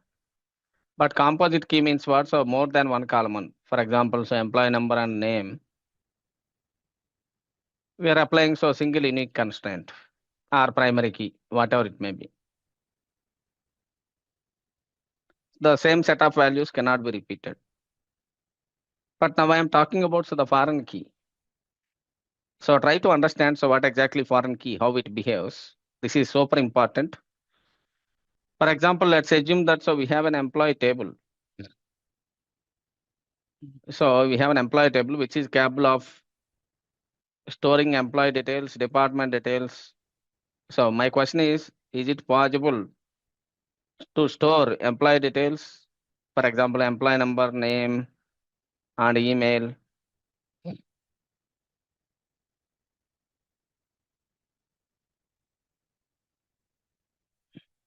And also salary and department name and location. So is it possible to store all these details in a single employee table? It's not possible, right? It's possible, but the problem, there are some problems might be there. For example, what are the problems? For example, one employee number and name is some Suresh @gmail.com, whatever the email, and salary. And department name is so analytics department, for suppose. And location is USA. So might be there is another employee who are working in the same department, right? Who are working in the same department, for example. So employee number 2 and name is John, and also email is something and salary is something. And he is also working for what is that one? So same analytics department. And it is also located in same USA. But try to understand. So for example, so we have another record, Adams. So he is having some email ID and also salary. And he belongs to analytics department only, but his location is different, for suppose. So SF, San Francisco. Or otherwise, so New Zealand or some other country, for suppose, NZ. So, but what happened here? The same analytics department is repeated again and again. So same department name is repeated again and again. So if you want to maintain the data, the application data, for example, even if you are using some applications, right, in real life, might be you are booking in India, might be there is a Zomato app, right? Zomato application, Zomato or Swiggy. Those are all food order applications like Amazon. In Amazon also we can purchase product. But try to understand, in a relational database management system, we are not going to store the entire data in a single table. So that is the first question. Is it correct? Are you agree with me? So is it possible to store the entire data in a single table? It's not a good practice. Why? There are some problems. What are the problems? So the same values cannot be repeated again and again. Might be I'm purchasing a laptop. So for suppose Lenovo laptop, some model. The same laptop will be purchased by many people. So the same records will be repeated again and again. So this problem we can call it as data redundancy problem. So data redundancy. So if you are observing, so the same analytics department is repeated again and again. So for that one, what we have to do as a database designer, we have to perform normalization. So what is normalization? I will discuss theoretically, might be in the next session. So in the tomorrow session. Normalization means overall high level, we can try to understand. It is not possible to store the entire data of your application in a single table. For example, you are designing a database for Amazon. Amazon contains many tables. It's not possible to store the entire data in a single table. For that, so normalization is a process of decomposing, right? Of decomposing a big table into what is that one? So smaller tables. So big table into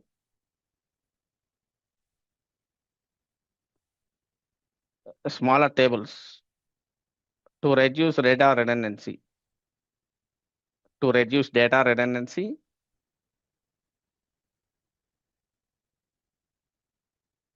and anomalies, for suppose. Anomalies means what? So to reduce data dependency and also errors. We can say, so in database terminology, we can call that errors as anomalies. So I'm not talking about what errors we are getting right now. What I'm doing is, so the above table, which is holding, so the employee details and also department details and location details. Instead of keeping all the details in a single table, so I'm just splitting the tables into what is that one? So multiple tables, for suppose. I'm just dividing that entire entity. So entity is nothing but what is that one? So the table. So we have, so employee table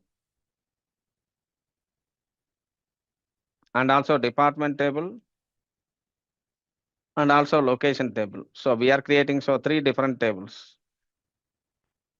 This employee table contains what are the fields? Employee number, name, email, and department table contains department ID and department name. And location table contains what are the fields? Location ID and also location name. Can you please tell me, if you are creating a table in a Oracle or MySQL or any database, every table is associated with one primary key. Is it correct? Here employee number is a primary key. So department ID is a primary key and location ID is a primary key. What is the purpose of primary key? Primary key is mainly for uniquely identifying a particular record. Okay, so primary key values cannot be duplicated and primary key does not accept null values as well. Correct? So the primary key does not accept null values and primary key does not allow duplicate values. So we have these tables, for suppose. and we have a so department table, and we have what is that one? So the location table. So the location details might be stored in a separate one. So location ID 101 and location name is USA, and 102 so New Zealand, right? So NZ. And we have so department. So departments, there are two departments are there. For suppose one is analytics department. So for example, so analytics department. And another department might be, what is that one? So the programming department.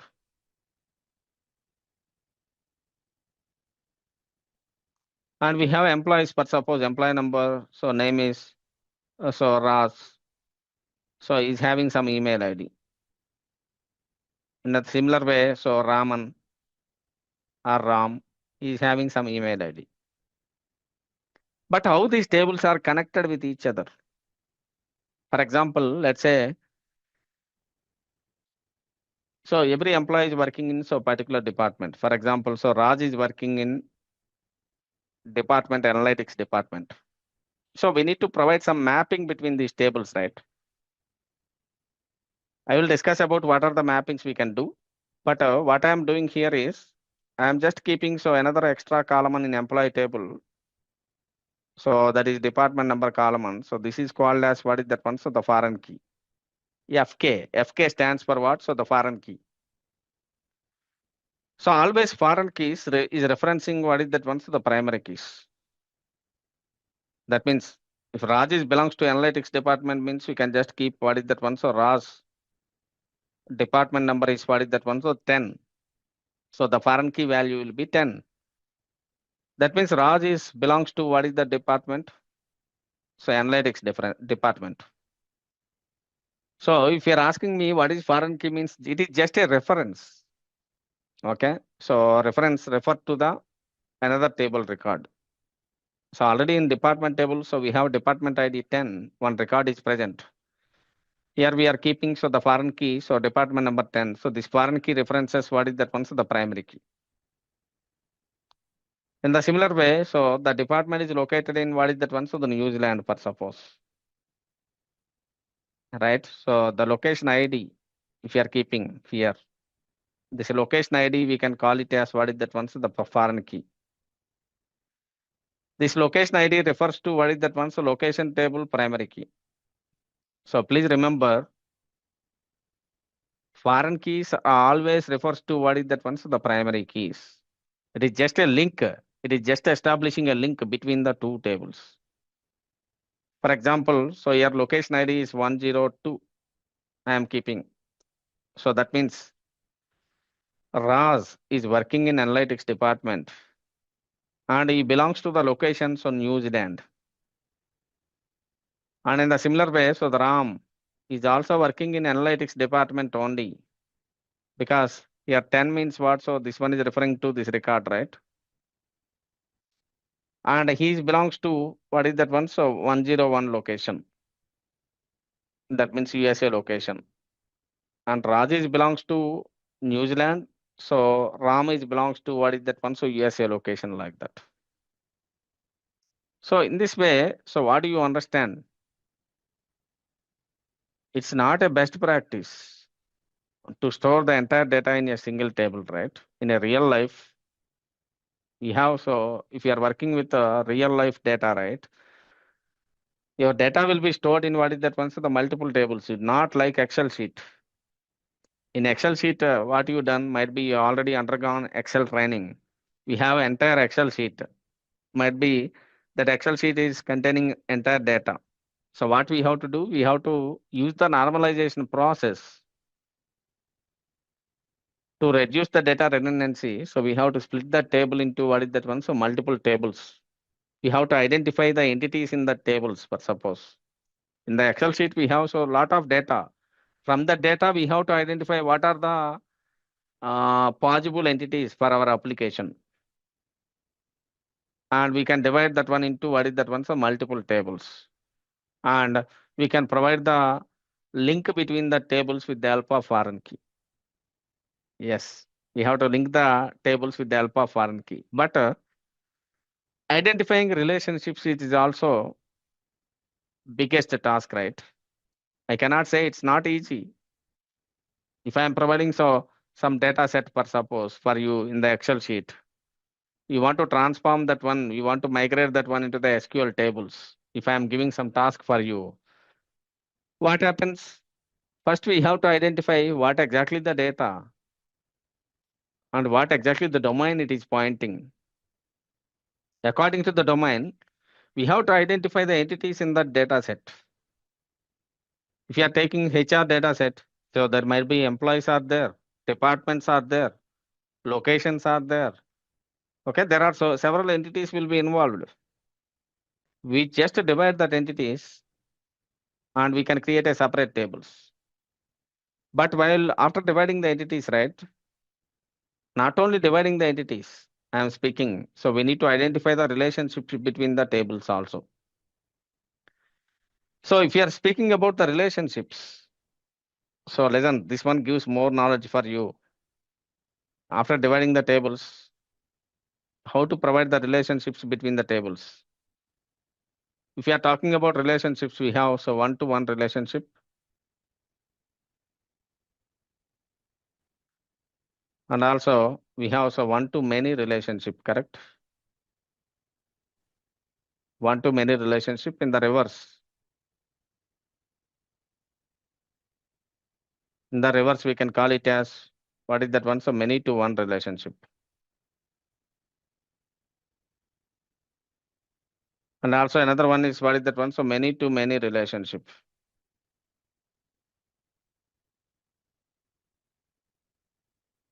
So we have these types of relationships. We have one-to-one relationship and one-to-many and many-to-one and also many-to-many relationship. So if you are speaking, so first one-to-one relationship, can we please give me one example for suppose? So we have an two tables for suppose, employee table and passport table. Okay, it's not a best practice to store the employee details and passport details in a single table. So employee table contains employee details like employee number, name, so address or email. And passport table contains, what is that one? So the passport ID, passport number, and expiry date for suppose. Here employee number is called as primary key and also your passport ID is called as primary key. So we have two tables for suppose. And in the passport also we have the passport ID, passport number, and also expiry date.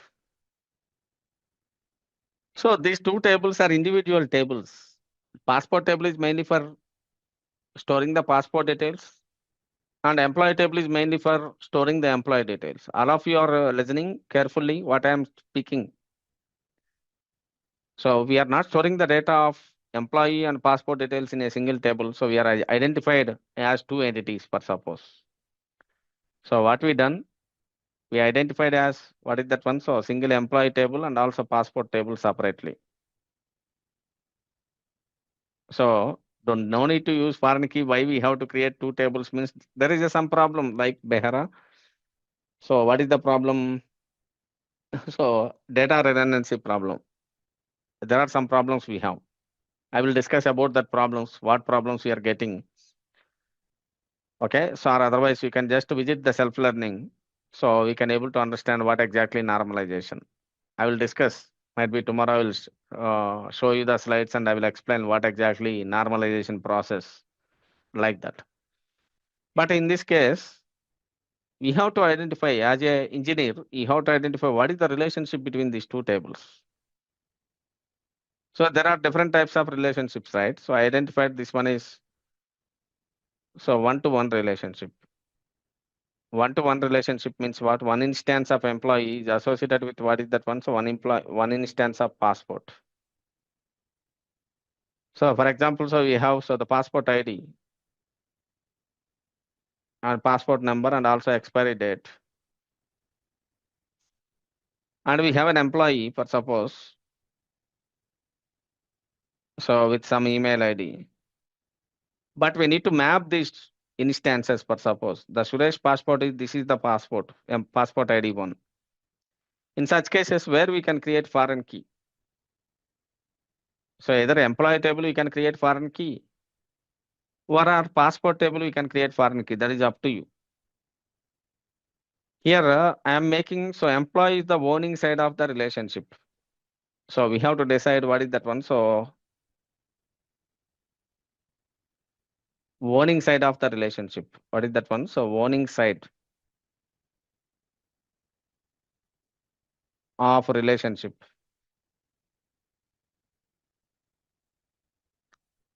In the case of one-to-one mapping, right? Either we can do the owning side as employee or passport. For example, if I am doing owning side as employee, what I am keeping, so the passport ID as a foreign key I am keeping. I am keeping, so this passport ID as a foreign key. This foreign key references, what is that one? So the primary key. Right? So if I am keeping one here, or otherwise, so you can maintain so different passport IDs here. So this is 101. If I am keeping so 101, so that means this one is mapped with this passport record, right? And this is one approach. So or otherwise, I am not saying so like always we have to keep so the foreign key at employee side. That is your wish. We can choose your option. So either we can keep it, so the employee number in the passport ID, for suppose, the employee number I am keeping it as foreign key here. So this employee number is a foreign key, but this foreign key references, what is that one? So the primary key, for example. So this foreign key references this primary key. That is also possible. So that is your wish. We have to decide.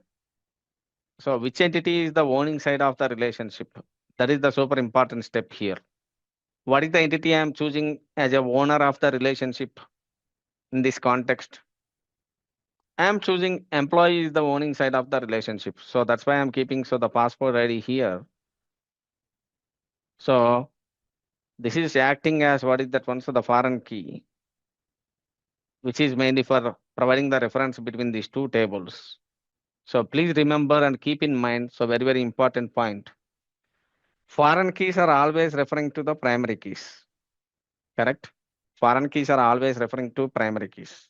That means we are just providing a reference of what is that one? So the passport here. So this 101. So this one is mapped with what is that one? So the passport ID.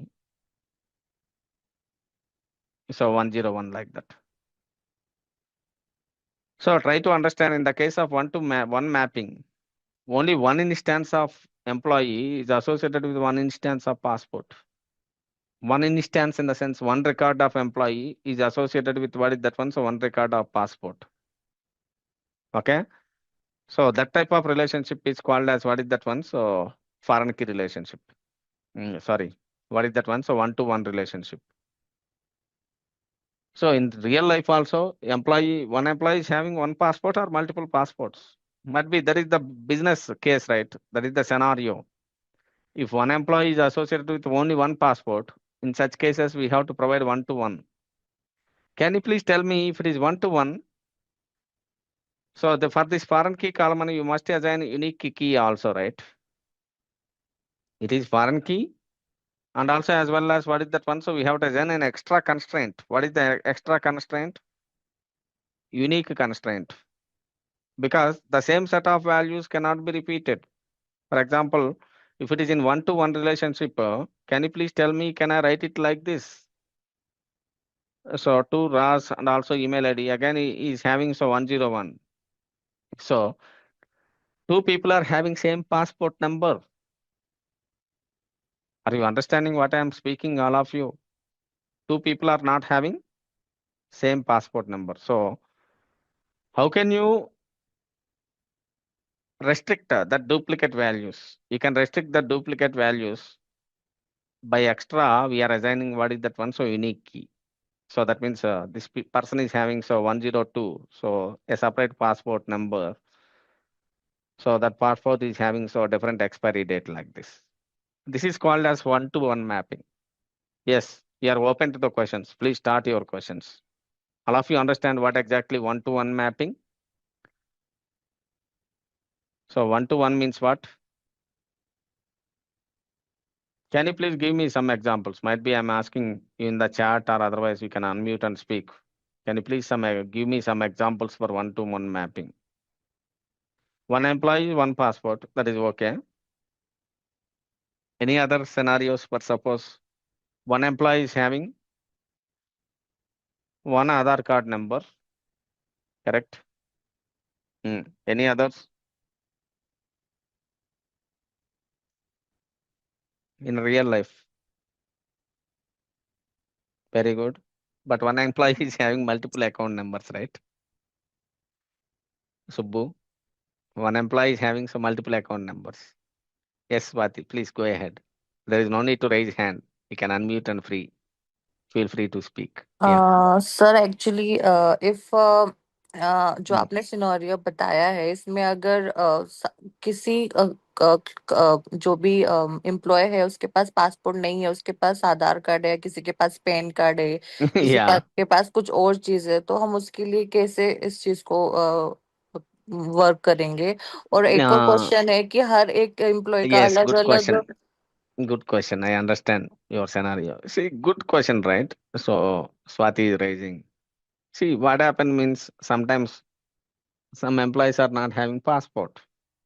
Yes, of course. If the employee is not having passport, so in such cases, this foreign key will allow null value. Okay, there is no need to specify explicitly null. That is one good question.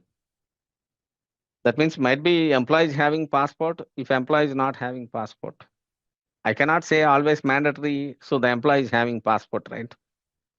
For example, so if you are taking some people, so those who are working in domestic, per suppose they are not having, they don't want any passport. For suppose, assume that. In such cases, what happens for that employee? So this value should be null. So foreign key also allows what is that one? So null values also. So key also can change for every employee, not required. So we are just assigning a foreign key. So the foreign key by default. So if you are taking so the foreign key, right? So foreign key will accept null values also. There is no need to specify so null explicitly. For suppose if you want to make it, so the foreign key must be unique in the case of one-to-one mapping, right? In the case of one-to-one mapping, for suppose. Unique. Unique means what? So the same set of values cannot be repeated.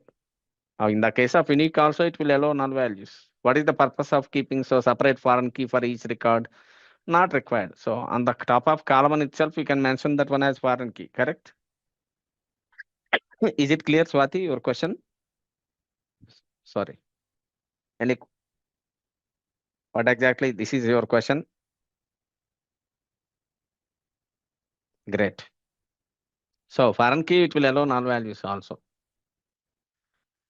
Okay, so the next step is what is that one? So one to many. But one question I am asking before going to this one to many, can you please tell me in the case of one to many relationship, right? In the case of one to one, per suppose. So what is owning side? So we have to decide so owning side of the relationship, right? Owning side means what? So that is either employee side or so the passport side. Who will decide? That is your wish. We can choose. Okay, according to your right, your requirement in business, we have to choose the owning side. So either we can keep so that one in the employee or in the passport. Another question I am asking, so I am shooting it here. What is the purpose of providing these foreign keys? Right? Why we have to provide this foreign key? For example, let's say in your application, if you are, suppose you are working as a HR, we are searching for an employee, But in the application is providing support for what is that one? So getting other details also, right? So you are visiting the employee, and also from the employee, you want to know the employee personal information, the employee pay scale information, and everything we need to get. So payroll information will be present in payroll table. Employee information is present in employee table. But still, still the HR knows only employee details. From that employee details, he or she can able to fetch. So the payroll details and other details as well, right? So that is the benefit of what is that one? So this foreign keys. Okay. So the next one is what is that one? So we have one-to-many relationship. So try to understand what exactly one-to-many. But this one is a bit difficult to understand. So please concentrate. So one-to-many. In the reverse, it is many to one. There is no particular special, right? So one-to-many, and reverse it would be many to one. So let's give me one scenario for suppose for one-to-many. Anyone, can you please tell me one scenario for one-to-many? You're all giant students, for suppose as a part of this course. Students and courses, that is not one-to-many, right? One employee is having multiple phone numbers. That is correct. So let's analyze, for suppose. Might be one of you mentioned like student and courses. It's not one-to-many. Why it is not one-to-many? Student and courses, if you are taking, it is comes under what is that one? So many to many. It's not one-to-many, because we can think in a way. One student can register for many courses, correct? If we are thinking in a student point of view, the student can register for many courses. And the same course is registered by many students. So that means it is one side one-to-many, and other side it is one-to-many again. So this one becomes what is that one? So many to many relationship. Many students are registered for many courses. Many customers can place many orders. Customers and orders are also many to many relationship. Surya Prakash. Okay. Customers and orders also. Okay. So you are talking about customers and orders, right? Let's rethink. So think yourself. Okay, it's one-to-many only. It's not many to many. Sorry, Surya Prakash. The reason is order ID will be different, right? So order ID will be different. Customers and products. Now tell me, what is the relationship between the customers and products?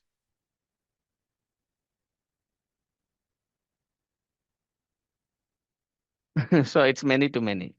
It's not comes under one-to-many. Many customers can order many products. Okay, so if you are taking customers and orders, for suppose simple example, customers and orders, it is one-to-many relationship, right? So because for every customer, order ID will be different. For example, if you are taking customers table, so customers table contains customer ID, customer name, and also it contains some other details also, right? I will just show you. I am just designing it here. So please look at this. I am just opening the MySQL Workbench. So go to File, New Model. See here it is providing some option to create a new model. So click on add diagram. I am just creating what is that one? So the new table, for suppose.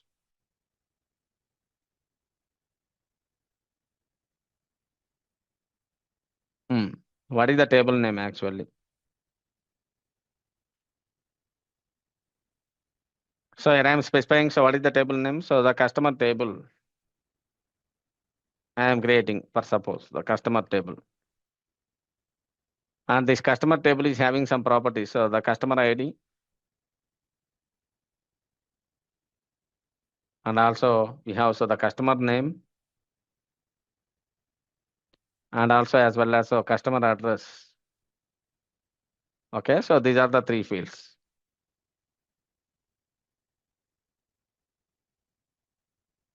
And we have so orders table, for suppose this customer is placed how many orders. If we are taking so customers and orders and customers and products, okay, there are some relationships will come. But right now I have customer and order. So that is in my mind. So what I am doing is I am selecting a new table. I am just double clicking here. So I am getting so the orders table.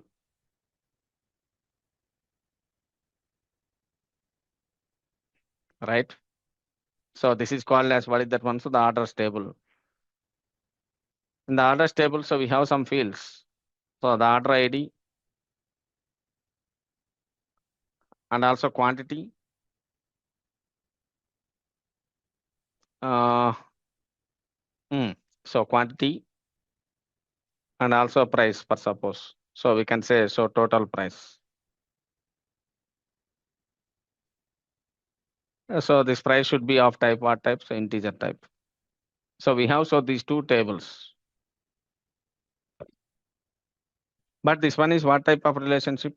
One-to-many relationship, right? Please listen. So in one-to-many relationship, always it is a best practice. Okay, so it is a best practice to keep foreign key on many side. What is the many side here? So one customer can place many orders, correct? The same order cannot placed by the another customer. Because every customer, if customer is placing an order means the order ID will be different, right? So for every customer, the order ID will be different. In such cases, only the blind way of thinking is always many side we can create the foreign key. For example, if you are going here, so if you want to specify the relationship here, just a second, it's not closing. Yeah, we have so 1 to n. So 1 to n relationship, per suppose. You can select this one. So first I am selecting order, and after that I am clicking on customer. So look at this, the foreign key is created here or not? So in the orders table, so the foreign key is getting created. So we can see in orders table, so the customer ID is treating as a foreign key. That foreign key is referencing what is the primary key. So customer table, so customer ID as a primary key. So might be you're asking me question, why we are creating foreign key in orders table? So in the case of one-to-many relationship, especially, it is a best practice. Always many side we can keep the foreign key, right? So many side always we can keep the foreign key like that. So the customer ID. So that is your wish. We can provide any name. Might be customer underscore CID. If you want to change the name here, so you just double click and you can go to this column and we can specify what is that one. So the customer ID. So if you want to change it, for suppose. So if you're observing, so this one is red color, right? So this one is called as what is that one? So the foreign key. This foreign key is referencing so the customer ID primary key like that. So this is the way we have to specify so one-to-many relationship. And another relationship we have. This one understand all of you? Do you have any questions? You can unmute and speak with me. And also try it. How to create a model. Just go to file, new model. Okay, so then automatically it will open that one. If anyone is not getting understanding, so please share your screen. I'll help you. How to create this ER diagram. ER stands for what? Entity relationship diagram. Entity relationship diagram.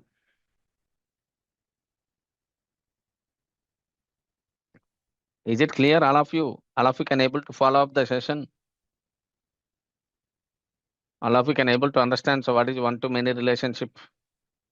You don't want to worry about so drawing diagrams, but try to understand the concept first. what is one-to-many relationship and how it works.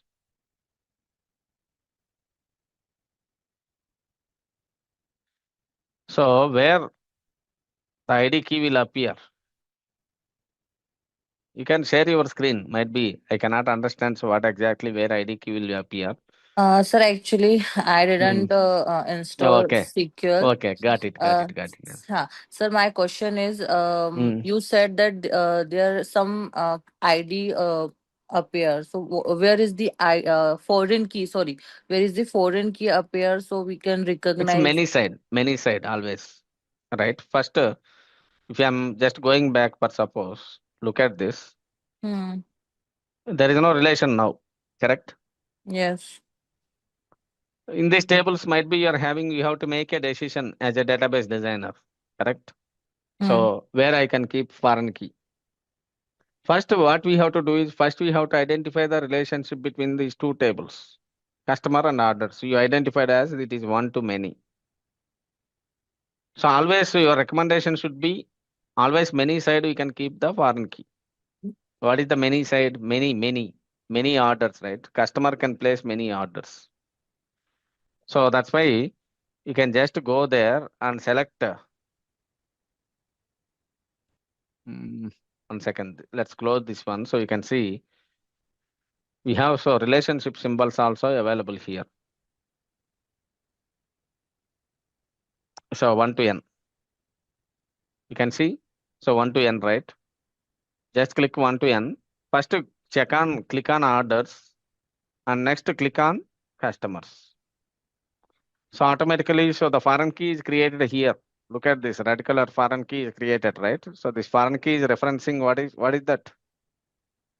This foreign key is referencing so the primary key. So customer underscore CID, this one is a foreign key.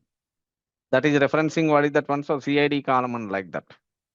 Sir, can Is we it? change this foreign key, or can we Keep it in customer, you are asking, correct? yes. That's not a good practice, I am saying. Okay.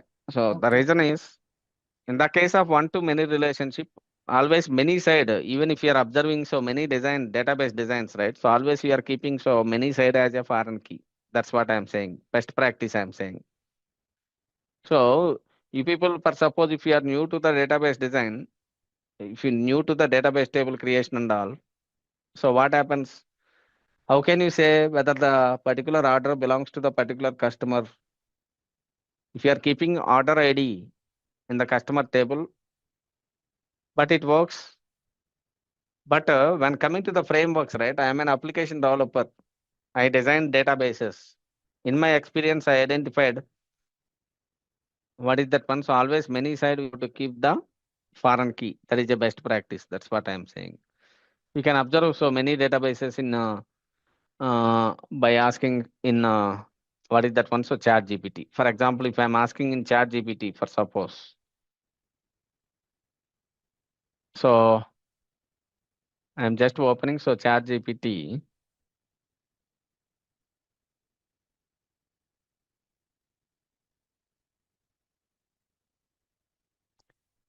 So in relational databases, in RDBMS. So why we are creating? My screen is visible, all of you. Why we are creating foreign key? Always many side, right?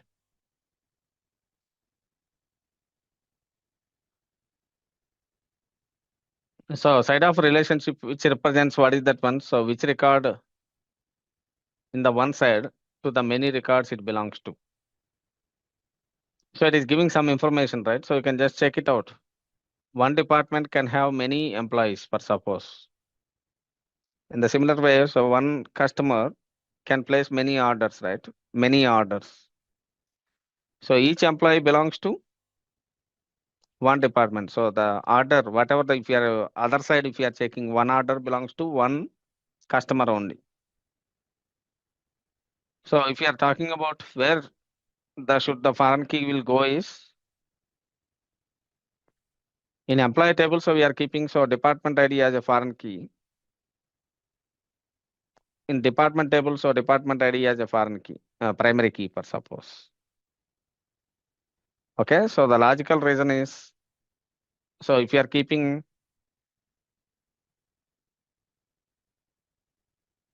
so when if you are placing so the foreign key in the one side for suppose, it would not work properly. It's a wrong design.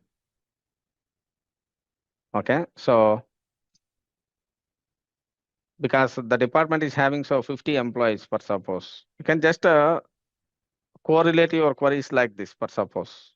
Okay, then you can able to understand so what exactly the problem. Okay, so you can just go through that one and you can discuss, put the discussion tomorrow also. Then you can able to understand.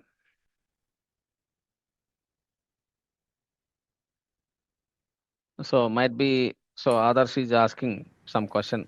Could you please unmute and speak? Sir, Yes, others. can you show the linking part once again? How did you link both the 1 tables? second. Linking part in the sense, which one you are You link asking? the foreign key and primary key, right? Okay, this one only, right? Yeah. Yes. Yeah, how did you link that? This arrow one. This. Nothing.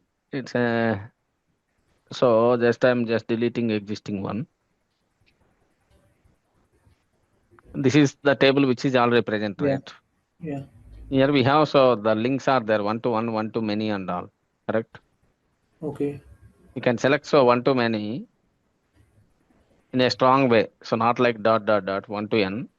First you can select the orders because one order belongs to one customer.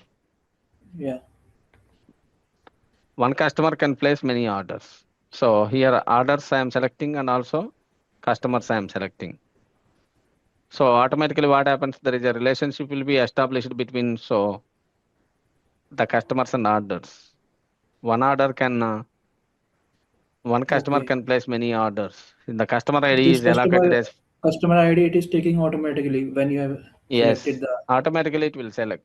Okay, Okay. that's the design, Okay. right? The table will. Okay. That is Okay. the good Okay. thing about what is that one workbench like that. Okay. I think others is asking, so sir, should not the quantity type be in integer? So integer means a quantity in the sense in my scenario. From the context, it will be varied actually. You have to specify it as integer, correct? The reason is the quantity number, right? That is a number.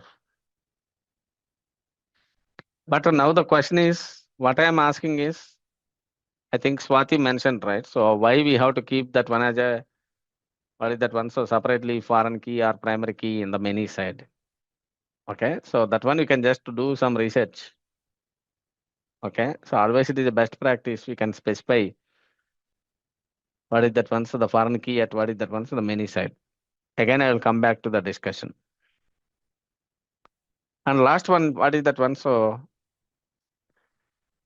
many to many relationship. If you are asking me, this is one to many and many to one, correct? Could you please tell me? So this relationship will cover what is that one? So one to many and many to one. If you are having order details, we can able to get the customer details, correct? We can able to get the customer details. And if you are having customer details, then we can able to get what is that one. So who are all placed that who are all customers? That means what is the customer details and also who what are the orders the customer placed. All those details we can able to get it. Up to here, is it okay, all of you? So one to many relationship. Do you have any questions? You can unmute and speak with me.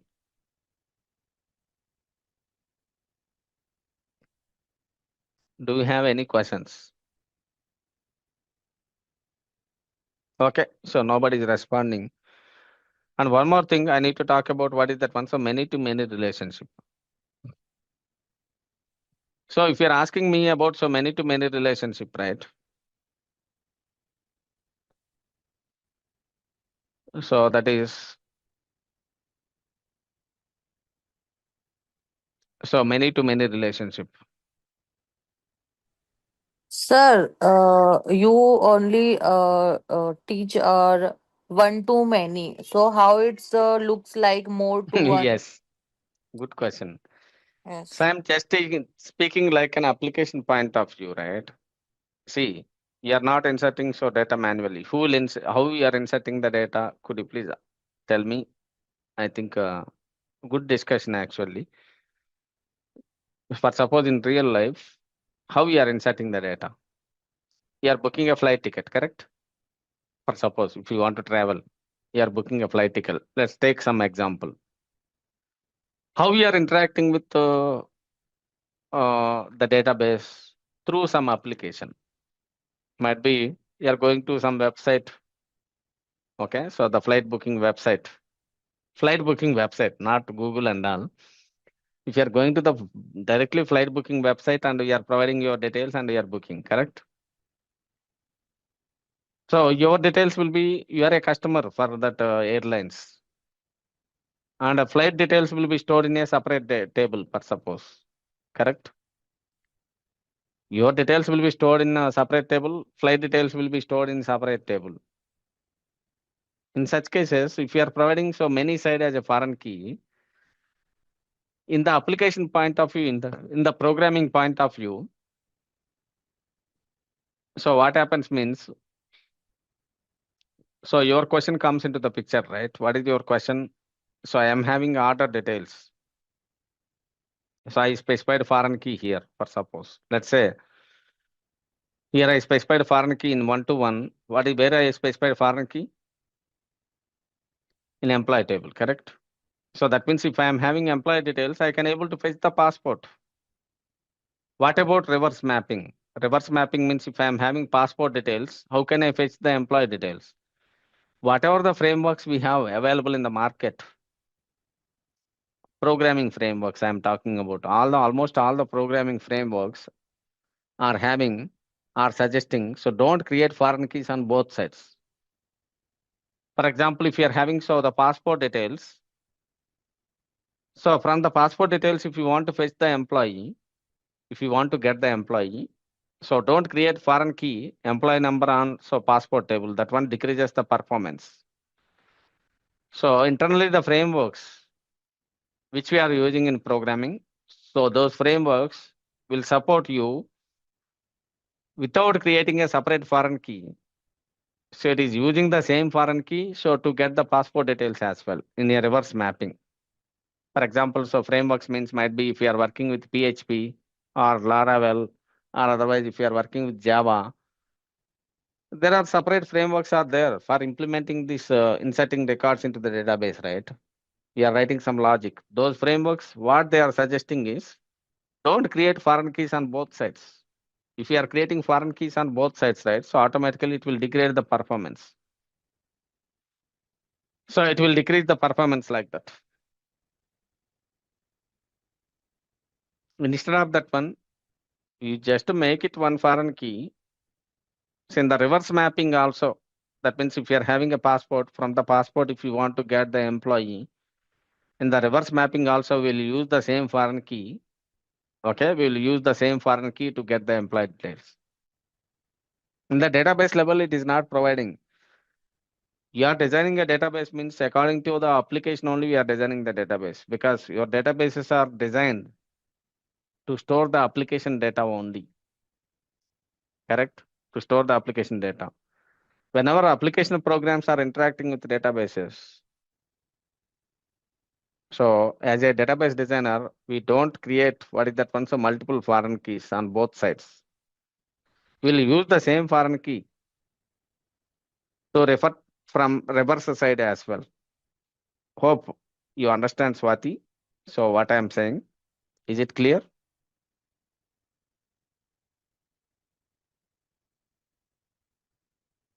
Okay, so if you are creating what is that one, so multiple things, what happens? Automatically your performance will be gone.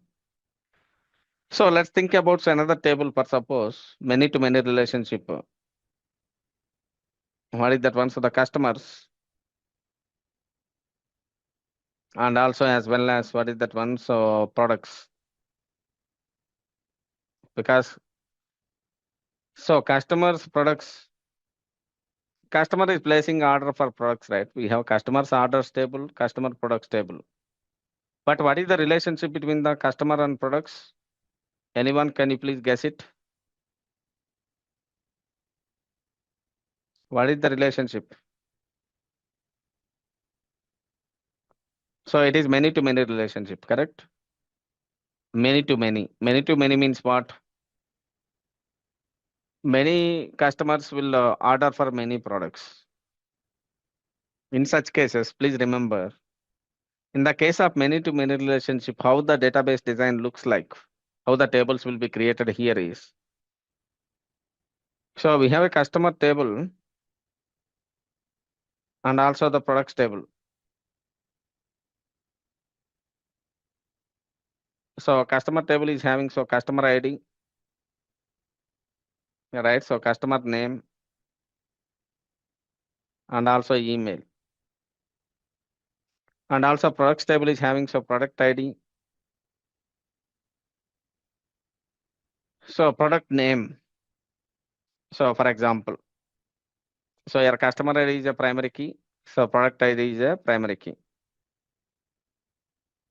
But what happens means in the case of many to many relationship, so there is a separate table will be created. So this one is called as might be customer underscore products. So one separate table will be created. So customer underscore, what is that one? So products.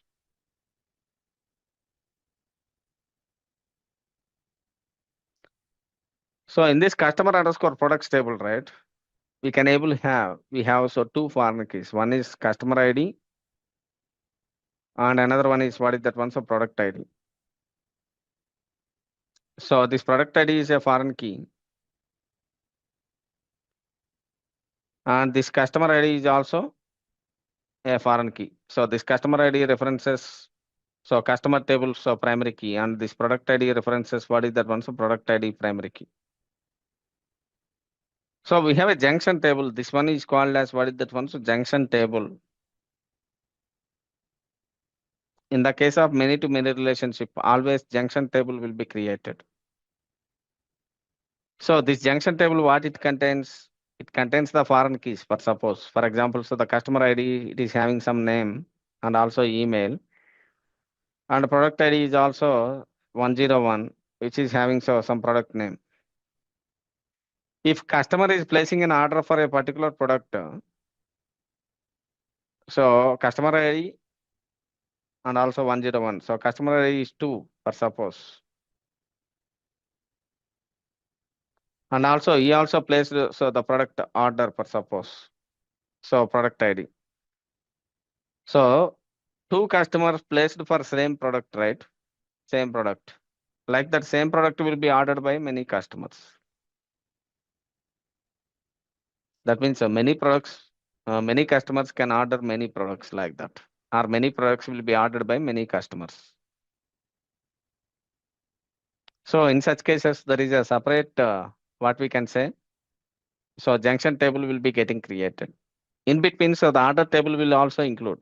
So let's see here. I am not instructing anything, so I am just creating what is that one? So products table here. I understand your questions. So let's see. After that, we'll see. So let's create a product table.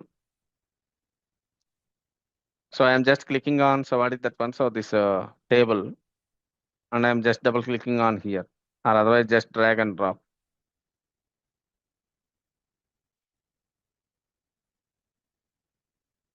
Why it is not coming? Yeah, it is coming. This table name is what is that one? So products.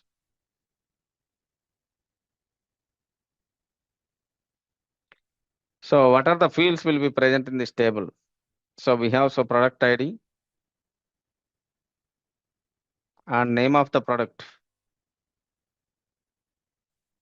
and also the price of the product.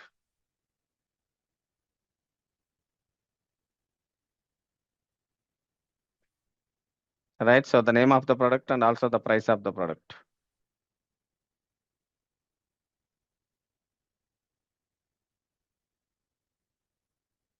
So if you are taking so the customer and products, So what type of mapping I need to provide between these two? So I'm providing so many to many per suppose. So many to many mapping. I'm selecting customer and also products. What happens? So a separate table is junction table is getting created or not? As per the design, so a separate junction table is getting created. So this table name is called as what is that one? So the customer underscore. So I'm just changing the name to what is that one? So customer underscore products.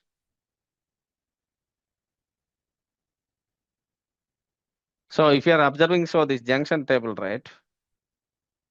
So this one contains customer ID and also products ID. These two are foreign keys. You can see here. So this products ID references what is that one? So products table, and customer ID references what is that one? So the customer table, customer ID. So these two are acting as what is that one? So the foreign keys. Okay, so in this way, so if you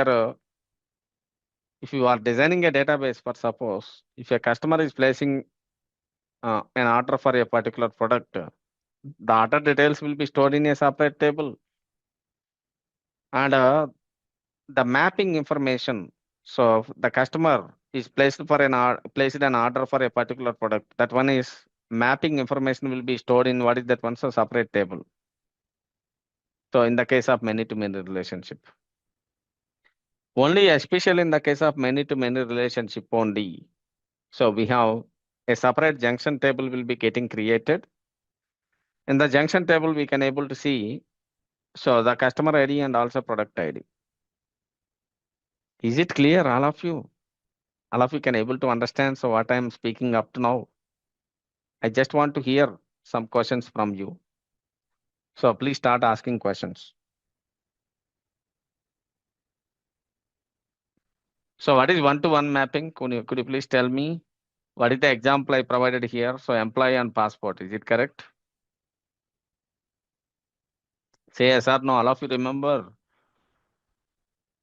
So the employee and passport.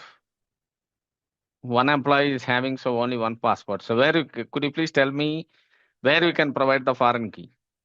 That is my question. In employee table or passport table? What is your opinion? I think I'm just writing it again. So this is the one, right? So employee table and also passport table. So in employee table, I have to provide the foreign key, or in the passport table, I have to provide the foreign key. That is your wish, right? It's up to us, sir. Yes. So let's connect to the MySQL Workbench. Let's see how I am creating, how I am connecting these two tables.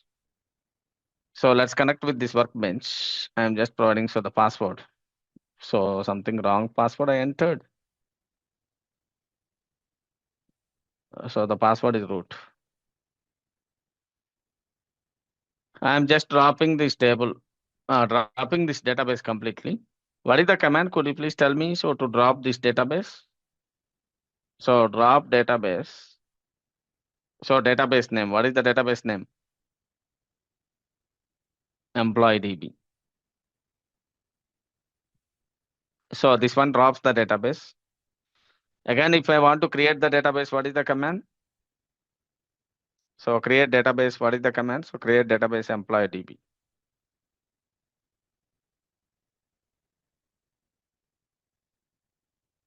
So, but my database is what is that one? So employee DB. Inside the employee DB, I want to create so employee table and also passport table. But my requirement is in employee table, I am going to keep so the foreign key. So what is the table? First I can create it is, first I am creating so the passport table. So create table.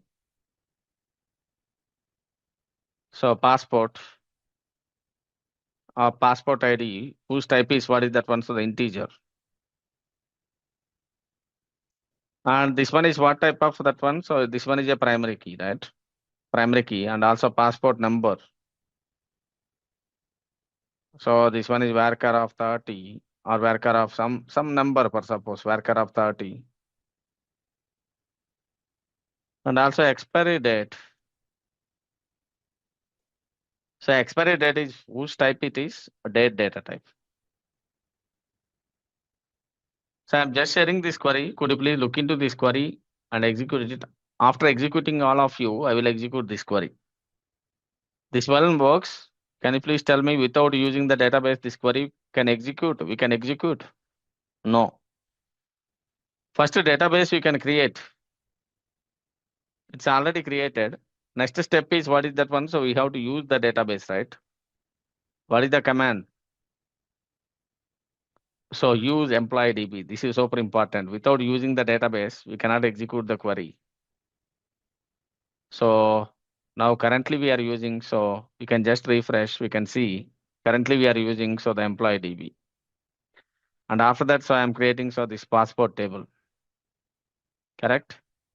So just execute this query. So the passport, this is successfully created. But might be you can observe, so the data types here. So the passport ID is primary key. All of you know about, so what is primary key? Primary key means one table contains one primary key.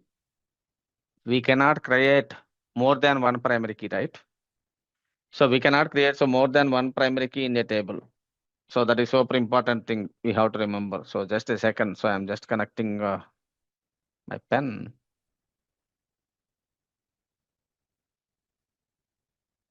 Yeah. So the primary key, if you are talking about, so one table contains what is that one? So only one primary key. We cannot create so more than one primary key. So primary key means what? So unique plus not null, as discussed yesterday. That means in the previous session. Is it possible to create some multiple primary keys? Anyone, can you please tell me? Is it possible to create some multiple primary keys? No. We can create so only one primary key. I think Arpita, you are getting the error. So the reason is might be you are not using the database, right? You are not using the database. You created database or not, so could you please verify it? Or otherwise you can share your screen. So that would be helpful to understand so where exactly we are getting the error. You can unmute and speak with me. So, Sure, sir. I'll just share it. So yeah, I've just please. copied the comment which you have pasted in the chat box, right? No So problem. You can share your screen so I yeah, can able to sure. I'm understand. doing that. I'm doing that, sir. Yeah. Okay. So I'm just following from yesterday. So what happened means first Hmm. create database command in the bottom you can check green color, right? Yeah, That green is color. Now executed. it is red means it is not created. So what is the mistaken is you created database, you are not using the database. Correct. What is the command I've written in between? So use command I've written, right? Use employee DB. So could you please look into my screen so you can able to see Hmm. creating a database, that is one option. So after that, what we have to do? So we have to select the database, right? What is the command I used here? Use employee DB, correct? So if I'm selecting, so use employee DB, so then only the database is getting selected. And also you can see here one refresh icon, correct? You can able to identify Arpita. So this refresh icon. If you are refreshing, so this employee DB is getting highlighted. Once you are after executing this command, use employee DB. Now we can execute this query.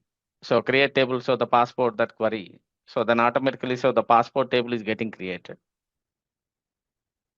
But might be all of you can see this is a new data type, right? So you're observing. So what is the data type here? The date data type. Because if you are talking about so the expiry date, so this one is going to be what type of data type? Date data type.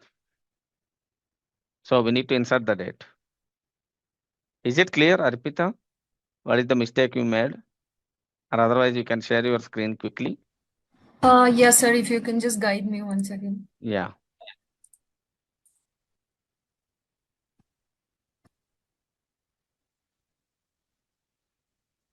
Yeah.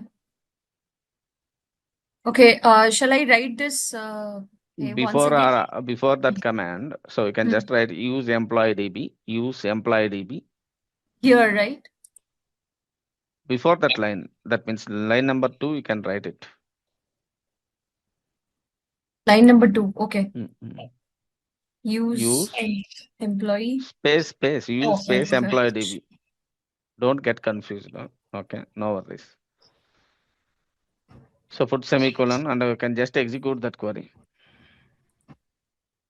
Okay. So now that is using employee DB, right? How can you know whether it is using employee DB? So go to the refresh icon and click it. So which one is the refresh, sir? You are This. not watching my screen actually. So previously I shown, right? So please look at my screen. Okay. This is called as my mouse pointer, you can observe. My screen is visible? Not yet, sir. You're not sharing. Okay. I already shared. Could you please check it out? Now it is visible. No, I can see you, sir, but screen is not visible. Team, could you please confirm my screen is visible? Yes, sir, your screen is visible. I think Arpita, you are on another screen. So could you please check it out? My screen is visible or not? No. Yes, sir. Yes, sir. Okay, I got it. So now you can just check this mouse pointer. So the refresh icon is visible, right? You just Okay. click on this refresh icon. Okay. It is automatically refreshing and it is displaying. So Yes. employee DB is getting highlighted, right? Yes, right, sir. Got it. So you just refresh it and employee DB is visible or not. So you can check it out. Yes, it is visible, sir. Employee DB, and then under that tables, views, stored Yes. procedures and So now functions. we can execute the query. So creating a table query, it will execute and it will show you the table under the tables.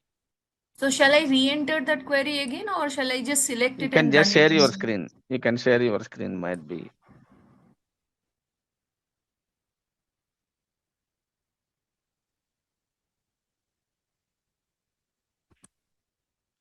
See, your query is still not executed anywhere, right? You can check. After selecting the database only, you have to execute the query. So you can just execute line number 3 now. Okay. So now it is successful, right? It is. Refresh again, refresh the tables. Now go to the tables, you can see your table. Yes, Arrow I mark, can. arrow mark, arrow mark. Yeah. Your table is created or not? Passport. So I'm requesting, please go through the previous sessions. Yesterday itself I told, right? Yes, If you are sir. not running that. I went through, but a little more Yes, practice needed yes. for me. Yeah, no problem. Next week you can get it recovered. No issue. Sure, sir. Thank you. Yeah, thank you. So we have a passport table is getting created. And the next, please like the messages once you are created the passport table. So now I am creating employee table. So create table employee of employee number whose type is integer. Of course, this one is a primary key, right? And also the name. What is its type? So varchar of 30 or varchar of 50 per suppose. And also address. So varchar of 100. And email. So varchar of some 50 or varchar of 40. And at last, so we have to provide the foreign key. Can you please tell me anyone? So what is the foreign key column? Passport ID, right? So passport ID is integer. So here, this passport ID is acting as a foreign key that refers to what is that one? So the primary key. So that is your wish.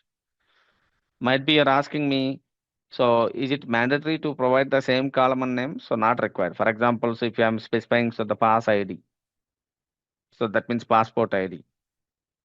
Whose type is what is that one? So the integer. So this one references. So the passport of so PID like this. So look at this query. So might be this one is looking somewhat strange for you. It's not strange, very simple. In employee tables, I need to keep one extra column. What is that extra column? So the passport underscore ID. So there are few questions might be we are expecting whether I have to provide the same column name, primary key column name and foreign key column name must be same, not required. If you want to keep the separate name, so you can keep it. So for example, so in employee table, I am keeping so pass underscore ID. But in passport table, I am keeping so the PID, right? So in employee table, so this is the passport ID is a column. So that is referencing always foreign key is always referencing so primary key, right? So passport of PID like this. So just execute this query. We can able to see so that query is successful. So the table is getting created and relationship is established. I'm just sharing this query in the chat. You also could you please try this query and try to understand. Executing query is not a problem. So try to understand so what that query is doing behind the scenes. That is super important. Correct? So in employee table, so we are having so the passport ID. So this one is acting as a foreign key. That foreign key is referencing so the primary key, which is present in the passport table. So we are providing the relationship between the two tables. But additionally, we have to provide unique also because the foreign key value must be unique. Unique means what? It does not allow duplicate values. But right now, so we can just execute this query. And also, could you please like this message once you are done with the particular task? All of you understand how to assign so the foreign key. So do you have any questions? Is it okay, everyone? You can unmute and speak with me if you are not understand anything. Just I am keeping an extra column. Where I am keeping an extra column, so in the employee table.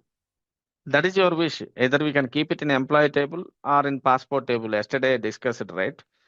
In the case of one-to-one relationship, right? One instance of employee is associated with what is that one? So one instance of passport.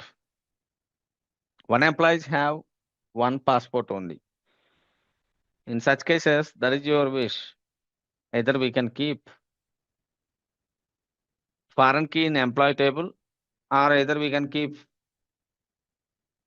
so foreign key in passport table. So that is up to you. And also the column names also might be deferred. You cannot say so the column names in employee table should be matched with the passport table like that. Okay. But one important thing, so we have to specify what is that one so unique. One extra constraint in the foreign key we need to provide in the case of one-to-one relationship. What is that one so unique constraint we have to provide? Could you please look into that one if you are not understanding? So please ask me, unmute and speak with me. I will explain it again.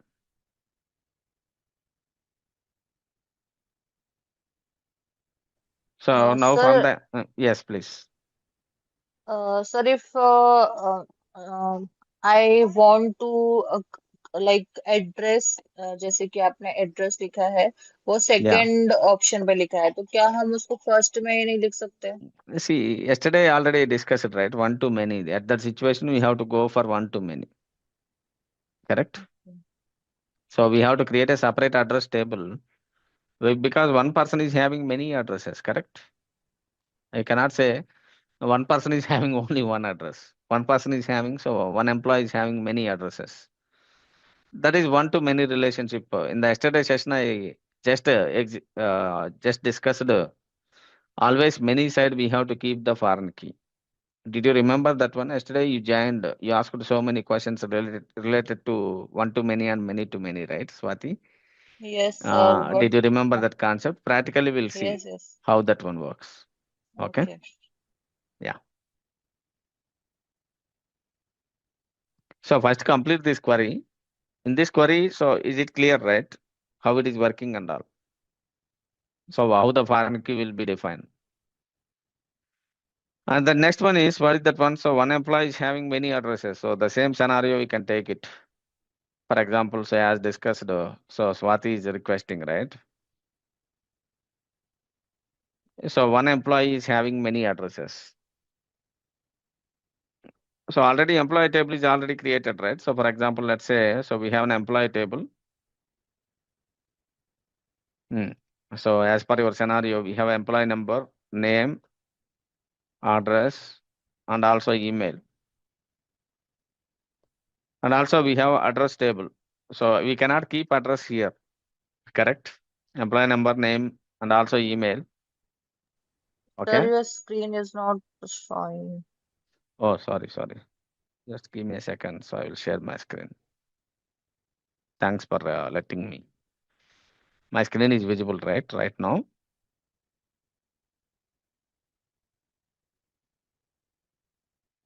So we have employee number, so name and also email. It's visible, right, Swati? Yes, Yes, sir. sir. Yeah, okay. And also there are some properties might be you can keep if you want, for suppose gender. But we have also the address. Address we are maintaining in a separate table. Because if you are speaking about the address, one employee is having so many addresses. It's a one to many or many to many. Can you please guess it? What type of relationship between the employee and address table? One to many, right? One employee is having many address. So the same address belongs to another employee? No. The same address, one address belongs to one employee only. That means from employee side, one employee is having many addresses. From address side, it is one to one. One to one means what? So one address is associated with only one employee, like that. So it is one to many purely. So every address is having associated with some ID. This is a primary key. And also we can say address. So some other, so landmark, per suppose, some other fields. Okay, so these are the fields. So now tell me where I can create so the foreign key. What are the primary keys? First of all, in employee table, in address table, what are the primary keys? In employee table, employee number is called as so primary key.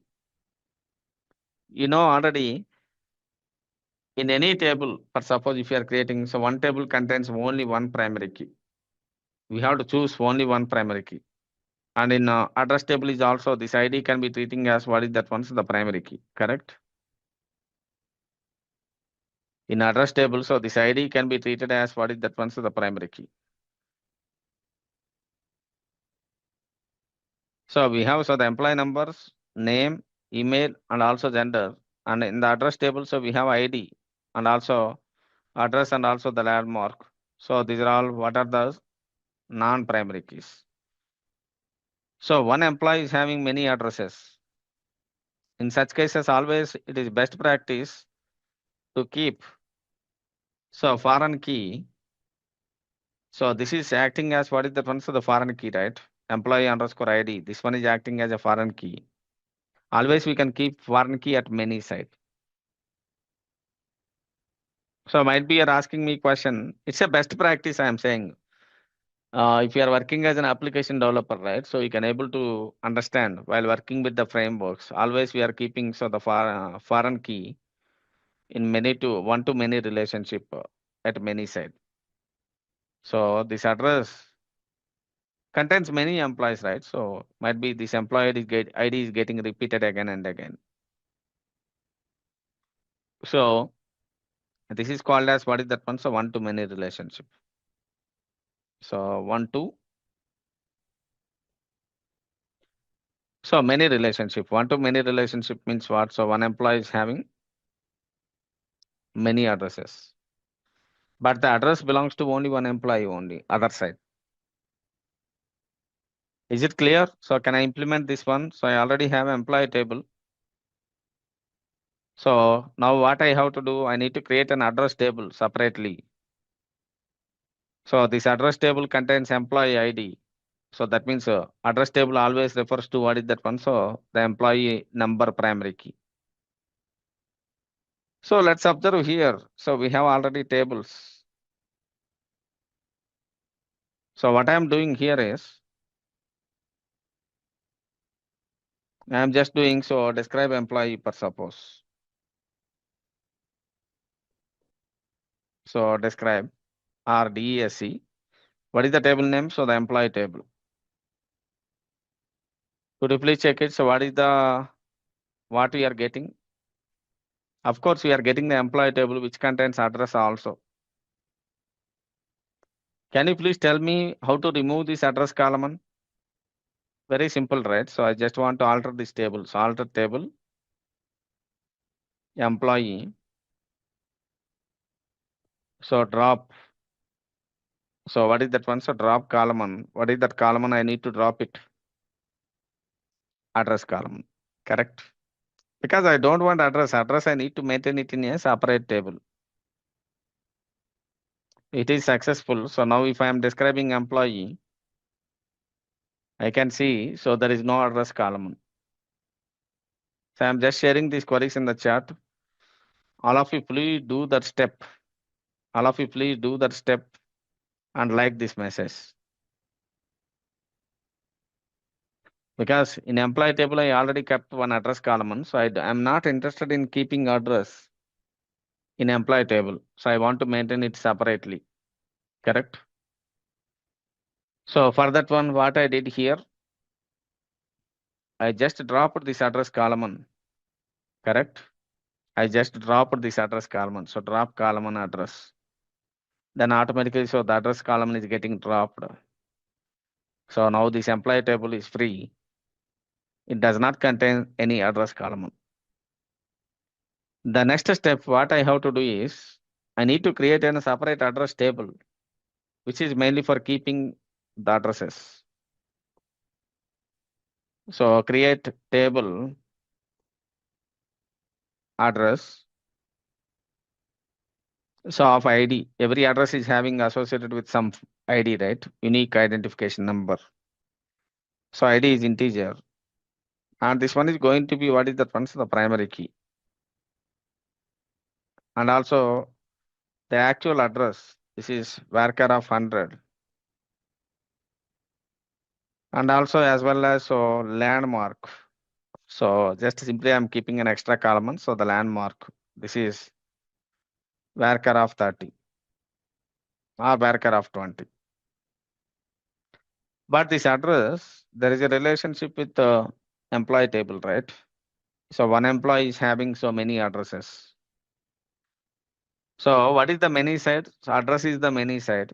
Here I have to keep what is that one? So the foreign key. That means I am keeping so like simply emp underscore ID. So that is your wish. I am not saying so compulsory we must provide it. So emp underscore ID. That means in the relationship, please remember this is important point. While creating the foreign keys, right? Foreign key names should not be exactly same as primary key names. So primary key name we created, right? So what is the primary key name here? Employee number. E number is the primary key.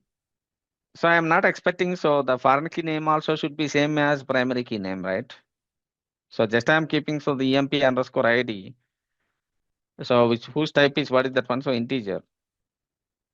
So this one is going to be a foreign key. That means this one is referencing. So employee of what is that one? So employee number. As discussed, foreign keys are always referencing what is that one? So the primary keys. Okay, if you're asking me why, what is the purpose of creating foreign key means? Foreign key is always referencing what? Primary keys. Here employee underscore ID is a foreign key that is referencing. So the employee table employee number. So that's all. So automatically a relationship will be established between these two tables. So this query is successfully executed. So the relationship is getting established. But what happens in address table? we have an extra column, which is nothing but employee ID. So while giving the employee ID, so that should be matched with the existing employee number.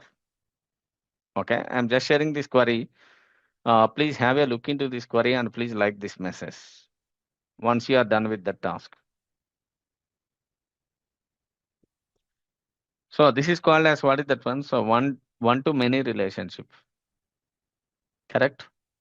Can you please, anyone, could you please tell me another example? Might be yesterday we discussed it, right? One to many. One employee is having many addresses. One employee is having multiple mobile numbers, might be.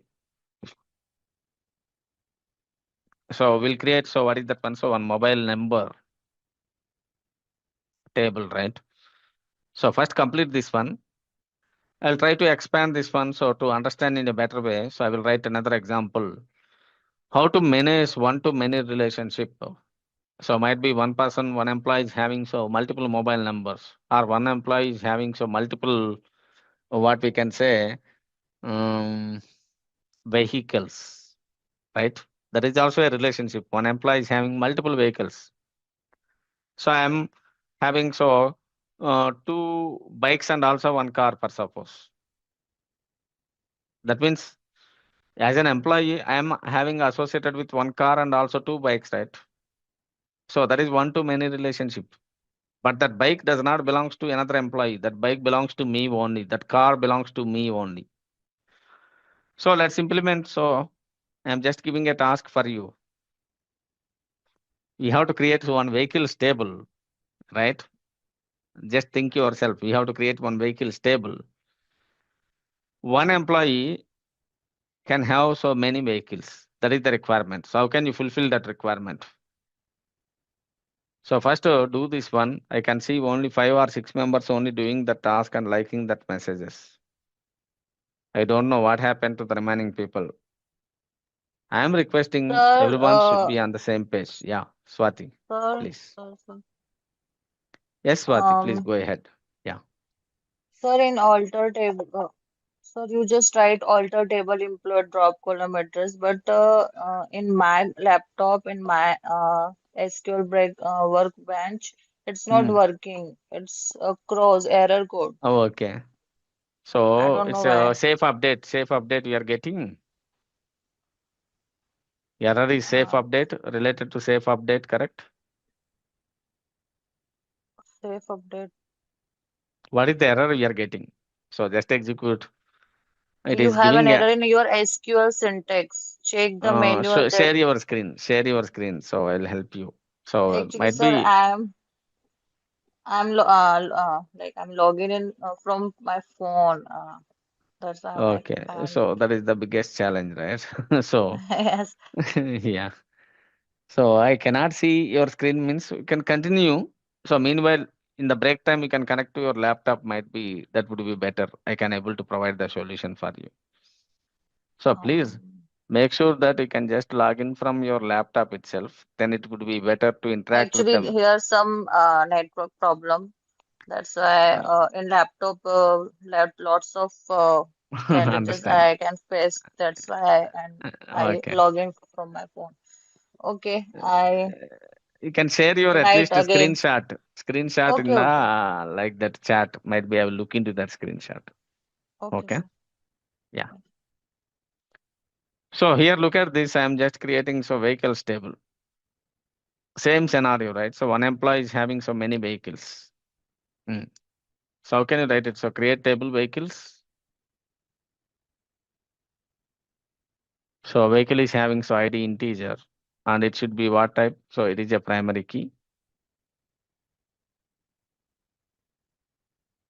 And also the type of or otherwise, so vehicle type, for suppose that is a motorbike or otherwise the two-wheeler or four-wheeler like that.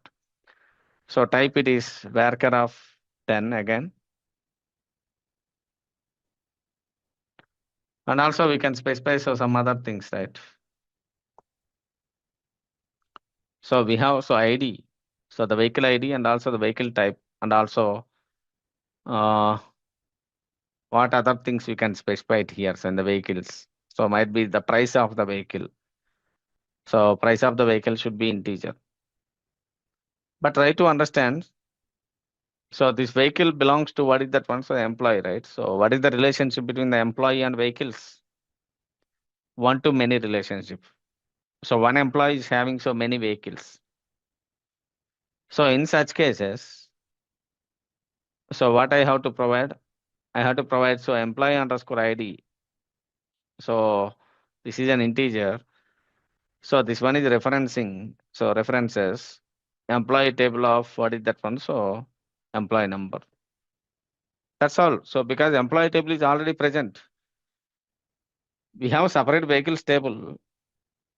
The vehicles who that are belongs to the particular employee, they are stored in this vehicles table. We need to provide the relationship between these two tables. In such cases, always in one to many relationship, I recommended always many side we can keep the foreign key, right? It's always best practice for suppose. If I'm keeping so employee ID in vehicle table, so that one is referencing what is that one? So the employee of employee number. So if I'm executing this query, so this query is successfully executed. So now we can just refresh these tables. What are the tables are present? Look at. So we have employee table and address table and also passport table and vehicle table. So for this employee table, if I want to draw a diagram per suppose, here look at this. Here we have so several options, right? I just want to see the diagram per suppose. If I am specifying so create schema, I think so create schema, that option is different. Is there any option will be there? So from these tables. Sir, please wait 5 minutes. Okay, no problem. I'm just doing this. See, the problem is try to understand actually. If I'm stopping the session for 5 minutes, other people will strike. Okay. So Sir, I just have one doubt.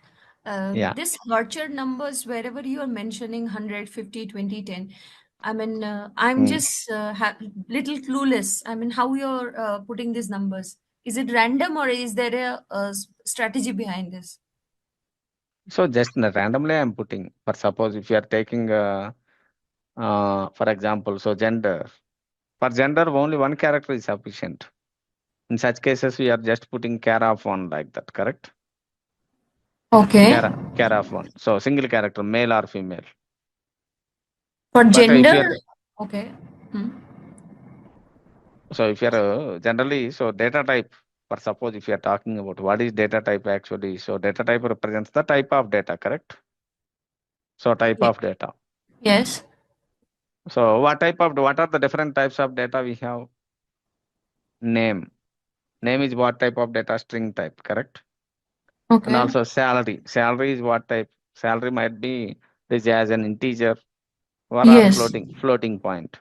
Sometimes might be. So some point, decimal point will be there. Okay. One is numeric also we can say, and name is Yes. also like text we can say. Mm, Text we cannot keep it as salary. So because salary is always it's a numeric value, No, correct? name you said, right? So Name name it is is a a text. Yeah, string. salary String is means numeric. string is in the sense text type only. Okay. Correct. Okay. Okay, I'm just providing the generic names. I'm saying.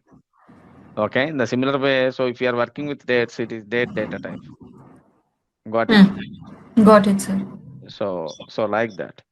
So, but what I'm for simplicity, I'm just keeping integer. Okay, we have So in numbers MySQL can be as per my wish. I mean, I can put any numbers as I want. number means what is that one? So integer means that is having range, right?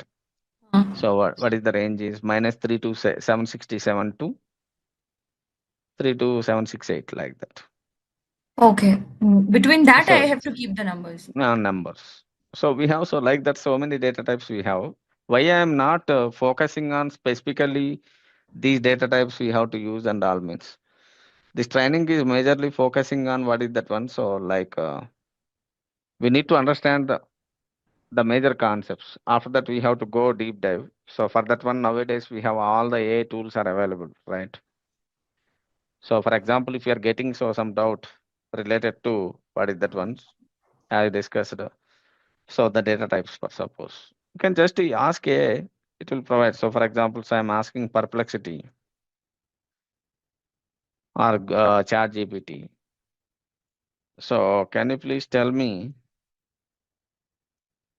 So explain data types in MySQL. So right. So MySQL 2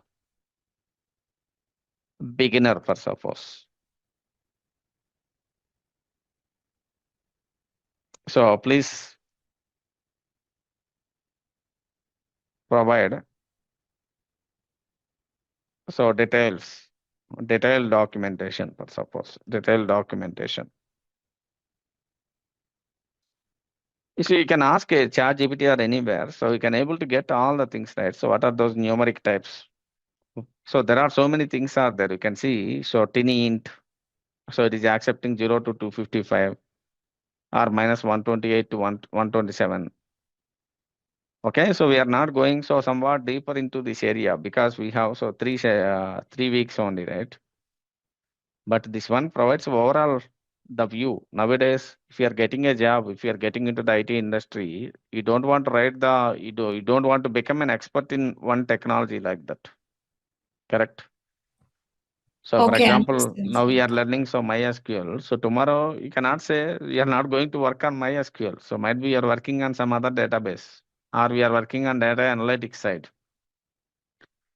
This is just knowledge we are providing. So these are the data types available. So you can make use of this if you want for learning purpose. If you want some other tools, you can just explore if you want further. Okay, that's what we are saying. Is it clear, Arpita? Yes, sir. Yes, sir. Yeah, Thank you. yeah. So I just shared this query. So all of you please create this vehicles query. So we have the multiple vehicles, right? Already, so I think shared the query. Could you please like that query? I can see only 5 members are liking that query. So that means remaining people are not executing that query, I am feeling. Anyone, could you please confirm? So like all of you are executing that query. So previous query address 8 members are completed, but I can see, okay, great. So I think I can see 10 members. I can able to understand. So if you are liking that message, then only I can able to understand. So whether you completed the task or not. So please do that one. So now another relationship, what is that one? So one to many relationship, right? So one to many relationship. For example, as per this up to now, we have what are the tables are present. Please look at here. So I'm just refreshing. We have an employee table, address table, passport table, and vehicle table. But here we created so tables. From this table, I want to generate ER diagram, for suppose, database diagram. Let's see here. So go to tools, database. We have so one option called as what is that one? So reverse engineering. All of you could please check it out whether this option is available for you.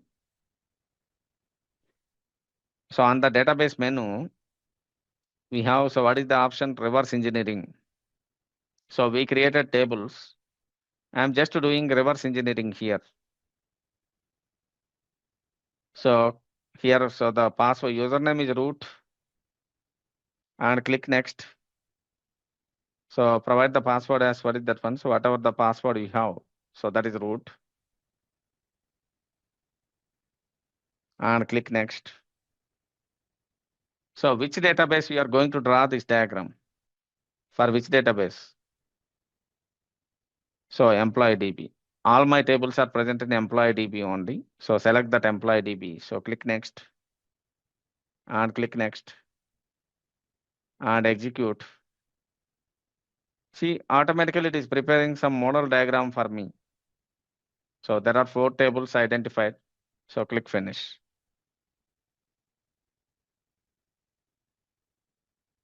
So, but what happens? So the tables are getting created, but there is no relationships. So that's what I want to check. So tables are created, but automatically the relationships also needs to be established, right? So I need to check that part, why the relationships are not established.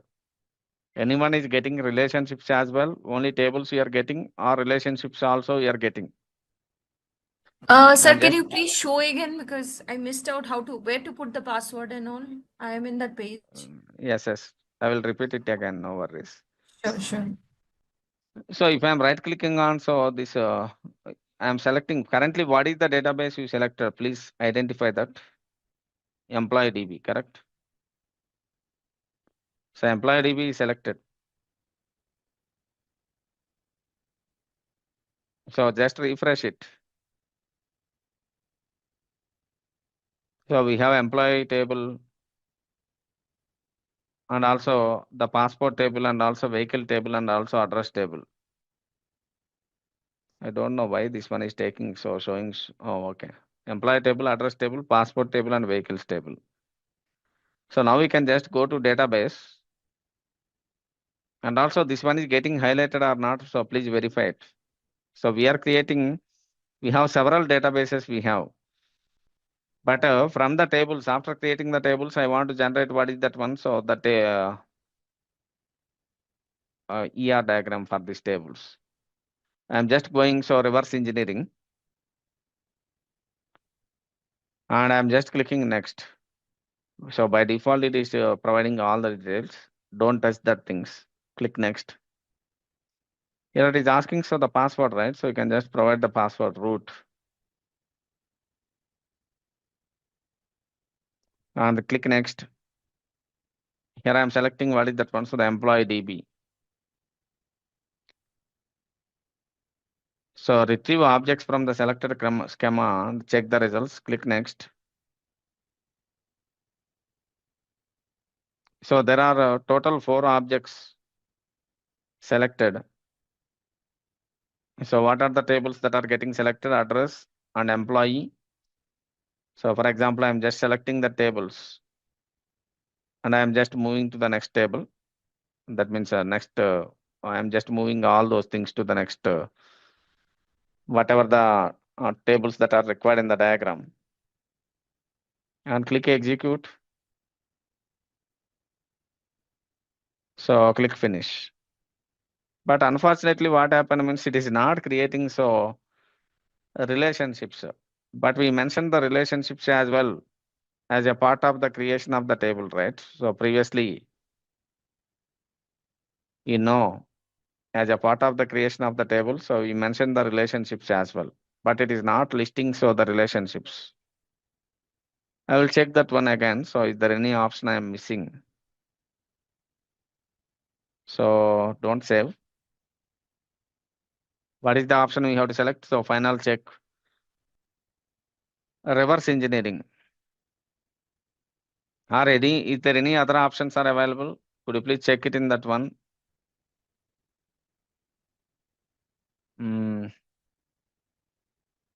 So this one, right? So I'm just closing this. What happened? This is completely getting closed, it seems. Okay. Now it is fine. So now we can go to the database. So I will do one thing. So might be after creating these tables, I am just executing what is that command. So commit command. So commit is belongs to the transactions. Now we can just go to the database. So here schema transfer wizard. That is one option will be there, and also reverse engineering. So click on reverse engineering. So you can just leave it as it is and click next and provide the password. What is the password? So root. So it is automatically connecting to the database and we are selecting what is that one? So the employee database, right? So what is the database we are currently using? So the employee DB and click next and click next. So we have So the table objects, we are importing all the table objects, click execute. But the same options only I am following, so I cannot see. So like we need to identify only the tables are getting imported, but I cannot see what about so the other ones, right? So I cannot see other ones, for suppose if you are tables are created, but relationships are not getting created. I will check and I will let you know why the relationships are not creating. So in the case of reverse engineering and all. So we need to look into that one also, right? So that is super important. For example, if you are looking at the employee table, right? So we have forward engineering and reverse engineering. But here we done what is that one? So reverse engineering. So first we created tables. And from the tables, we are just trying to create the diagrams. But relationships are not created. I will just check and I will let you know. Okay. So might be today or tomorrow. That means in the upcoming session, I will just let you know what is the mistake happened. Because it is not showing any options so related to that one. So we'll look into that part.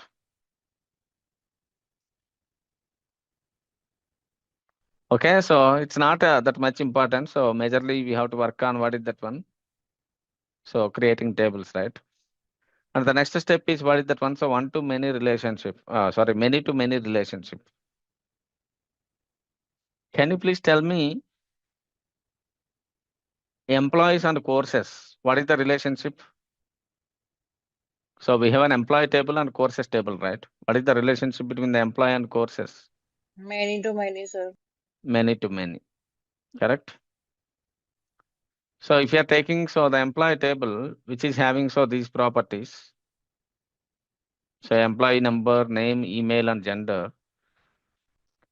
And also we have the courses table. In the courses table, so what are the columns we have? So the course ID. So the course name. Okay, and also like duration. So course ID, course name, and also duration. So this one comes under many to many relationship. If you are establishing many to many relationship, right? So a separate junction table needs to be created. So that junction table name is employee underscore what is that one? So the course table. So this employee underscore course table contains two foreign keys. So what are the two foreign keys? One is employee number and another one is what is that one? So the course ID. This employee number is acting as what is that one? So the foreign key. And also the course ID, this one is also acting as what is that one? So the foreign key. Right. So this employee number refers to the employee table and also the what is that one? So the course ID refers to what is that one? So the foreign key like that. So you can observe here. So what we are getting. You can able to see. So here we have how we can implement this part for suppose. I'm just keeping create table. So courses. So first I'm keeping course ID. What is that one? So integer. It's a primary key, right? So course ID, it is a primary key and also what is that one? So the course name. So varchar of 100.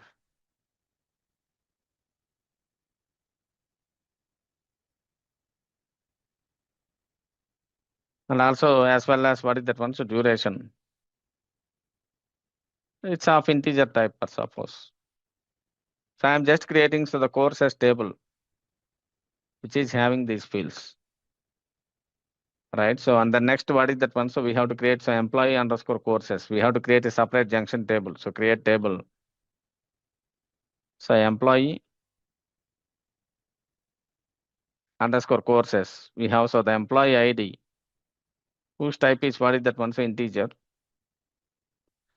And this is a foreign key. So that means this one references. So employee table of what is that one? So the employee number. Correct.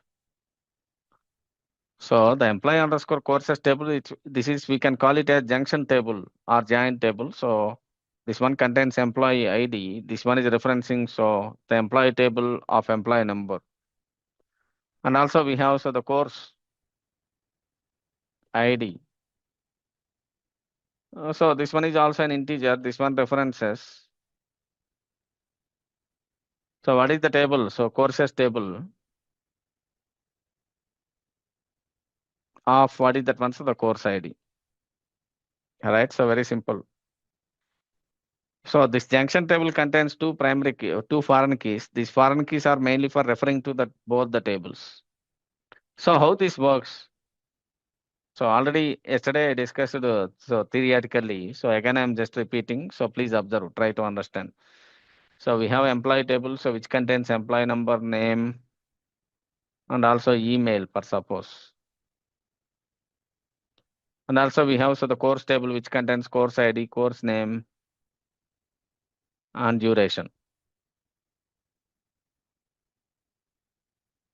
So in these tables, what is the primary key here in employee table? Employee number is the primary key, and in course table, course ID is the primary key.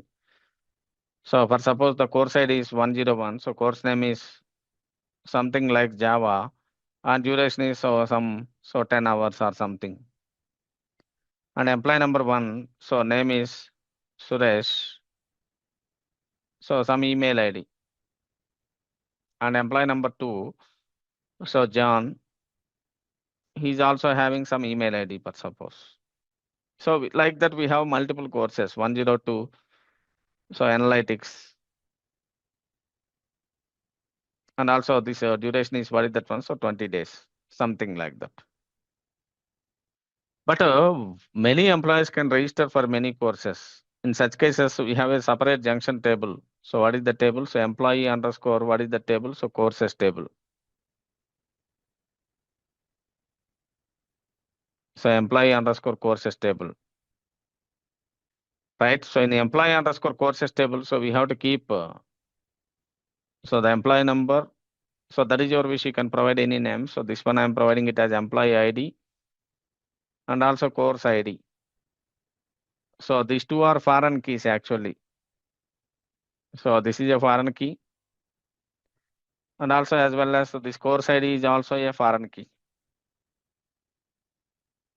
So these foreign keys are referencing what is that one? So the employee table, employee number, and this course ID is referring to this course ID. So the primary key. For example, if I am saying 11 and 12, that means the employee number 1 is registered for how many courses? 2 courses. In the similar way, so the same courses are registered by some employee number 2 also, right? So for example, so here I am specifying so 2-1 and 2-2. So that means many employees are registered for what is that one? So many courses. If you are observing, so not to 1 or 2 here. So this is 101. And this is going to be what is that one? So 102 course. Here also this is 101. So employee number 2 also registered for so same courses, right? So 102. So like that we have so n number of courses and n number of employees. But how we are providing the mapping? So we need some separate table. So that is many employees are working for many courses like that. So we need to create a separate junction table. That's what I am trying to tell you. I'm just sharing this code with you. You just execute whether this one is working or not. So in my case, it is working fine. So look at this. If I'm running this query, so the table is successfully getting created. I'm just sharing this table with you. So please run this query and check it out. So whether this one, so working fine as expected or not. So employee ID integer, foreign key of employee ID. Yes, we can do Surya Prakash Reddy. We can do it, no problem. So that is constraint we are specifying. So constraint name, right? So there are different syntaxes we have. So employee ID integer, foreign key of employee ID. So if you are using the syntax, right? So better you can provide the constraint name.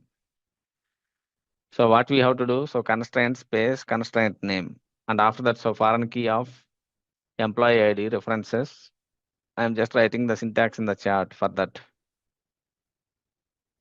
So employee ID integer, right? So this is the foreign key column. So here we can make use of what is that one. So better we can provide your own constraint name. So emp underscore ID underscore fk. So here we can specify what is the constraint, actual constraints of foreign key, right? No, in my case, I'm just saying if we use foreign key, then we can have that relations in reverse engineering. We need to use that word foreign key. Okay. So if you are using that model, so then only it is providing, so reverse engineering feature is getting enabled. We are talking about. Yes, we'll see that Yes. one also. Okay. So first let's complete this one, and after that I will implement the same thing, same tables with the help of what is that one, the foreign key keyword. So how we can implement it. I will show you that one as well. Did you check whether the reverse engineering is getting the foreign key relationship if you are using foreign key? Yes, I checked. It's working for me. Oh yeah.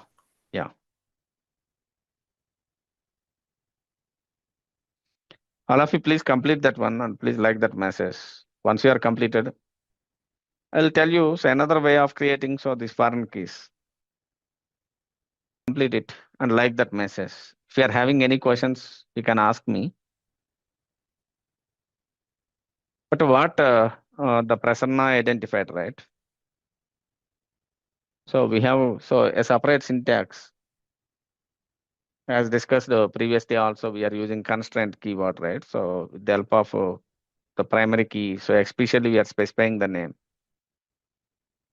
If you are following the syntax of the reverse engineering is showing the diagram, so it is making the foreign key entries.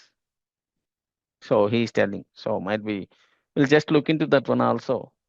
We'll drop this tables and we'll recreate it again with the help of that option. But both the ways, like this is the basic approach, right? If you want to go for some advanced approach, especially we are mentioning the foreign key. But I cannot say like the same option. So which is recommended in production means the next option what I am talking about. So constraint keyword, that one works in real time. Okay, this is just for understanding. So we are just using references keyword. But in production, if you want to use assign any key, how to assign the key, I will just discuss. So we understand what is foreign key and all. So now we can observe. So in a production environment, right? So production in the sense like in the live environment. If you want to design a table, so there are several options we have to follow. But I am not writing actual production code. I will show you how the production code looks like also. But what I am doing is here right now, so I am just deleting all these queries. I am dropping this employee DB first. So drop database. What is the database? Employee DB. So it's getting dropped, right? So no, there is no longer, the employee DB is not existed. So the next step, what I can do here, I have to create the employee DB. So how to create the employee DB? So create table. So same story, right? So the employee DB. I'm just trying to quickly explain. So you done all these steps. What it is saying? So employee DB it is giving error. So drop database employee DB is selected. What is the issue here? So the drop database, right? Sorry. So I've created a table. So it's a database. So employee DB. So it's created. So how can I check? Just refresh it. But still we are not using this employee DB. How to use the employee DB? What is the command to use the employee DB? What is the command? So we have to use. So what are the fields? We have employee number, integer, and also name, varchar of 30, and also email. So varchar of 30. So the maximum size is 30 like that I'm keeping. I'm just creating a table. So same table, so employee table again. So employee number, name. But here I am not assigned so the primary key, right? Can you please tell me how to assign the primary key? So another approach we can make use of what is that keyword, so constraint. So space constraint name, right? So e number underscore. So pk. So what is the constraint name actually? What is the constraint I'm assigning? So primary key of e number. So this is another approach, right? So instead of specifying so primary key here, so we are specifying our own constraint name. Let's execute this code. So the table is successfully created. How can you say so whether successfully created or not? So we can describe the table. Okay, so we can describe the table, we can see.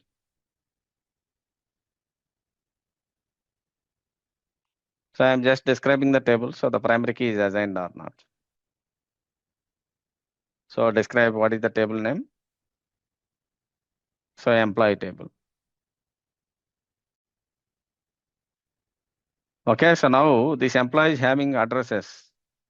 Employee is having many addresses. So create table addresses or otherwise create table address which is having ID whose type is integer. And here itself I am assigning so primary key, that is up to you. And also the name, address. So this is varchar of 100.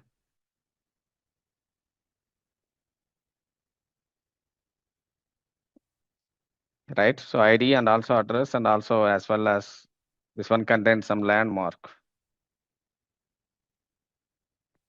So this landmark is of type, what is the type? So varchar of 100. And we need to specify so the foreign key here. So for this I am just creating so constraint. So first we can specify the column name, right? So what is the foreign key here? So emp underscore ID. So whose type is integer. So I am just keeping an extra column called as emp underscore ID. And we can specify constraint. So emp underscore ID underscore fk. This one we can call it as what is that one? So the foreign key. Here I am specifying what is that one? So the foreign key.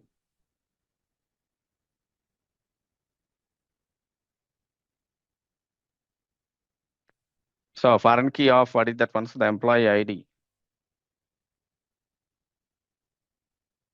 So we can specify references. Here especially I am using so the foreign key keyword, right? So references. Which table? So employee ID. So employee table of employee ID. That means employee table of employee number. Right. So this is the way. So we can able to specify so explicitly the foreign key. I am just sharing this one. First, let me execute this one. I am just executing this query.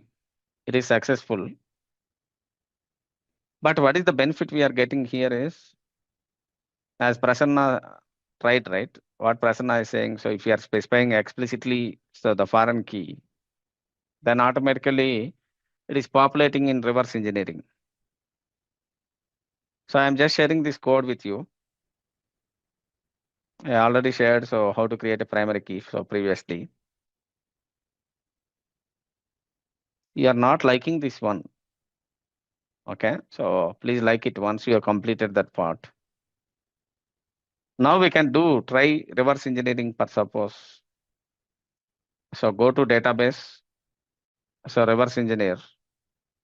If I am trying to generate a diagram from these tables for suppose.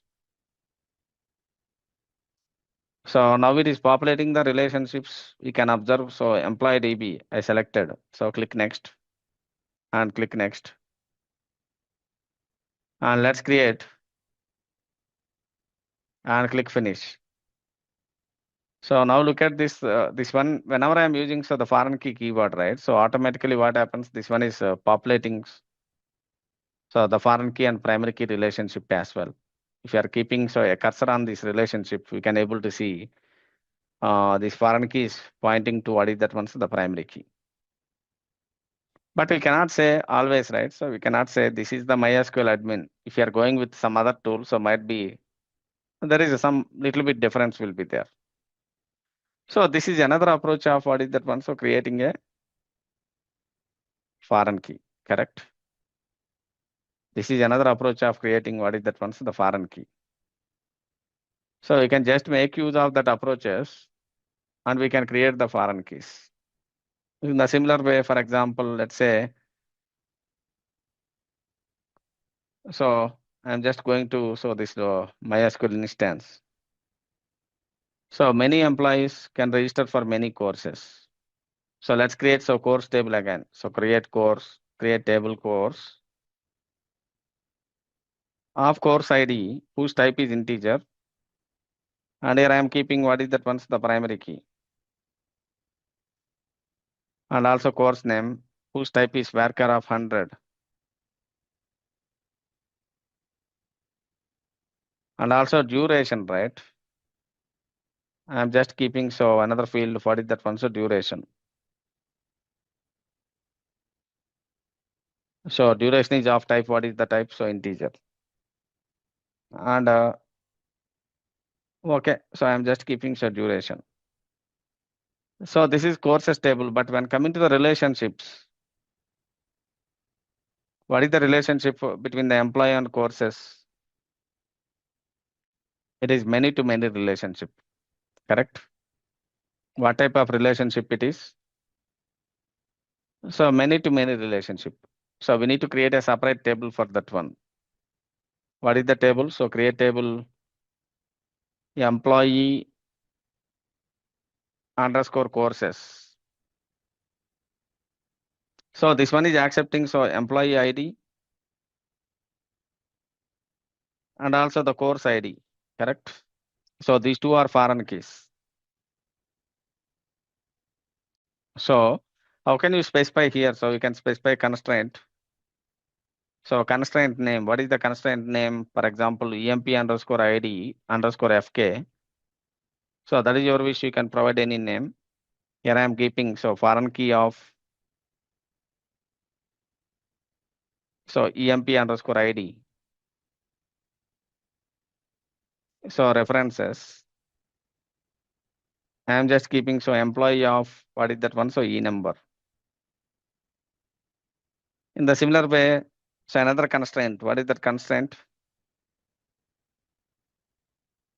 So course underscore ID.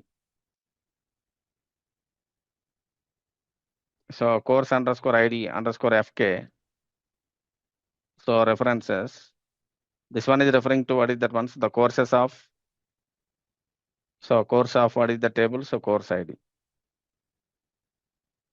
Sorry, here I am making a mistake. Constraint. Here we have to specify what is the keyword. So foreign key keyword. So foreign key of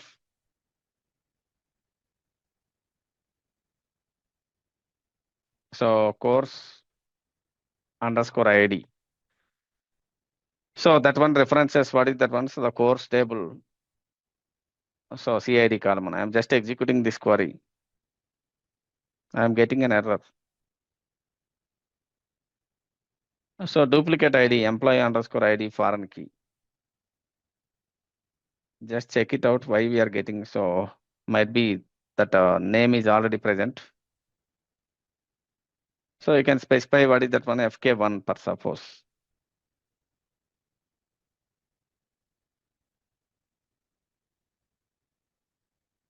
Here this one should be, you have to specify what is that one, so foreign key, right? Okay, so now we can try to execute. So don't get confused, I will explain it again. So all these queries, what I did here.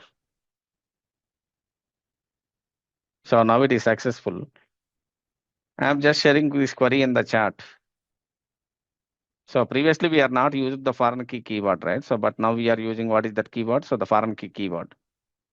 So now we can go to the chat and you can see. So I posted that query. Now we can do reverse engineering for suppose with all these tables. You just right click or otherwise you just go to the database and do reverse engineering. So all these tables are getting populated or not in the ER diagram. So we can check it in the database diagram.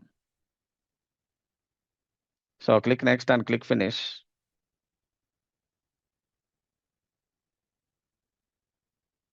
But I cannot see if I am going down. So might be I can able to see. Okay, so the tables are getting created here successfully. What happens? So we have an employee table and also address table. The relationship is 1 to many. And also we have an employee table and courses table. So what is the relationship? Many to many. Many employees belongs to many courses. That's why so separate junction table is getting created, right?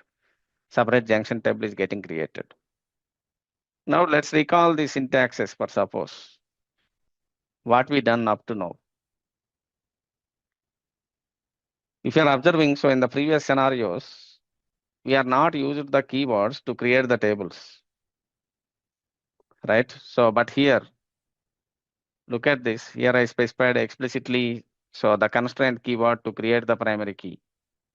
And especially the foreign key also, I used what is that one? So constraint name, foreign key of employee ID, references, what is that one? So employee table, employee number. Here, especially I'm using so the foreign key keyword.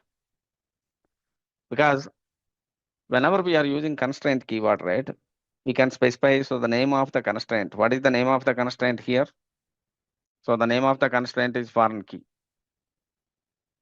So this is the syntax we have to follow explicitly if you want to create a foreign key. Okay. So like this.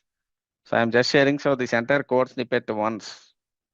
So please look into this code snippet. And if you are having any questions, you can start asking your questions. I think most of the people understand, but still, if you are having any confusion, what is the difference between so the previous approach and this approach? In the previous approach, we are not mentioned explicitly. So the foreign key keyword, but in this approach, explicitly we mentioned the foreign key keyword. Mostly in production, right? If you are writing so production related queries in real time, always we have to make use of what is that keyword. So this foreign key keyword to provide the relationship with other tables. Okay, so this is the standard syntax we have to follow. But simple syntax previously we executed, just I am not using foreign key, just I am providing references like that. Okay. So nothing different. So what is the difference between the previous approach and this approach? I'm just quickly giving a reference for suppose here. While creating the foreign key itself, the approach is getting changed. For example, so previously we have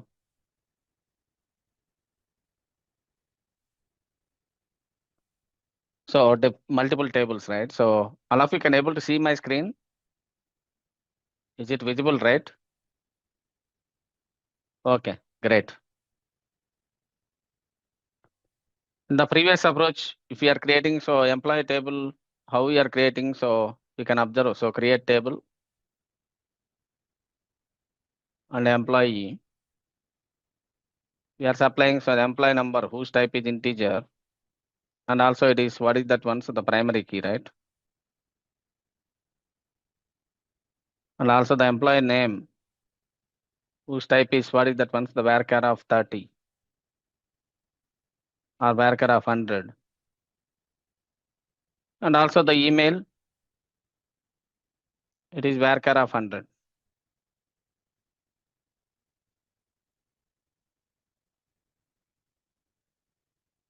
Okay, so in the similar way, so you are creating, so what is that one? So addresses table. So previous approach, what we done, so create table, address of ID whose type is integer. So that is your wish. We can provide any maximum size, that is up to you. And also we are keeping so an extra foreign key column, right? So that is nothing but emp underscore ID. That is your wish. You can provide any name. And whose type is integer. Here directly we are writing so references. Correct? References, what we are writing, so EMP of, that means employee of, employee number. This is the first approach we did. But in the second approach, what we are doing, we are just adding an extra column first. And after that, so we are using what is the keyword? So constraint keyword. So constraint, what is the constraint name? So EMP underscore ID. So for this column only, we are assigning foreign key, right? So EMP underscore ID underscore FK. So we are keeping, so what is that one? So the foreign key. So foreign key of, what is the column in my table? So EMP ID. So I'm just writing, so references. So employee of E number. So this is the production grade approach. Production grade approach in the sense. So it is a preferable approach. If you are doing like this explicitly, we are mentioning one extra column here. So the employee ID is an extra column. For that one, explicitly I'm assigning what is that one? So constraint. What is the constraint I'm assigning? So the foreign key, right? So foreign key for which column? The employee ID column, and it is referencing so employee of employee number. I think educate. So is it clear? What is the difference between so the previous approach and this approach? What are the topics I discussed in the previous session? So we know how to create tables. So that means we discussed about DDL, correct? So what are the DDL operations? So insert, update, and also delete. So these are all operations comes under DDL, and also another operation is DML. So DML stands for what? Data manipulation language, right? So we discussed about insert and also the update and also delete operations. So delete operations still might be update and delete. I need to discuss, it seems. Still we are not completed. And also the DRL. So DRL stands for what? Data retrieval language. So today the major focus is about so DRL. So we need to work on what is that ones?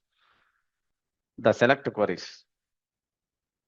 So if you are working as a data analyst, right? So most probably, so we are getting a chance to work with what is that one? So mostly select queries only. So what is the purpose of select queries? We need to understand how to write the select queries. Because if you are working in real time, right? So the data is already present. We are not creating any data, correct? So already data is present. Tables are already existed. So what we have to do? So we need to retrieve the data. So based upon your requirement, if you are doing some data analytics or anything, data analytics means what? So we need to get some insights from the existing data, right? If you want to get some insights from the existing data, so we need to write some select queries to retrieve the data, and based upon that data, we need to perform some analytics. So that's why this session is very, very important session, especially for data analytics people. So that's why please concentrate. And also it's a simple only, but if you are getting any question, right, so feel free to ask me. So today we are talking about what is that one? So select operation by using the existing schemas, whatever the tables we have already. In the last session, so we discussed how to import the data. So we created customers table and all those stuff, right? So we'll continue that setup. And after that, so we'll proceed. Okay, so that is the agenda for the today's session. First, we'll try to understand, so what is select query, how to retrieve the data from so the database table. And after that, so we are entering into some complex things like how to work with joins. Okay, so joins is very, very important concept. We'll discuss about that one today. So try to understand. So the select statement. So this one comes under what is that one? So data retrieval language. So by using select, so we can retrieve the data, right? So we can retrieve the data. So from tables with the help of what is that one? So select queries.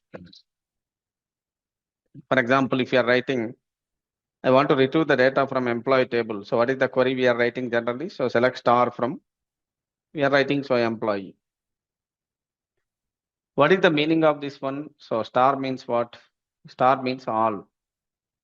That means we need to retrieve all the rows and columns. So from this employee table, right?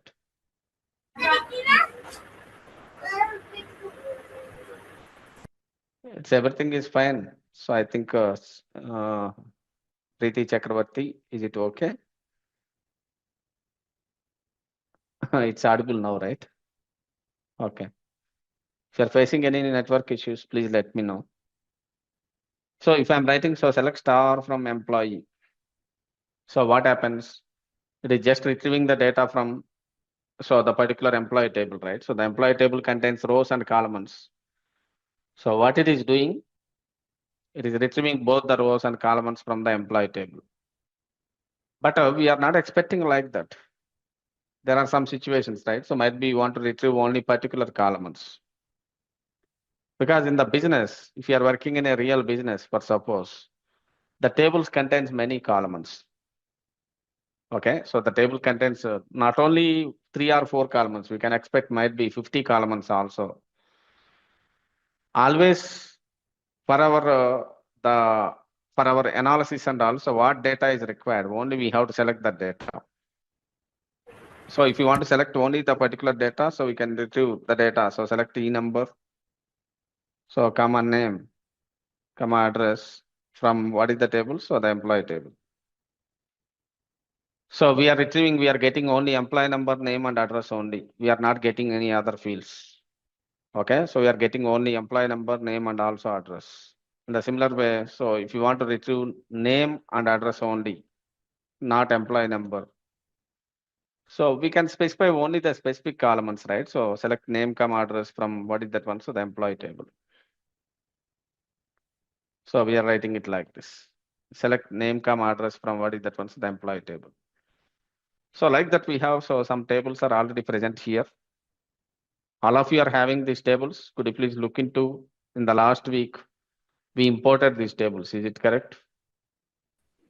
Sir, I don't have it because I'm using Okay. the Yeah. So that import option is not available for you.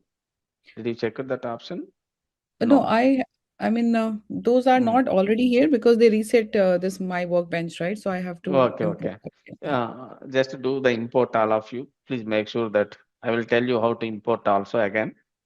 What we Sure. have to do. So just right click, go to table data import wizard. So where we have to right click on tables, go to table data import wizard and click on browse here and select your CSV files. For example, if you are creating customer table, right? You have to select so customer dataset.csv. So click next. Here the table name it is taking as customer underscore datasets by default. You can change this name according to your requirement. For example, I want to maintain this one as customer 1 because customer table is already present. So click next. So check out the data types. Your customer ID is having integer type, customer name is text, and also customer location is text, and phone number is integer like that. It is showing. So click next and click next. So, but I am already having tables. So that's why I'm not creating. If anyone if you are new to import the tables and all, so please share your screen and I will help you. I will guide you what we have to do. I think Nikita, you can share your screen. I'll share Others, my could you screen. please confirm? Others also, could you please confirm? All of you are having so imported the tables from the data sets. Could you please confirm in the chat? Okay. So you can follow the same steps, Nikita. You are not getting that option, you are getting right. So table data import wizard. Yeah. So this is the customer.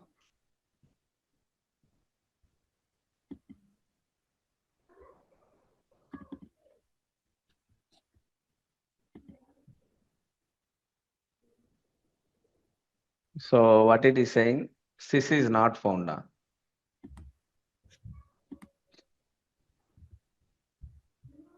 It's already, tables are already present. Please check it out whether the table is present or not. Okay, you can do one thing, change the name, 1 second. Customers. Table name is customers. So click next. Unhandled exception. Okay, first you have to select the database, correct? So you can use this database, or otherwise create your own database. Create database. What is the database you have to create as per the document?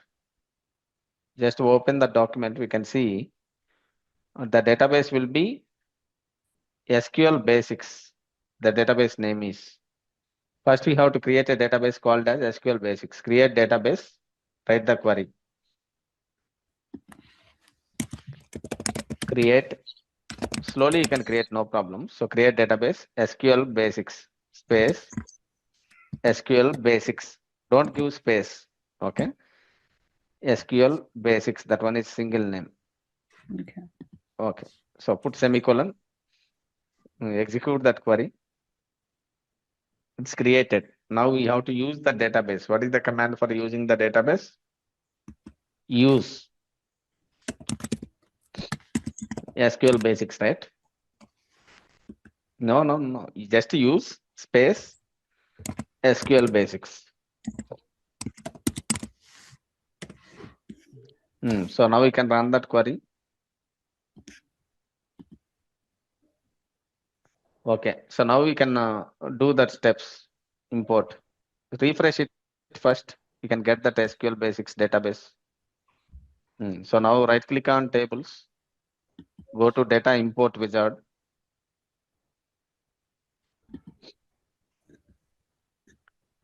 And select the location. So where that file is located. This is where it is, right? Customer Yeah, data. you can just select that one and click OK.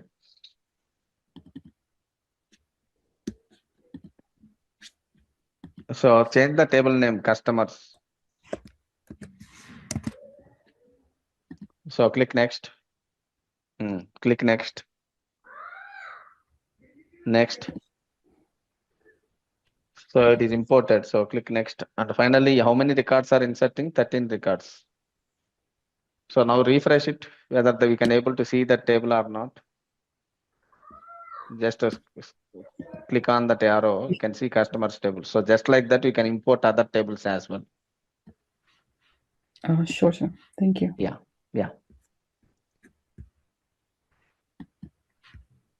Okay, so all of you, so please follow the same steps. So to import the table, I am just giving 2 minutes of time. All of you make sure that you can ready with the data set. Yes, if you want to edit, you can do it. Okay, so the relationship, if you want to edit the relationship, you can do it, no problem. So how to edit, I will discuss. Okay, if you want. First we'll complete the select queries. Meanwhile, in the middle, we'll introduce that query, whatever the questions I will take it, right? At that time, I will explain how to edit the relationships and all. Okay, Nikita, you can stop screen sharing. It works but make sure that the table names, you can change it. Okay? Yeah.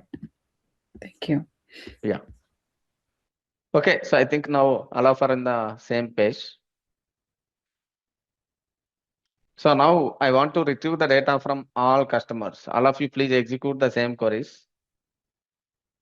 So what I am doing here is I am just right clicking on customers table and I am opening. Sorry. So here just right click on tables or otherwise here. So add SQL. So I'm just writing. So use, what is the database name? What is the database I have to select first? SQL basics, right? I'm selecting use SQL basics automatically. So the SQL basics table is getting database is getting selected. So after selecting this database, if you want to see the tables, what is the query? Anyone, could you please type it in the chat? What is the query to display all the tables? What is the command? So show tables, right? See, most of the people are not responding. So what are the tables present in this SQL basics? So we have customers and also products and also sales table. I want to retrieve the data from what is that one? So the customers table, per suppose. So if I want to retrieve the data from customers table, so then what we have to do? So select star from.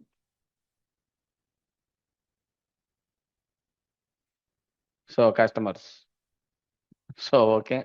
So we executed select star from customers. It is displaying all customers data. Now the requirement is, I want to retrieve only customer ID, name and location only. Okay. So I want to retrieve only customer ID, name and location. So how to retrieve it? So C underscore ID and also C underscore name and C underscore. So location from what is the table? So the customers table, right? So we have to retrieve the data from the customer table. But what are the columns I am going to retrieve? So customer ID, name and also location. So only these three columns I want to retrieve. See, look at this. I can able to retrieve only these three columns, right? What are the three columns? So customer ID, so name and also location. So now, so I want to write some conditions for suppose. Let me execute select star from EMP, select star from customers again.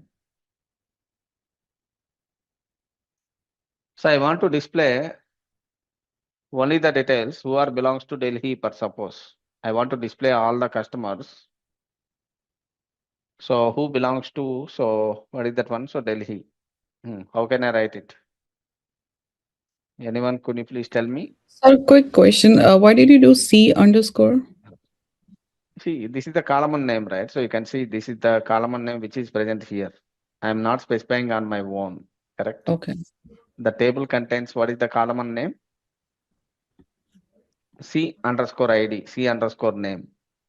So especially I am retrieving only the specific column, C underscore ID, C underscore name, and also so C underscore location, like that. Is it clear? Oh, yes. Okay. But I'm getting error for the same query. So in such cases, what we have to do, first select star from. First, we are not using the database, correct? First, you are using the database. Yep. You can share your screen, I think easily. I can easily identify what is exactly the error. Let me just run this again and see if I. Okay, I'm fine now. Thank you, sir. Yeah. So now the requirement is, I will ask you the questions, all of you. So we have to write the answers for this query. I want to display all the customers belongs to Delhi, per suppose. How can I retrieve it? What is the query for retrieving the customers who are belongs to Delhi? Correct, right? Very good. So select star from customers where. So whenever we are writing condition, right? So we have to specify where. So C underscore location equals to, I think somebody is unmuted. Nikita, Neelam, could you please go on mute? Okay. Sorry, Nikita. I'm always calling Neelam and Nikita confusing bit. Okay. So C underscore location equals to, so Delhi, right? So this one is case sensitive actually. So we have to check what exactly, so the data is present in the table. So I'm specifying where C underscore location equals to what is that one, so Delhi. So automatically we are retrieving the data from what is that one, so the customer's table. So where customer name equals to what is that one, so Delhi, like that. Is it clear? So now another question. I want to display so all the customers who are belongs to Delhi and Kerala. Who are belongs to Delhi and Kerala, both the cities. How can we write it? Anyone, can you please tell me? I want to display all the customers who are belongs to Delhi and Kerala. Sir, after Both. Delhi, C underscore location equals to Delhi. And again, so I am specifying and, right? So C underscore location equals to Kerala. But this is not a good approach. Why this one is not a good approach, I will tell you. Okay, so just I am writing, so C underscore location equals to Delhi and C underscore location equals to what is that one? So the Kerala, like this. sir, why 2 times and you have put? So this is a condition, right? So if I am writing 2 times, what happened? Sorry, where I written, so 2 times C underscore location equals to Delhi and C underscore location equals to Kerala, I have written. So double end. No, the and say sign you have put 2 times. That's what I'm asking. So this one, so the single ampersand, it is not AND operation, right? So basically in programming languages, right? If you want to represent AND, so we are using what is that one? So double ampersand operator. Single ampersand, there is a difference between single ampersand and double ampersand. So this ampersand we are talking about, so this operator, right? Why you are keeping, or otherwise, Yes. if I am putting, so instead of that one AND here, right? So let's see.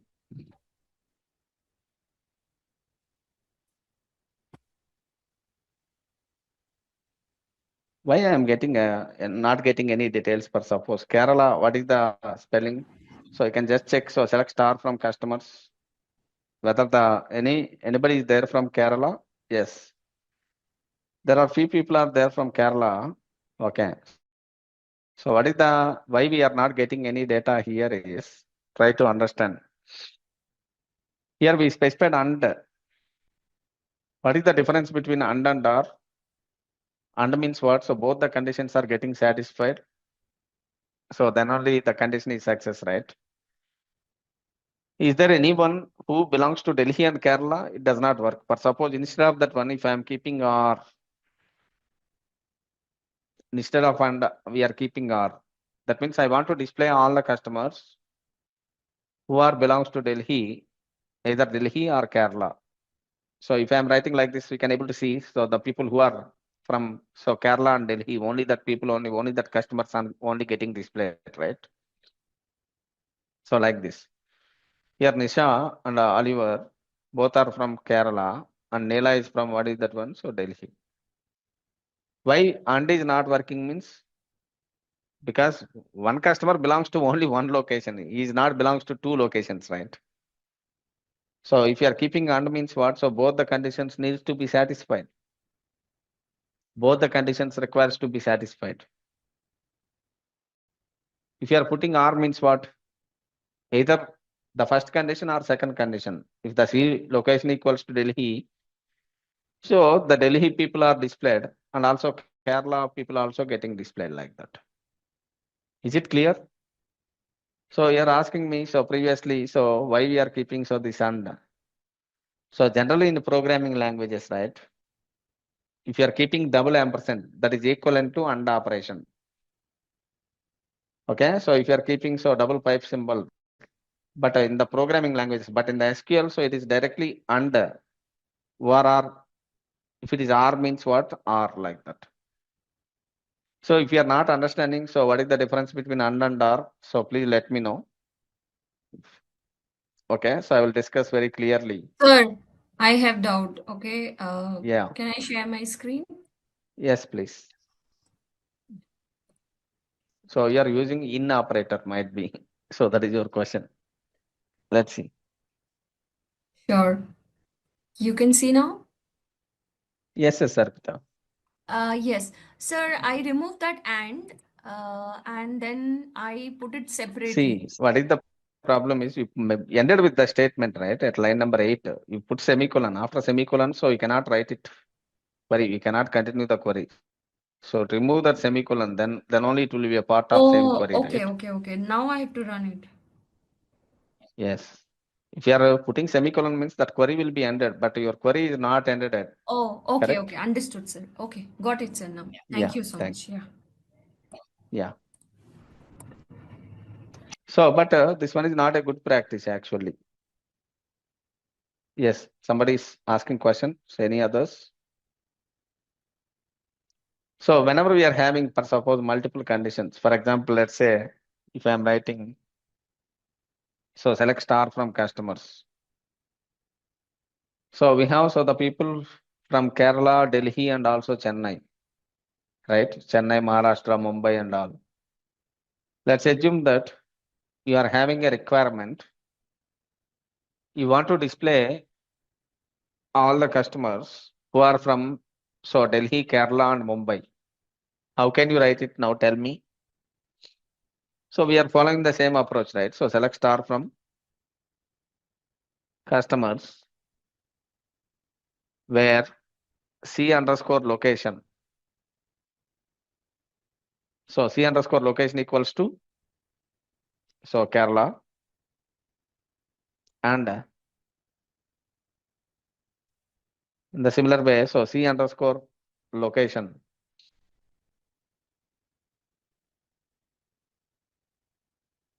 So equals to Mumbai. Again, we are writing what is that one? So R. Don't write it and. And means what? All conditions needs to be satisfied. So that's why. So what is the operator we are using here? R operator. R. So here also we have to specify R. So C underscore location. So equals to what is that one? So Chennai.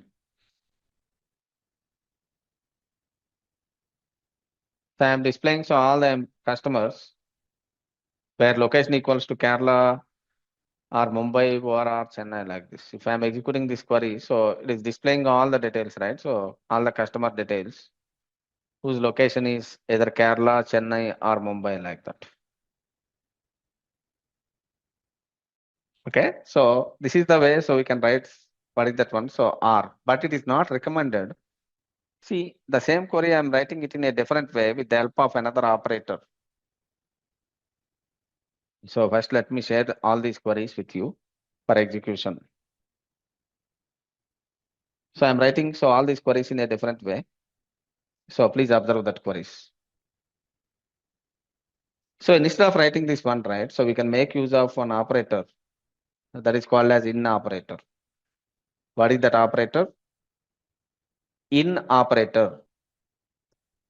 In and also not in. So there are two operators we have, in and not in. So basically this in operator is mainly for working with list of values. So if you are working with so the list of values, so then we can go for in operator, right? So you can go for Sir, so where in were operator. you writing? Sorry, could you please repeat it? Sir, your Sir, screen actually, is stuck actually. Yeah, if you're writing. Now could you please check it out? Now it is visible. Sir, your screen is visible, but it is stuck. Looks like if you are writing something, it is stuck. We can't see any movement. Okay, Sir, you can reshare it. 1 second.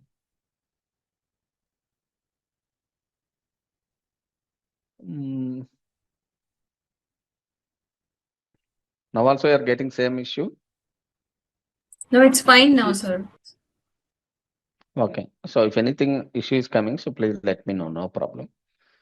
So if you want to work with what is that one, so the list of values, right? So we can go with what is that one, so in operator.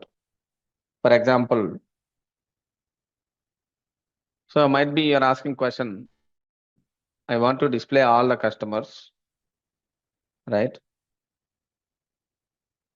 I want to display all customers in Chennai, Mumbai, and also Kerala. So previously you written query in a different way. So now we can write, make use of what is that one? So in operator, right? So we can write it. So select star from. So customers.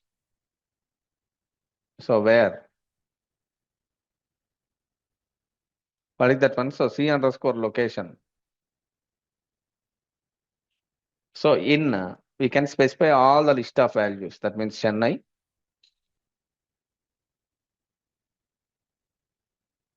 And also Mumbai. And also as well as what is that one? So the Kerala like this.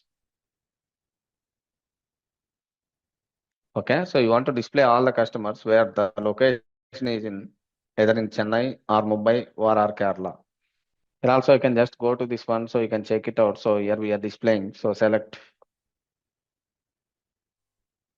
So star from. So customers where. So C underscore location in. So we are specifying so Chennai.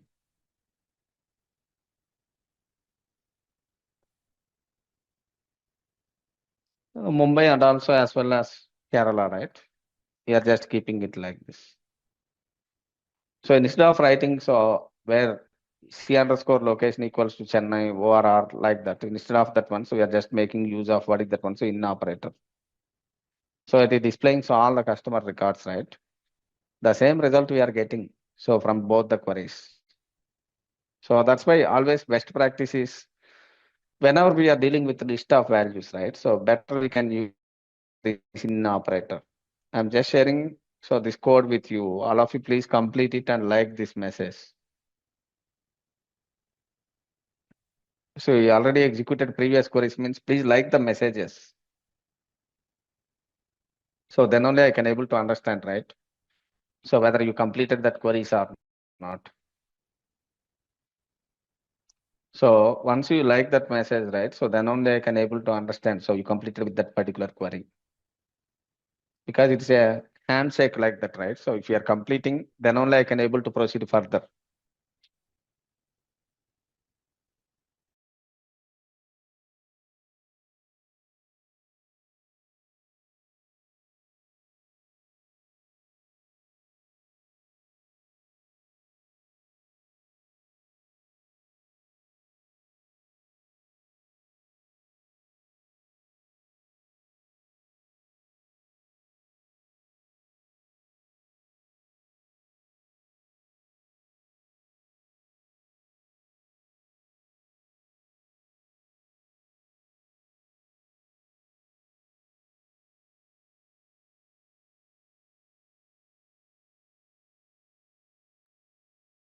I can see so 6 members completed. So requesting remaining all of you. So if you are facing any issues, please let me know. Because this is super important. So these queries we must execute. Without executing these queries, right? We cannot perform any operation in upcoming sessions because if you are going for next module, might be you are working with Power BI or some other tools. We need to get the data from SQL databases and we need to change the data according to your requirement, right? In such cases, so you must be very good in what is that one, so writing select queries. That's why I'm giving, so I'm repeating, keep on repeating. So please execute from your end. Don't sit ideal.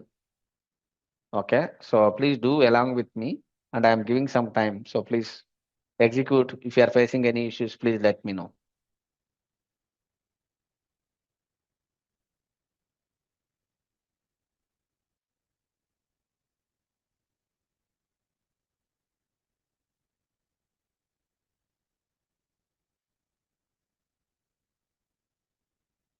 Okay, so almost 9 members only completed. I'm just checking. So all of you, right? So there are 28 members.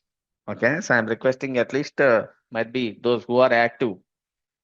Once you completed with the task, so please like that message, then I can proceed further. So now I am giving one task for you. Could you please complete this task as well? I want to display all the customers who are not belongs to Chennai and Mumbai. So this is my question. So I want to display all the customers who are not belongs to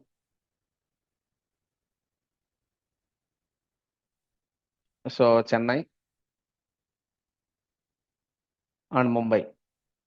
Could you please write that query and type it in the chat? Paste it in the chat. I want to display only the customers.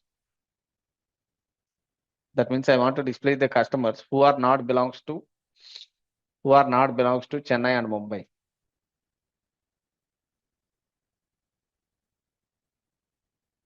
So please check that query and execute that query and paste it in the chat.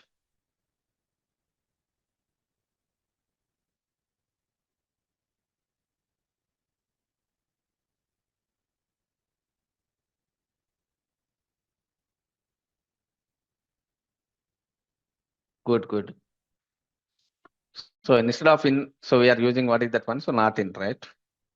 Okay. So we have some other operators. Up to now, we discussed about what are the operators.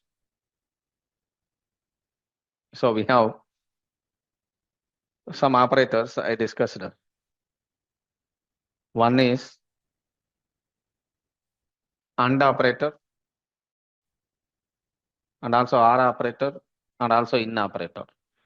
So like that we have so greater than. So greater than or equals to. Right? So greater than or equals to.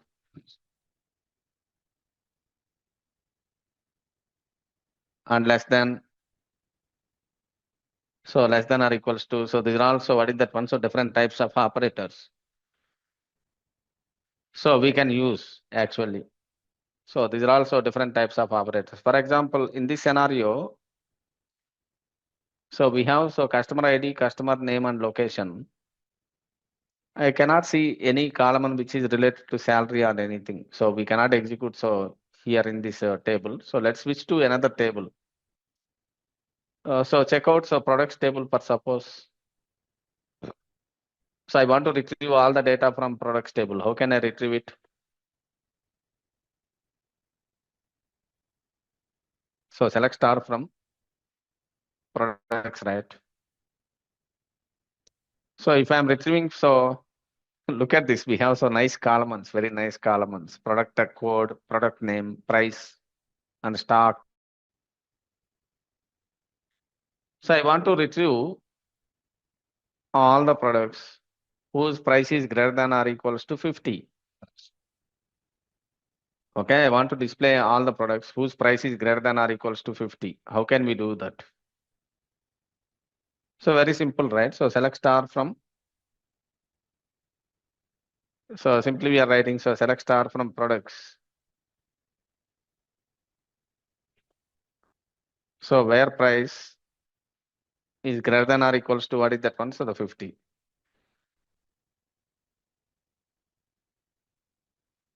So it will display so all the products, right? So whose price is greater than or equals to what is that one? So the 50 like that. It is displaying all the products whose price is greater than or equals to 50. So we are getting so 50, 198, so 105. We are getting all these things, right? In the similar way, for suppose I want to display all the products whose price is greater than or equals to 50 and less than or equals to 100. How can I write it? Sir, in this case, why we have not written it as P underscore price? Because the column name is only See, the price. column That's and the name is reason. clearly saying, right? Oh, okay, Yes. okay. Based upon the Okay. column and name only, right? So we are not using any our own names. Okay. So the actual column and name, what is the column and name actually? So the price, correct? So the same name I am using it here. So now I want to display all the products whose price is greater than or equals to 50 and less than or equals to 100. How can I write it? So select start from products. So where price is greater than or equals to 50 and price, so less than or equals to what is that one? 100.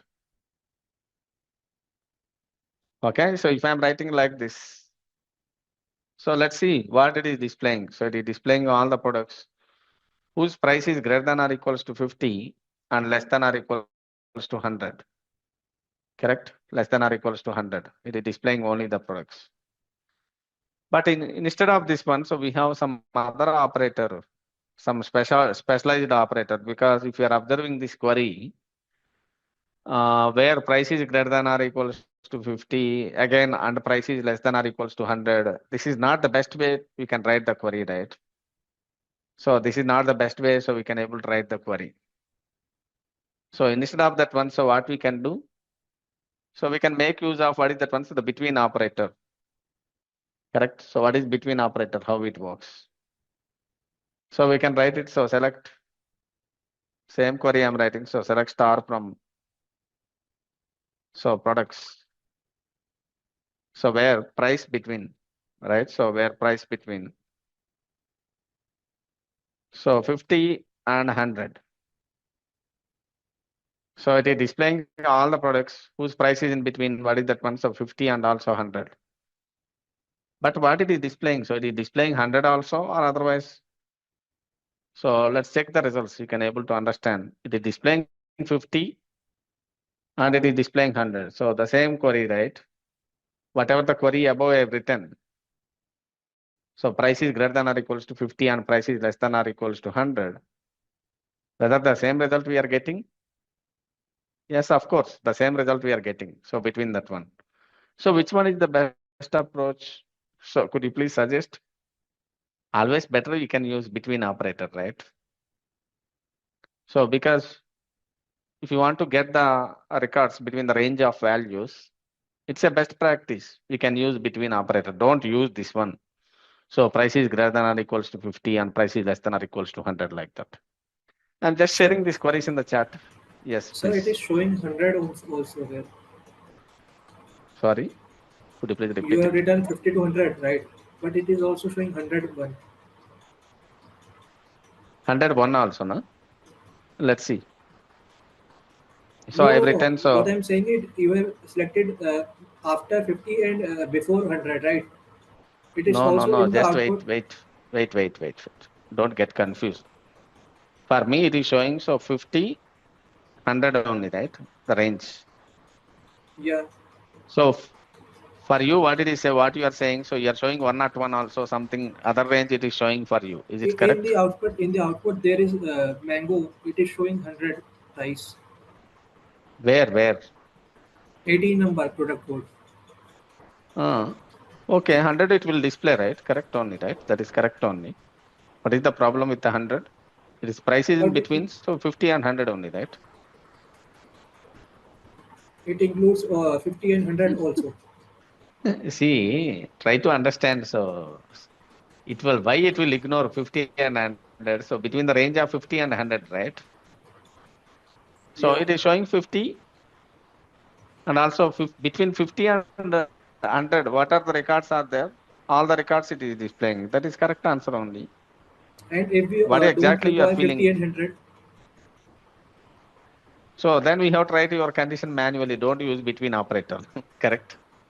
yeah, For that's example, my if you question. don't want, so price is greater than or equals to 50, price is less than 100 means what?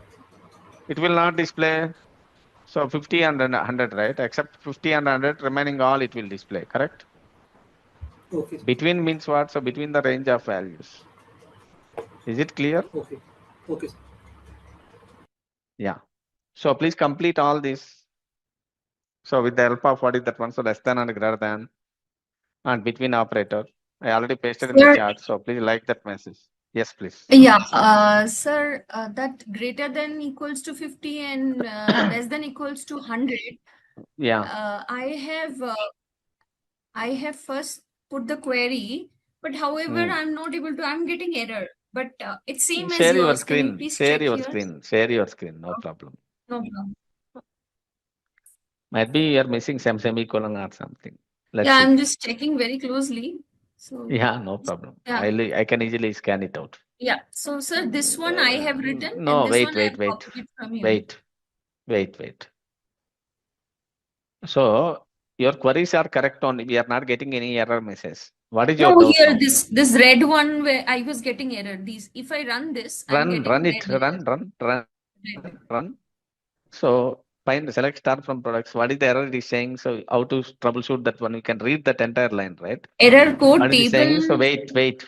Just read it. You can understand. Products does not exist. The table does not exist. It is saying correct.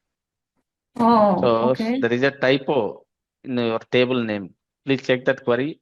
So the table name products, there is a typo, right? PRODUCTS. Oh, okay. You Okay, understand, right? spelling mistake. Mm. Products. Oh, so sorry, sir. Thank you so much. No. We have to get the errors. That is the correct. Because Okay. error, I'm Then not able to understand actually the error codes, what they see, are the writing. problem is you are new to this area, right? You are new, not new. Might be worked in some other programming languages, but you are new to this area. First, we have to identify what is the, if any problem is coming in real life also, what we have to do. What problem first, correct? What is the problem? So first you have to identify what the problem, what is the resolution next. So you are not thinking about what is the problem we are getting. You are just looking into the red color error. But what is the error we are getting? Always that is important. So please remember. Got it? Okay. Yeah. Sure, sir. Thank you so much. Yeah. This is super important, all of you. Please remember, if you are getting any problem, right? So what is the problem you are getting? Without understanding that problem, we cannot identify the solution. For suppose you are going to regularly office, for suppose there is some problem with your colleague or some problem with your manager or some problem with you, you have to identify, right? What is the problem and all. So in the similar way, if you are working with any query or anything, right? Any program or anything, first look into the errors. What exactly the error? Sure, Okay. sir. Sure. And this is my first Yeah. time I'm learning coding. So Yes. I understand. So, but I have to, as a trainer, I have to give very good guidelines for you. sure, sir. Okay, that's Sure, it. sir. Definitely. Yeah. Okay. We discussed about what is that one. So the between operator. So now tell me, we have another one. So what is that one? So I want to display all the products whose stock is greater than 20. How can I write it? I am not writing. I am just giving work for you. So please type it in the chat. So I want to display all the products. So I want to display all the products whose stock is greater than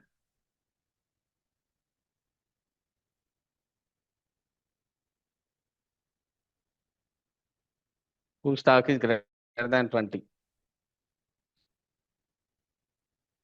So just display all the products whose stock is greater than 20. So please write the query and complete the query and let me know in the chat. In the similar way, I want to display all the products whose stock is greater than 20 and less than 35. So greater than 20 and less than 35. I want to display all the products whose stock is greater than 20 and less than 35, like that. So please check it out, all those things.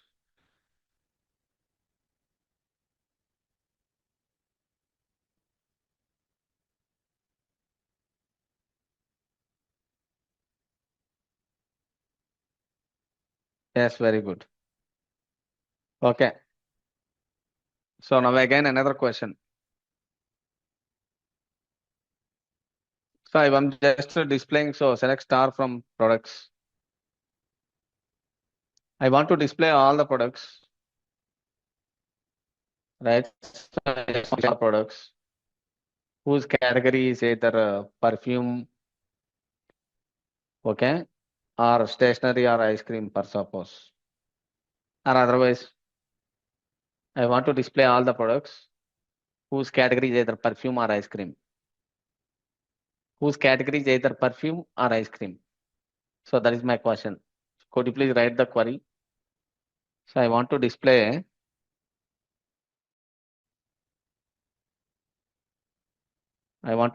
so all the products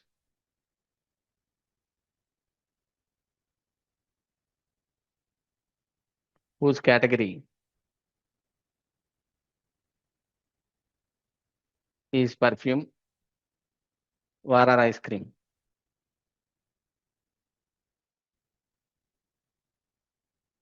Okay, so that is my question. So you can just write the query for that one.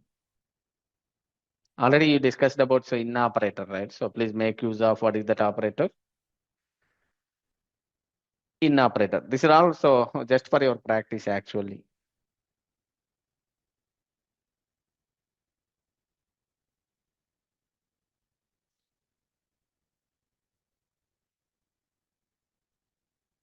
So can you please show the questions once again, that page? Yeah. So I'm just sharing so the questions. So you can just look into this question and answer that query.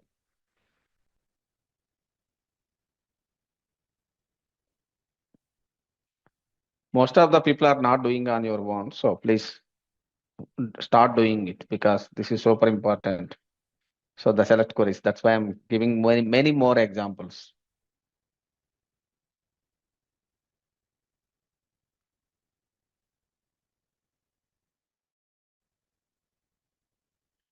Is it okay, Arpita?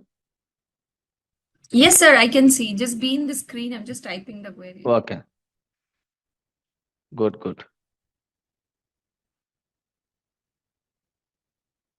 Very good. Okay, so now I'm just giving some complicated query. All of you get ready.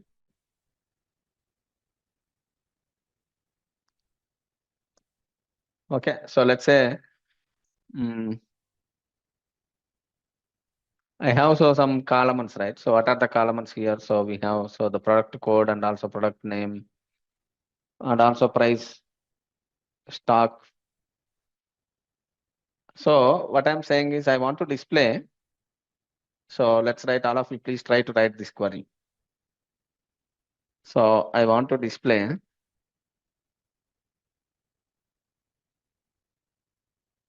all the products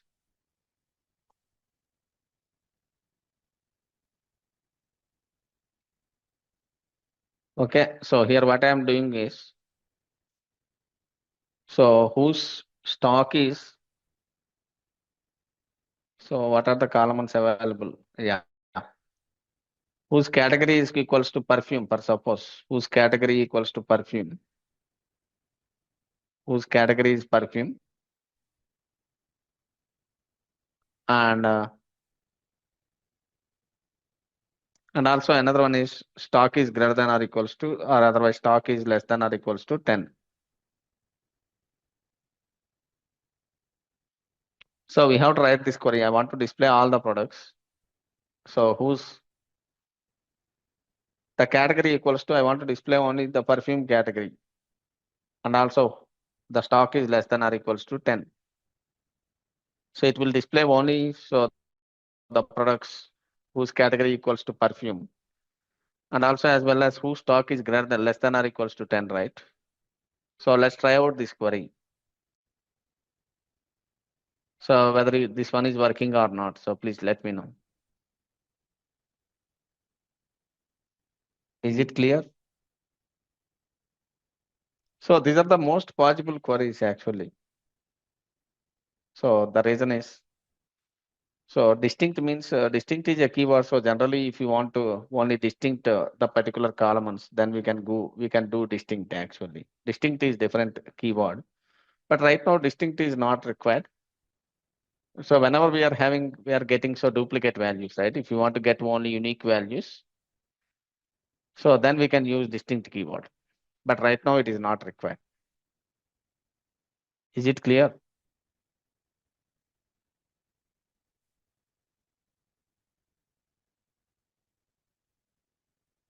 Okay. So right now, so we cannot do any miracles with this existing table because we have so only few columns. Okay, another query. Let me write it to another query. I want to count all the products whose category equals to perfume. Okay, so I just want to count how many products are belongs to the perfume category. Correct? So it's a good question because if you are doing some analytics, you just want to count. So how many products belongs to perfume and how many products belongs to ice cream and all. So in such cases, we can make use of what is that one, so the count function. I'm just writing so the count of star, right? So count of star from products where so category equals to, right? So category equals to perfume. I'm just keeping so category equals to perfume. Perfume I am keeping within the single quotations. So what it will do, it is just counting so all the products whose category equals to perfume like that. So you can just run this query. So how many products are there belongs to the perfume category? Of course, there are 4 products. So that are belongs to the perfume category. So I am just asking question now. So you have to count that particular products, but suppose, let's see here what I am writing is, I want to count, I want to get the count. So get the count of products.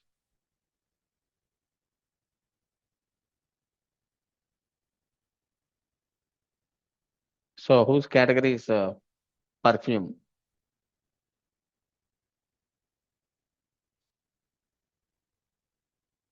And also stock is less than or equals to, what is that one? So 10 per suppose. So just check it out. So I just want to display all the products whose category is perfume and whose stock is less than or equals to 10. How can we write it? Sir, on the third question, I got stuck.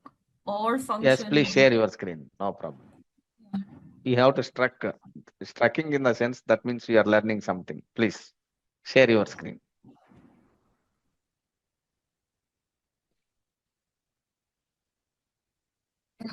You can see, sir. Select star from products where category equals to perfume. We have to keep it within the single quotations, right? Oh, right. Okay. Again,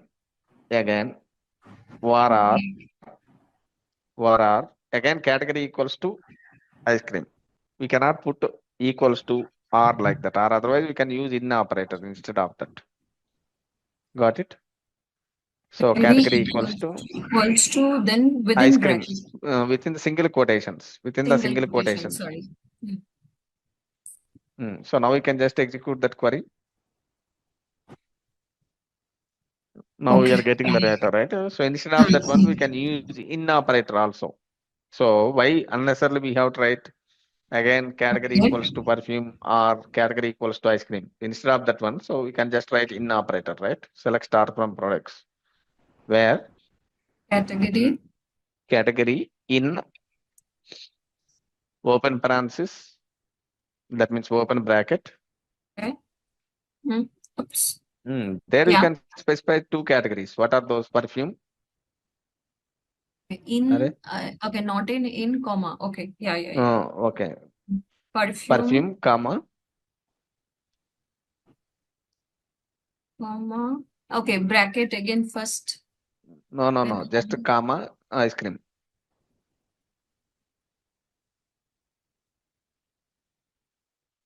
So close that bracket.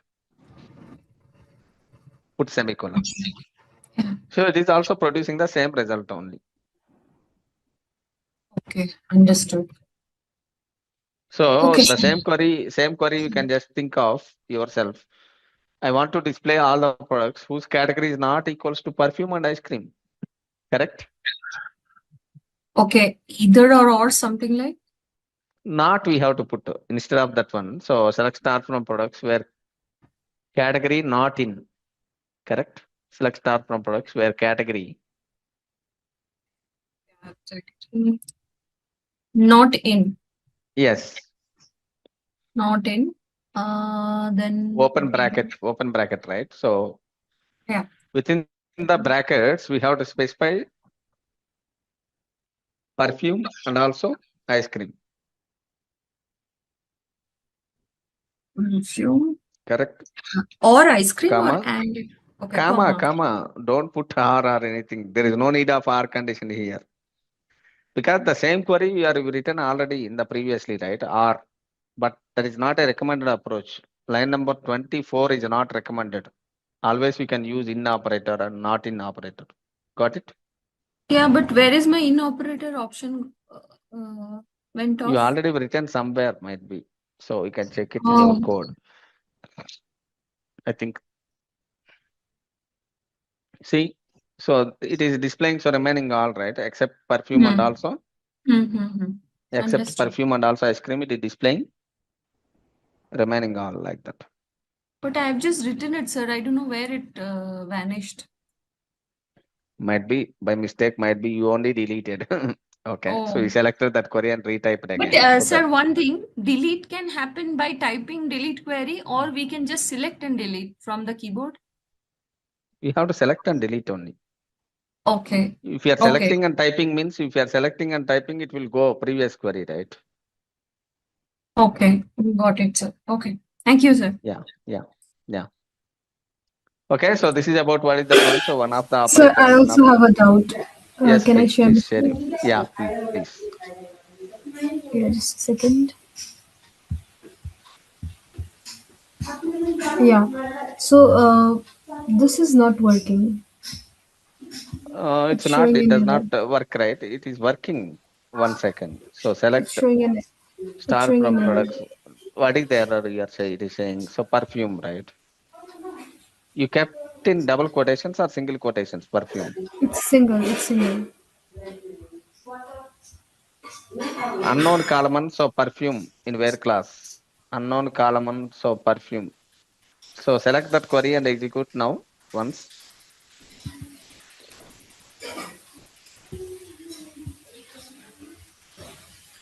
Wait. Unknown column.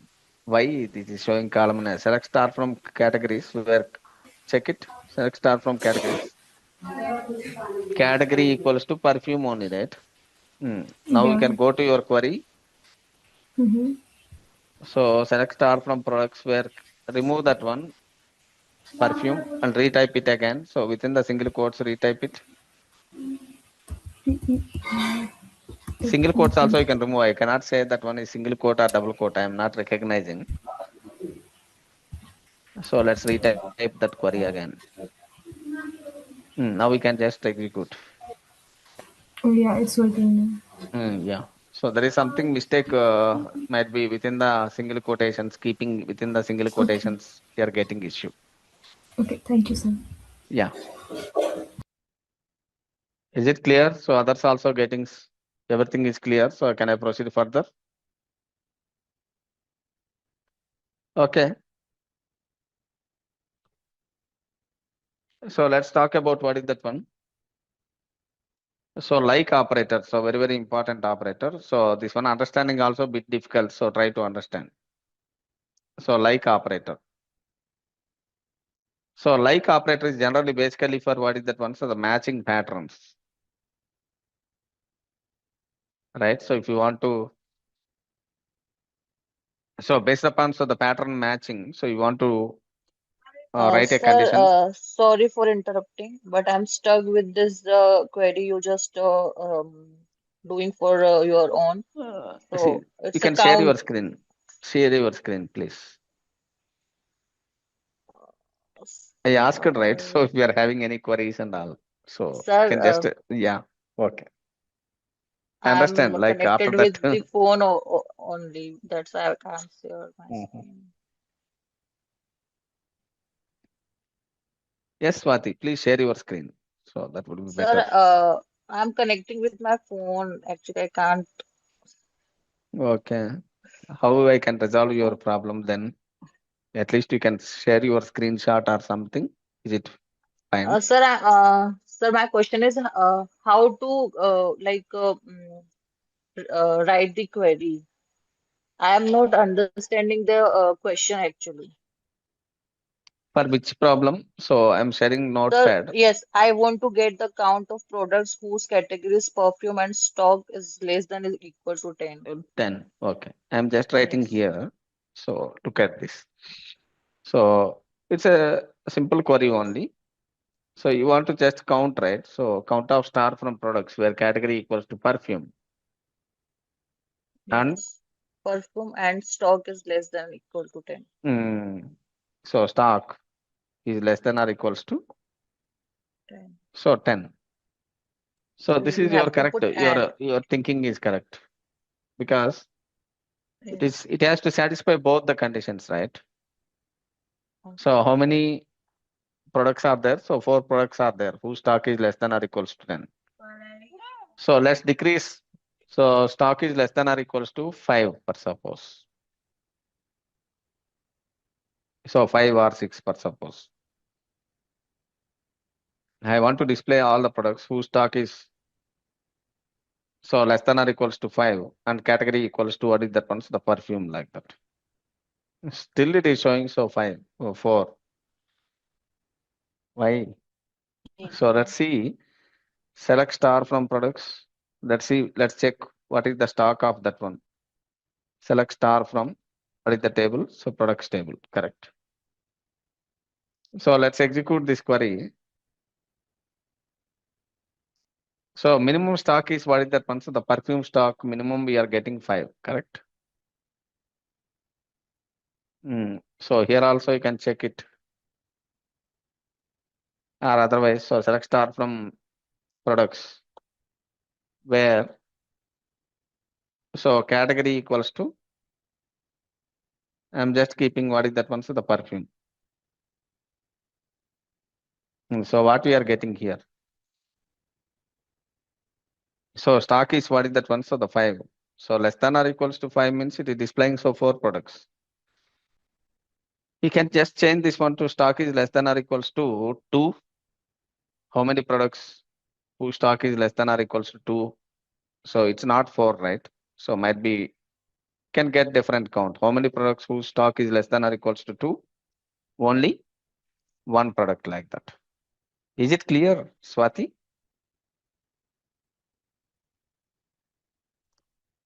I think I cannot, I'm not getting the response. Is it clear, Swati? Yes, sir. Yes, sir. Yeah, Thank you. okay. Sir, I have also one Mm, query in the same query. If we want to like show the in the category list, show the product's name, like having count greater than 2. mm. I will discuss How can about we that write? one. Yes, I will discuss about that one. That one we can write it by using group by, but still I am not Yeah, discussing yeah. group by class. I will discuss about that part whenever I am Okay. discussing group by. Okay. Okay. So first year we are completing basic operations. Today itself I will complete the group by also. So just wait for that one. Sir, the Okay. count one I did not understand. I mean, this count query. So count is a function actually, which is mainly for counting the records. So here I specified what is the conditions where category equals to perfume and stock is less than or equals to 2. That means it is displaying all the products whose category equals to perfume and stock is less than or equals to 2. How many products are having stock is less than or equals to 2 and whose category is equals to perfume means we have only one product like that. Got it? Okay, so we can change instead of perfume, we can change other name also, and that's how we Yes, can we show can the do. count like So that. for example, I am just changing the stock to stock is less than or equals to 5. So there are how many products, perfume products whose stock is less than or equals to 5 is available? How many we are getting? 4 products, right? Okay. So for example, so you can change how many products whose stock is less than or equals to 5 and whose product category is what is that one's ice cream. So you can change it, but based upon the data, whatever the data present in the table, right? So according to the data, we have to change it. So how many products are there? 0 products. 0 means what? So there is no product whose category is equals to ice cream and whose stock is less than or equals to 5. So you can change the stock, for example, so 20. So it will display all the products whose stock is less than or equals to 20, right? So even 20 also there are no products. So first we have to look into this table, then only you can able to understand. So select star from products. You can see the ice cream minimum stock is what is that one? So 21 it is showing, correct? What is that one? Yes, So sir. stock is 21. So based upon your query, right? Based upon your where condition, what is the condition you written? Based upon the conditions, we are retrieving the data. Is it clear? Or can I Yes, write? sir. Yeah, No. Yeah, sir. great. That is good actually. So all of you, I'm requesting all of you, please complete this operator. So I'm just talking about what is that operator. So like operator. This is a bit difficult to understand, but it is very, very important operator. So pattern matching is something very, very important while working with the data, right? For example, let's say in this batch, for suppose in this cohort, so there are multiple people are there. There are 20 plus members joined in this meeting. I just want to display all the employees whose name is starting with A or whose name contains some message, some character. In such cases, we can use this like operator. In like operator, whenever we are using like operator, right? So we are using so two major operators. What is that one? So first one is percentile. So percentile represents what is that one? So group of characters. And another one is what is that one? So underscore. So underscore represents what is that one? So single character. So percentile represents group of characters.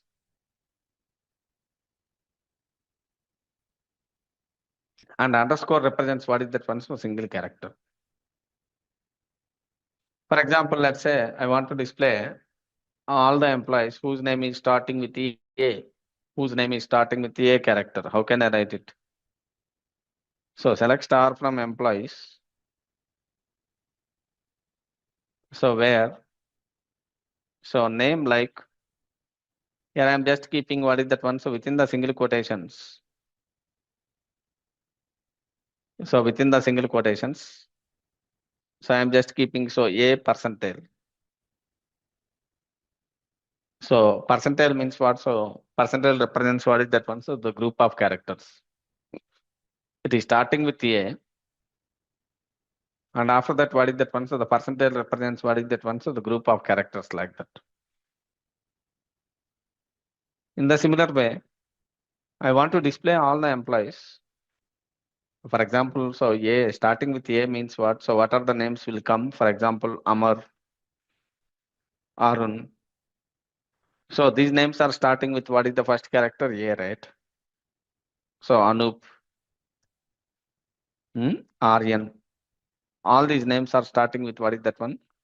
So the first character A. It is displaying, so the first character must be A. And after that, what is that one? So the group of characters.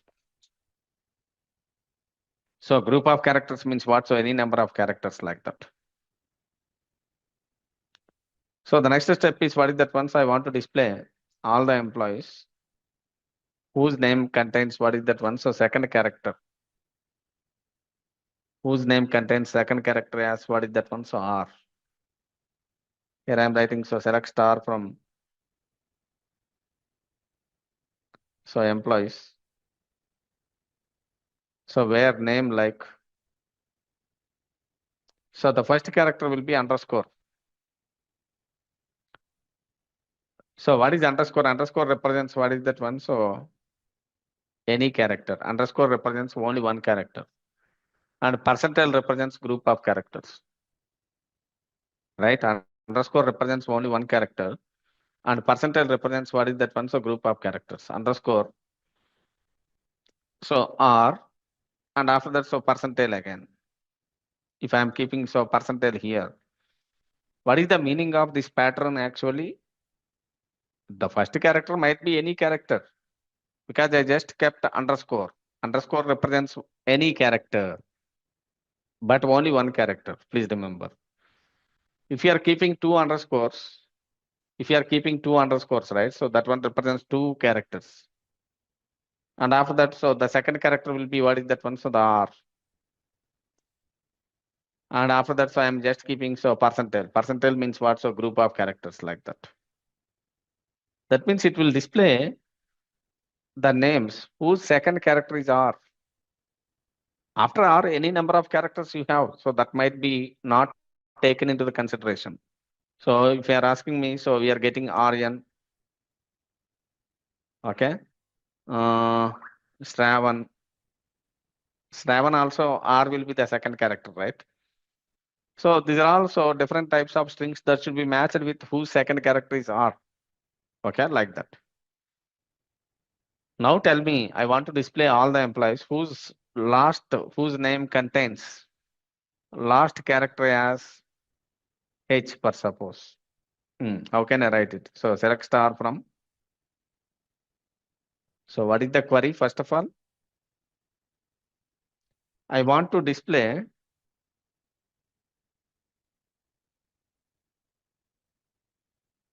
so names whose name so last character so contains what is that one? So H. Whose name last character contains what is that one? So H like that. We are just displaying like this, right? So select star from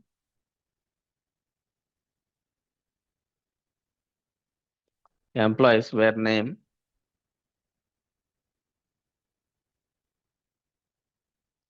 So like, so last character means what? So first any number of characters you have. So just we are putting percentile. Why I am keeping percentile here? So percentile represents group of characters, right? So that means before H we have any number of characters. So percentile represents group of characters. But what I am expecting, so the last character should be H. And also this is case sensitive. Case sensitive means what? So you are expecting, so what we can say. So the uppercase means you have to give uppercase H, or otherwise we have to give lowercase h. So this one displays all the employees, okay, whose name last character is, what is that one? H. For example, so Suresh and Sarath. Okay. So these are all right. So these are all, so different names might be starting, ending with what is the character H. So another query, for suppose I am asking. All of you are understanding, so whatever the patterns I am writing, is it clear? So do you have any questions? Is it okay, all of you? Up to now, do you have any questions? Please unmute and speak with me if you are having any questions, because this is a bit difficult to understand, right? So percentile H means what? So percentile means group of characters. H means what? So the last character might be, last character must be, what is that one? So H character. Now tell me, I want to display all the employees whose last second character is S. Okay, whose last second character. Second character is, what is that one? So S. How can we do that one? I want to display all the employees whose last second character is, what is that one? So there's like that. How can we write it? We are writing like this, right? So select star from employee. So where So name like, so first percentile. Percentile means what? So any number of characters. And yes, but this one is the last second character, right? So not last character. So that means in the last character, I am just keeping underscore. So percentile S underscore means what? Last character might be any character. I am not specifying. Last character might be anything. So that is H or anything. But from the last second character will be yes, like that. Okay, so let's execute. So by using these patterns, so we can see here. So let's apply what we learned here.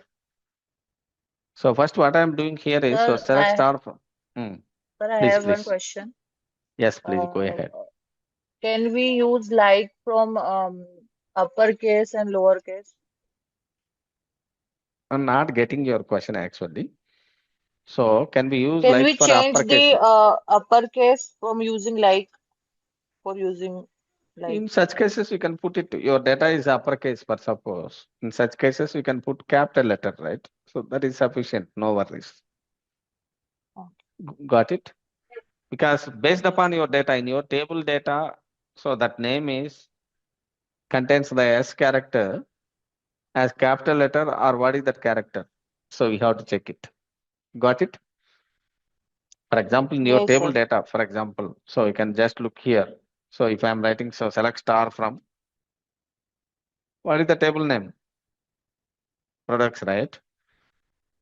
So in this products table, so first we can just look into the products data. So I cannot see any data. Why I'm getting So error? spelling mistake. So products, oh, sorry. See, I'm also making mistakes, right? This is typo. So you can execute. And we can see here, so there are so many products we have. Almost all the products are in lowercase. In such cases, we have to use lowercase only, right? Don't use uppercase. For example, here we have so the P underscore name, so pen, which contains the first character, pen, lace, these are also first character will be capital letter. How can you write the query in such cases? Select star from, tell me, select star from products, where name or P underscore name? Please tell me. So P underscore name, like, what is that? It is starting with the L character. So Comma. either I can keep lace, but suppose it is starting with lace or something. What I have to keep, capital letter or small letter in this case? Capital letter. L percentile. Because if you are observing in the data, lace is starting with what is that one? So the capital L, right? So based upon the data, what data you inserted into the table, sir based you upon the are data, right sir you are right but हमारे पास अगर कभी बहुत ज्यादा data है and उसमें भी ऐसे ही है अपर केस लोअर केस तो हम सारा डेटा कैसे देखते okay, बैठेंगे तो great, उससे great अच्छा question. हमारे पास ऐसा कुछ नहीं है कि हम जो लोअर Yes, केस में सबको अपर कर दे और जो सब लोअर है I उसको understand your सबको लोअर question. कर दे Okay, yeah, good yes question. In such cases, what we have to do, for suppose? So first we have to convert that one into lowercase, correct? For suppose. In such cases, what we are doing is, here we are writing condition, right? So where? So we can make use of some functions, lower of name or what is that column? So P underscore name, whatever it may be, you are having uppercase or lowercase, but this lower function, what it is doing, it is converting your name into what is that one? So lowercase is equals to, so within the single quotations, we can keep it. So L percentile. So because we know that is in uppercase or lowercase, we don't know what data we inserted. So, but if you are putting so lowercase L percentile, so this one works, right? But your table data cannot be changed.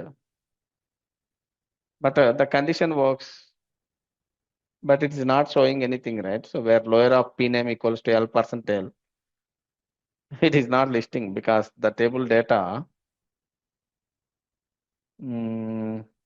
You can write it. So capital L %, it is displaying one record.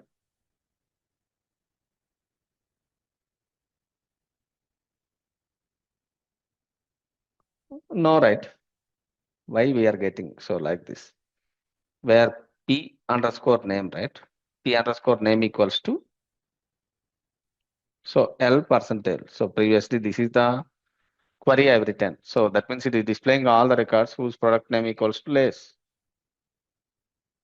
No. Let me check.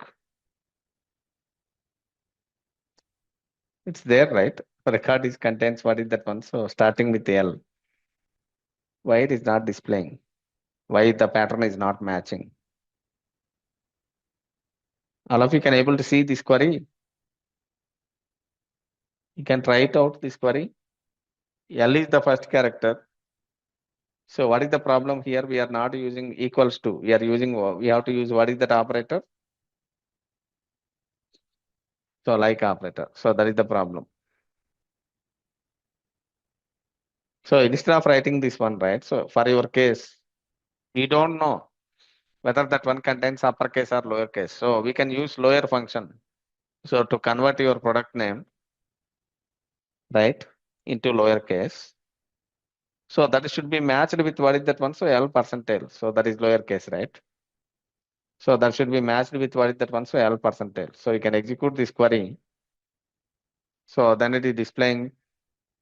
So the same result. Is it correct? I think your question is answered. You got it? I think somebody is asking this question. Sir, still I'm confused. No problem. You can tell me what is the see. You're asking, so I understand Sir, your my question. question is, can Mm. we convert all the like details, product name, lowercase or uppercase, everything? See, the table data you cannot change it. Table data will be given by the client. Try to understand. So I will tell you the That's my scenario. question, sir. Okay. That's If the my client is question. giving the data, if you are making modifications to the data, entire Yes. company, they will raise the question, right? So they will question you why you are changing the data and all. You are not having a permission itself to change the Okay. client data in real life, actually. We cannot touch, we cannot delete, we cannot modify anything. What data they Okay. are providing, we just take it and after that we can apply your transformation on the top of it. Got it? Yes, sir. Thank you. Good question, right? So I think this is also some important things we have to understand in real life. Once your client might be you're working for some bank or financial organization or anything, financial organization or healthcare organization, the project is given by the client, right? So they are providing the data. You are not having a permission to make changes to their data in the database. But for your queries, might be if you want to convert into lowercase, that is not affecting what is that one? So the database tables, right? So it will display only according to the manipulation. But we can duplicate the same data, right? So duplication in the sense, if you are duplicating the data, that does not make sense, right? So what we can say, what is the purpose of duplication? So might be there is a disaster, for suppose. Client is providing one copy to you. So regularly we are making a backup copy. What is the purpose of making backup copy? For disaster management or anything. For suppose if any disaster happens, might be we need to get that copy from some another location. You can copy the data, but again I'm repeating Brahma Reddy. So we can maintain the copy means what? Client will not allow, because if you are working for a bank, let's think yourself. So the bank will provide that data for your personal use, no, right? That means you want to maintain another copy, the bank will allow you to create a separate table and dump that existing data into another table. That is based upon the role, right? If you are working as a backup manager, for suppose, in such cases it will work. Okay, if you are working on so backup management or some other tools. But if you are working on what is that one, so some other technologies, especially so business analytics, and also you are not getting a chance to copy the data into privately, locally also. Directly we have to work on so the data provided by the client, that's all. Okay, so because client data, they will not give it to you, your personal use or personal operations or anything. That's why in Simplilearn also, right? So we are providing so the client data, but it's not exactly client data, right? So for the projects. So that means, so same different copy we are maintaining and we are providing it to you as a lab, right? So please remember that point. Client data is live data. For suppose that one contains credit card details, client personal data and all those things. How they will give it to us? It's not possible. Okay, so please remember that point. Okay, so this is about what is that one, so other operators. Any other questions? Can I proceed further by writing so this queries with the help of like operator? I'm just posting this query in the chat. So I want to display just again. So what I am doing is I'm switching to the customers table, right? So select star from.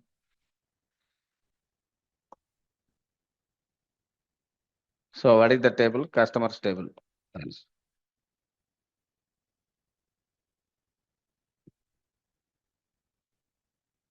So select star from customers means it is displaying all the customers table. Can you please tell me I want to display the customers whose location is starting with K? How can I display it? So I want to display all the customers whose location is starting with what is that one? So the K, character K. How can I write it? I can write it like this, right? So select star from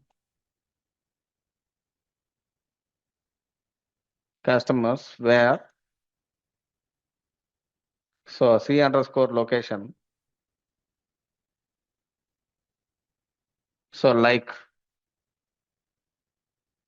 so C underscore like location like what is that one? So K percentile. So this one is displaying what is that one? So all the customers whose location is starting with what is that one? So the K, right? So let's see. I am getting error. So it is customers actually. So the table name is what is that one? So the customers. So try to execute this query. Okay, it is displaying only the customers who are belongs to the locations whose name is starting with what is that one? So the K. Okay, now tell me, you have to write the query to display all the customers. It's not case sensitive actually. So because it's case sensitive, not case sensitive. It's case sensitive. For example, if I am keeping so the K percentile capital letter for suppose, let's see. If I am putting so K capital letter, so it is displaying. So even though it is displaying all the details, that means it is not taking it as case sensitive.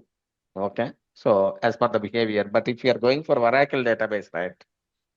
Because I am working in a company, there I am using Oracle database actually. In the Oracle database, it is case sensitive. Okay. So from database to database, might be you have to think of the behavior. So I cannot say we cannot expect so the same behavior we can expect in so other databases as well.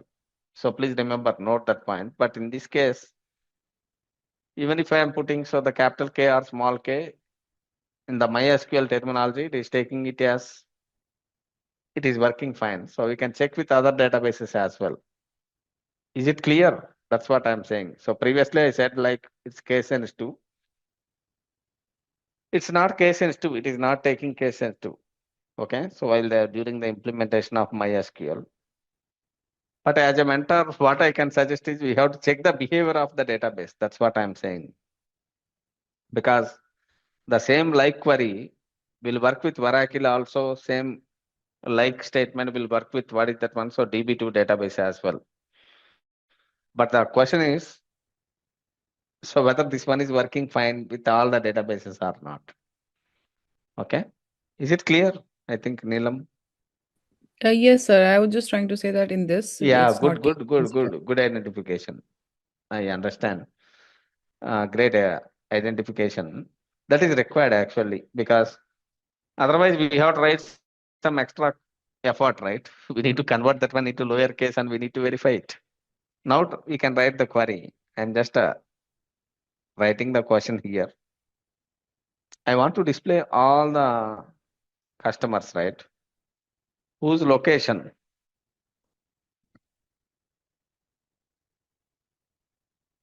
Whose location? So second character.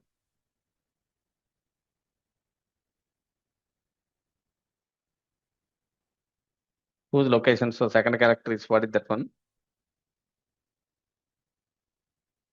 I, per suppose. How can I write it, that query? Anyone, could you please write the query and execute it? So select star from, so products, sorry, customers, right? Select star from customers. Where C underscore location. So like, so the first character will be any character, right? So that one I am just representing underscore.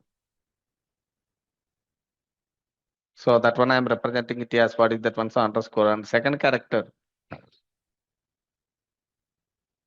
what is that one? So the second character might be, what is that one? So I. And after that, so the percentage. Percentage represents, what is that one? So the group of characters. So first character might be any character, and the second character should be I. And after that, so the group of characters. I am just executing this query. I am not getting any data.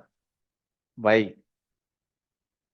So please check it. So select star from, I can say, so select star from customers.